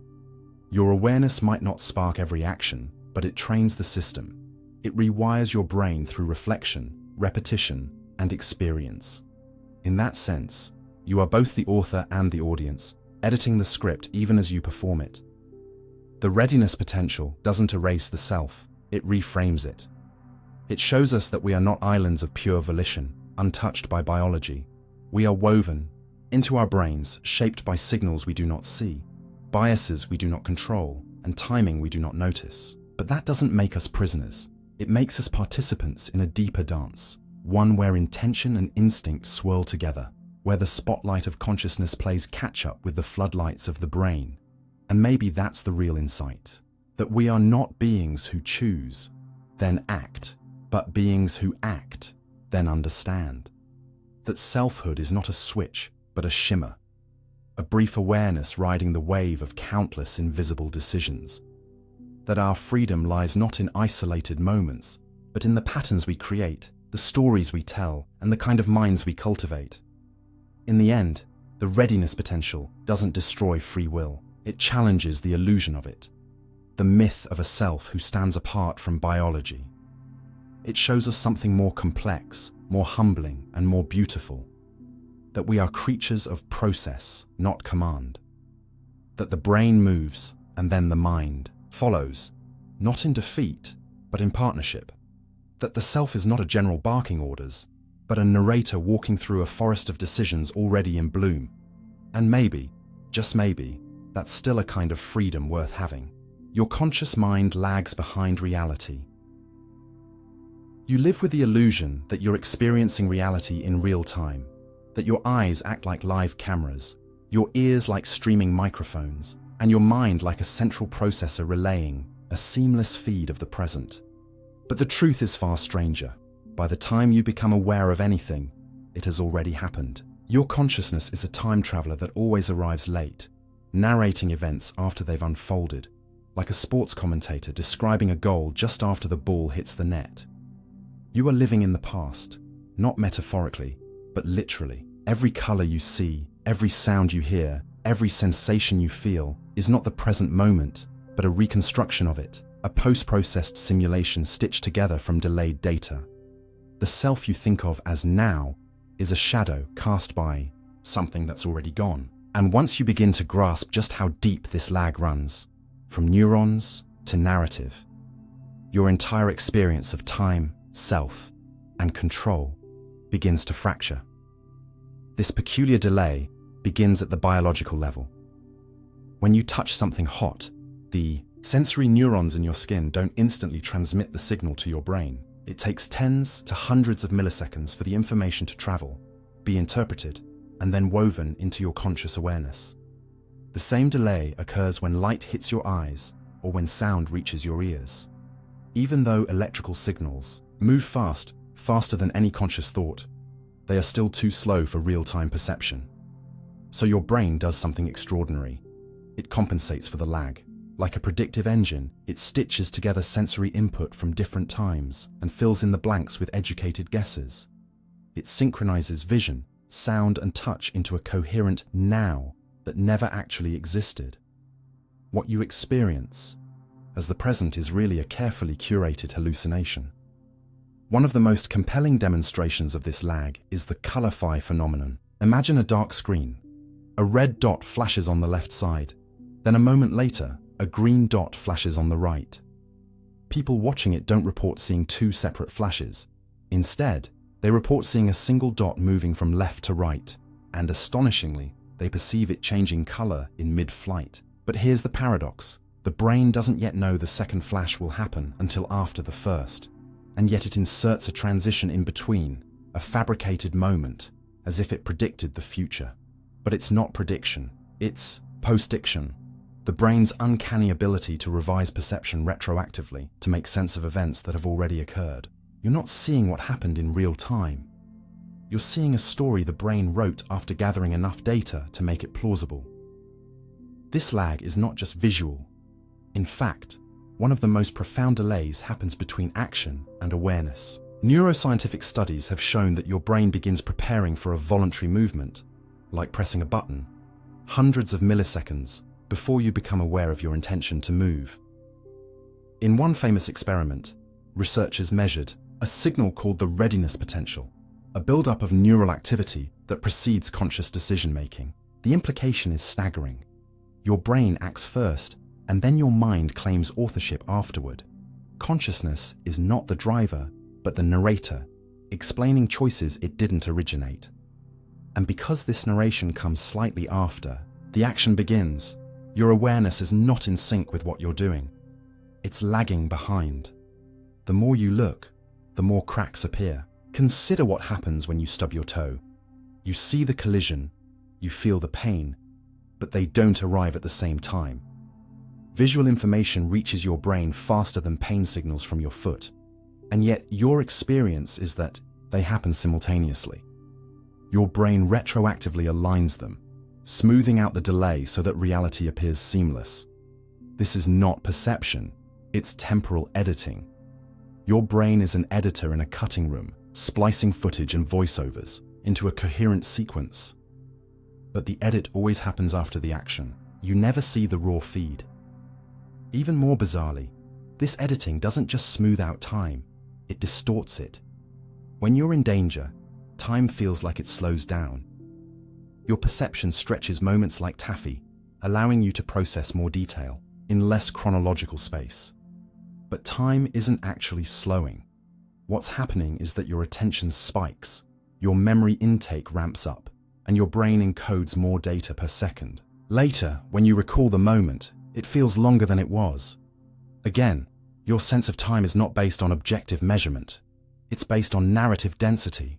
The more story your brain fits into a moment, the longer that moment seems, and the editor in your head is constantly revising the script. Now consider the deeper implications. If your conscious mind lags behind everything, sight, sound, movement, decision, then who is actually living your life in real time? It's not your awareness. It's the unconscious system running beneath it, a vast network of processes that react, decide, and act before you ever know they've done so. Consciousness is more like a news broadcast that summarizes what's already occurred, rather than a live event feed. You're always watching your life on a delay, and yet, somehow you still feel like the protagonist. You still feel present, even though you're not actually in the now. This realization leads to a kind of existential vertigo. If you're always a few milliseconds late to your own life, what is you? Are you just the voiceover? The storyteller, catching up to the plot? And if so, does that mean there's no true present moment, just a looping process of revision, where consciousness eternally trails behind like the tail of a comet? The answer may be yes, but that doesn't make your awareness meaningless. In fact, the delay may be the very thing that allows you to have a cohesive self at all. Because the brain is integrating multiple senses, multiple timelines, and multiple processes, it needs a central narrative point to tie it all together. That's what your consciousness is. Not the origin of thought, but the anchor of story. And this delay has advantages. If we perceived everything in raw real time, our world would be a chaotic blur, full of asynchrony, confusion, and misaligned sensations. Instead, the brain waits just long enough to gather the puzzle pieces and present a polished picture. The delay isn't a flaw, it's a feature, a necessary trade-off between immediacy and coherence. It allows you to experience a version of reality that is stable, continuous, and meaningful, even if it's technically outdated. But this lag also means we're vulnerable to illusions, to manipulation, to error. Magicians exploit the delay in perception to fool you. Advertisers use it to prime your unconscious before your awareness kicks in. Traumatic memories can be edited retroactively, reshaping your understanding of what actually happened. And perhaps, most significantly, this delay means that you are not who you think you are. You're not a self moving through time. You are a process of remembering, constantly stitching together a life that just slipped out of reach. In the end, you're conscious. Mind is not a window to reality. It's a reconstruction bay, a studio where the footage of your life is reviewed, edited, narrated, and broadcast with a slight lag. You are not the actor. You are the editor, and the edit is always late. So next time you marvel at the richness of the moment, remember, what you're experiencing is already over. You're living in echoes, in the flickering afterglow of neural computation. The now you believe in, the instant you call present, is already gone. You are the witness, not the conductor. And that's not a failure of the system. That is the system. Your brain invents reality. Every millisecond. You like to believe you're looking out at the world as it is, that your senses are windows, your mind a clear lens, your experience a faithful rendering of reality. But the truth is far more astonishing. You are not seeing the world. You are seeing a story your brain makes up in real time using fragments of data, predictions, guesses, and memory. Every sound you hear, every object you see, every emotion you feel, none of it is direct contact with the outside world. It's a construction, a live hallucination your brain creates and constantly updates. And it doesn't stop. Your brain invents reality every millisecond, and you are its most dedicated believer. From the moment you open your eyes in the morning, your brain gets to work. But it's not a camera recording what's out there. It's more like a movie director, on a tight schedule, building sets, filling in dialogue, and improvising scenes with whatever materials it has on hand. And most of those materials don't come from the present. They come from your past. Your memories, expectations, and assumptions form the scaffolding for everything you perceive. The external world provides only vague outlines. Your brain does the rest. You don't see with your eyes. You see with your expectations. This process is called predictive coding, and it's one of the most revolutionary ideas in neuroscience. It proposes that perception is not about passively receiving information, but actively predicting it. Your brain is constantly generating models of what it thinks is happening, and then checking those models against incoming signals. If the signals match the model, you experience a seamless reality. If not, your brain revises its model and updates your perception. But here's the twist. In most cases, the model leads, not the signal. You see what your brain expects you to see, and only corrects when forced. Reality, then, is not perceived. It is inferred. Take the blind spot in your vision. There's a literal hole in each eye's field where the optic nerve exits the retina. You shouldn't be able to see in that spot, and yet you do. Why? Because your brain fills in the blank with whatever it assumes should be there. And unless something draws your attention to it, you'll never notice the illusion. This isn't a rare exception. It's a glimpse into how all of perception works. Your brain fills in gaps constantly, creating a smooth, coherent world from fragmented, noisy input. The seamlessness you experience is not accuracy, it's efficiency. Even your sense of space is a fabrication. Neuroscientists have shown that your brain constructs a body map, a representation of where your limbs are, how far objects are, and how your body moves through the world. But this map can be hacked. In the famous rubber hand illusion, a fake hand is stroked in sync with your real but hidden hand. Within seconds, your brain adopts the rubber hand as part of your body. You feel ownership over something that's not yours. Your body, the most personal aspect of self, is also an illusion created by perception. Color? Invented. There's no blue in the sky or green in the leaves. There are only wavelengths of light, and your brain translates them into subjective experiences. It even adjusts for lighting conditions, tricking you into thinking a white dress is blue or gold, depending on context.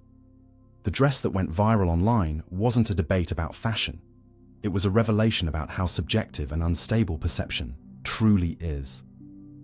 People weren't disagreeing about what they saw. They were each experiencing different realities, invented by different brains. Sound, too, is reconstructed. The McGurk effect demonstrates this perfectly. When you hear the sound bar, but see someone's lips moving as if they're saying fa, you actually perceive fa. Your brain prioritizes the model it's building, visual context, over the raw auditory input. It edits reality in real time to preserve coherence, even if it means altering what you heard. You don't hear sounds, you hear predictions of sounds shaped by context, habit, and assumption, and emotions also constructed. You don't simply feel a thing because of what's happening. You feel based on what your brain predicts you should feel in that context. The same elevated heart rate might be labeled excitement at a concert and panic in a dark alley. The raw physiological data is the same. It's your brain's storytelling that determines the emotion. And that story is written on the fly, fast, automatic, and invisible. This predictive engine is what allows you to live at all. If your brain waited to confirm every detail before reacting, you'd be paralyzed. Instead, it gambles, filling in the blanks with the most likely scenario. Most of the time, it's right, but sometimes it's not.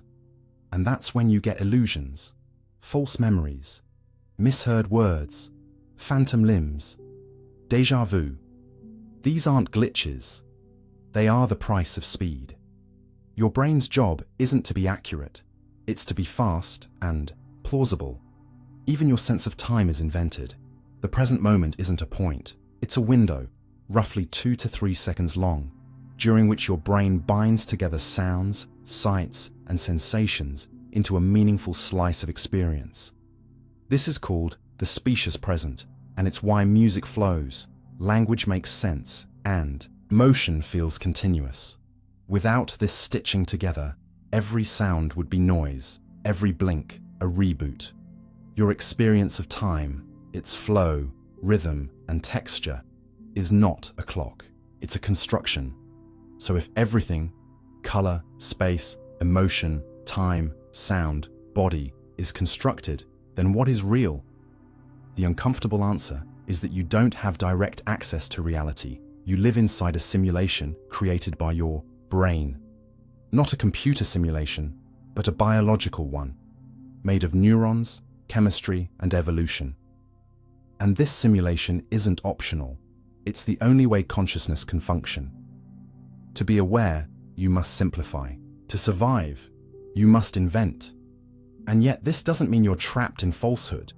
It means you're living in a useful fiction, one so good, so stable, and so consistent that it works. It keeps you alive. It lets you love. It allows you to build civilizations and write poetry and ask questions like this one. Reality is not out there waiting to be seen. It is co-created in every instant by your brain's best guess, its relentless predictions, its millisecond by millisecond hallucination. This hallucination, of course, is not purely individual. It's shaped by culture, language, upbringing, trauma, belief. Your internal simulation is not private. It's socially trained. Two people can look at the same event and see different things because their predictive models differ. One might see a threat, another sees a joke, one hears criticism, the other hears care. The world you live in is not just built by your brain, it's built by your brain's history. And this leads to the most startling insight. If your brain invents reality every millisecond, and if that invention is shaped by memory, emotion, language, and context, then you are not just perceiving the world, you are creating it, moment by moment, thought by thought, and every person you meet is doing the same. We are not living in reality.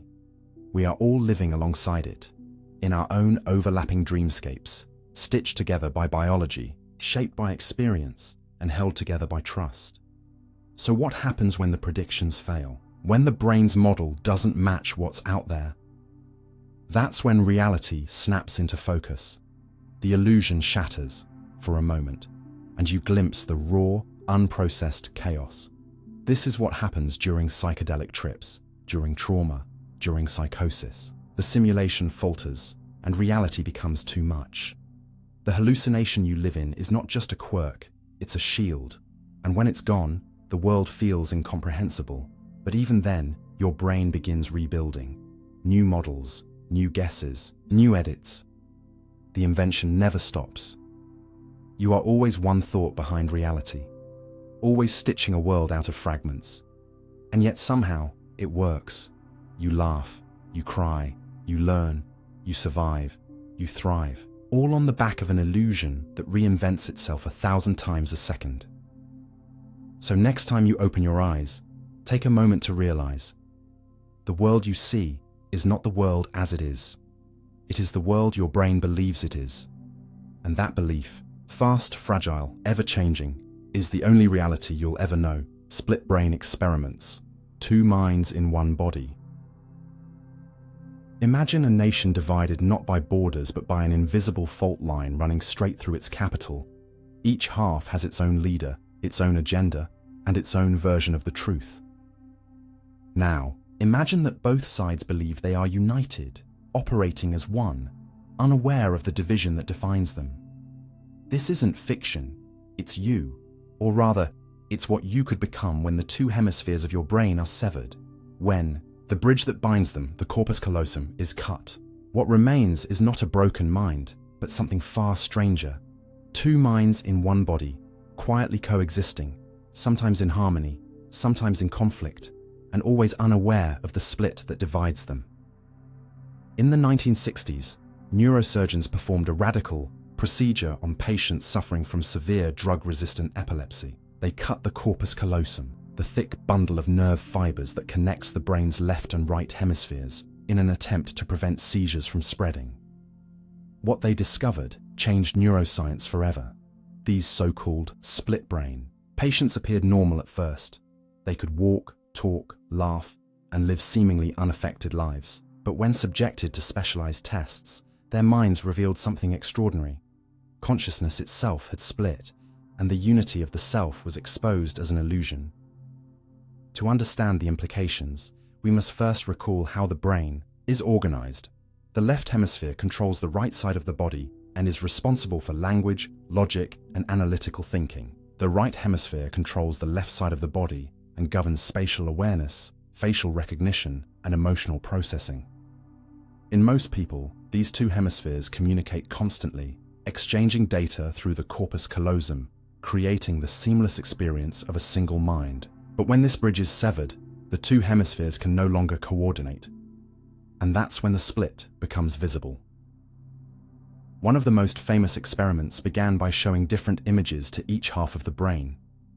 Researchers flashed a picture of a snow scene to the patient's right hemisphere by presenting it to the left visual field, and a picture of a chicken claw to the left hemisphere, right visual field. When asked verbally what they saw, patients answered chicken claw, because speech is controlled by the left hemisphere. But when asked to point with their left hand, controlled by the right hemisphere, to a related image, they chose a shovel to clean the snow. The 2 sides of the brain had each seen something different. Each had understood the image. Each had responded accordingly. But only one could speak. And so, the speaking side, unaware of the snow scene, confabulated. I saw a chicken claw, and I picked the shovel because you clean chicken coops with it. This wasn't lying. It was reality reconstruction. The left hemisphere, having no access to what the right saw, invented a plausible explanation to maintain the illusion of unity. And this behavior occurred again and again. The patient wasn't aware of the disconnect. The conscious narrative was preserved, even if it was fabricated. Another test involved placing an object, like a spoon, in the patient's left hand, right hemisphere. When asked to name it, the patient couldn't, because the right hemisphere can't produce speech. But when asked to draw the object with the same hand, they did so easily. This proved that the right brain knew what the object was, even if it couldn't say it. Meanwhile, the left hemisphere remained in the dark. The implication: each hemisphere had its own awareness, its own knowledge, its own version of I. Even more bizarre were cases where the two hemispheres appeared to disagree. In some patients, the left hand, controlled by the right hemisphere, would button a shirt while the right hand, left hemisphere, unbuttoned it. One hand would reach for a desired object, while the other pushed it away. In rare cases, the left hand acted with hostility, slapping or blocking the right hand's actions, a phenomenon known as intermanual conflict or alien hand syndrome. It was as if one part of the self had a mind of its own, and no one was home to notice. These findings shattered long-held assumptions about the self. If a single brain could house two minds, each unaware of the other, then what does that say about unity, identity, and consciousness? Are we truly one mind, or a coalition of neural modules, loosely coordinated and pretending to be whole? The split brain experiments suggest that consciousness is not a single light bulb turned on or off. It's a network of spotlights, some bright, some dim, some never pointed at each other. Importantly, this duality isn't just limited to those with surgically split brains. Even in healthy individuals, the hemispheres process information differently and specialize in distinct domains. You are already a bi-hemispheric being, and your sense of unity is maintained by constant crosstalk. But remove that bridge, and the illusion fades. The orchestra continues to play, but the conductor is gone, and each section starts composing its own tune. This phenomenon also calls into question the very notion of free will. If your left hand can act independently of your right, if decisions can be made without your awareness, then who exactly is in charge? The self you think you are, the voice narrating your experience, may just be the loudest storyteller, not the sole decider. The split brain experiments expose that beneath the unified surface lies a plurality of minds, each capable of intention, awareness, and action. And yet, here's the paradox. Despite the split, most patients reported feeling completely normal. They didn't feel fragmented or confused. They lived ordinary lives, made decisions, fell in love, experienced joy and sadness. Why? Because the illusion of unity is robust. The brain's default mode is coherence. It would rather invent a story than admit to inconsistency. And so it does, constantly, creatively, invisibly. What we learn from split brain research is not just about rare surgical cases, but about the architecture of the mind itself. It suggests that the self is not a single entity, but a narrative interface, a point of synthesis where various brain systems meet. It's a political compromise between competing agencies, each with its own biases, functions, and goals. The fact that we usually feel unified is not proof of unity. It is proof of the brain's ability to maintain the illusion of unity. This leads to a broader philosophical question. If two minds can exist in one body without conflict, what defines personhood? Is each hemisphere a separate consciousness? Do both deserve moral consideration? Could there be a plurality of minds in all of us, hidden behind the veil of integrated experience? Some theorists have argued that we are all, in a sense, split brains, compartmentalized by habit, language, trauma, and culture. The unity we feel is less about biology and more about coherence, a fragile treaty negotiated moment by moment. So next time you argue with yourself, hesitate before a decision, or feel torn between two impulses, consider this. It may not just be indecision. It may be a conversation between minds, happening silently within the borders of your skull. You are not a singular being. You are a parliament, a chorus, a committee of selves, each casting votes, raising objections, and aligning under one name, I. And yet, remarkably, you function, you create, you love, you suffer. Despite the splits and seams, the hidden disagreements and unseen gaps, you live as if you are whole. Perhaps that is the greatest illusion of all, and the most beautiful.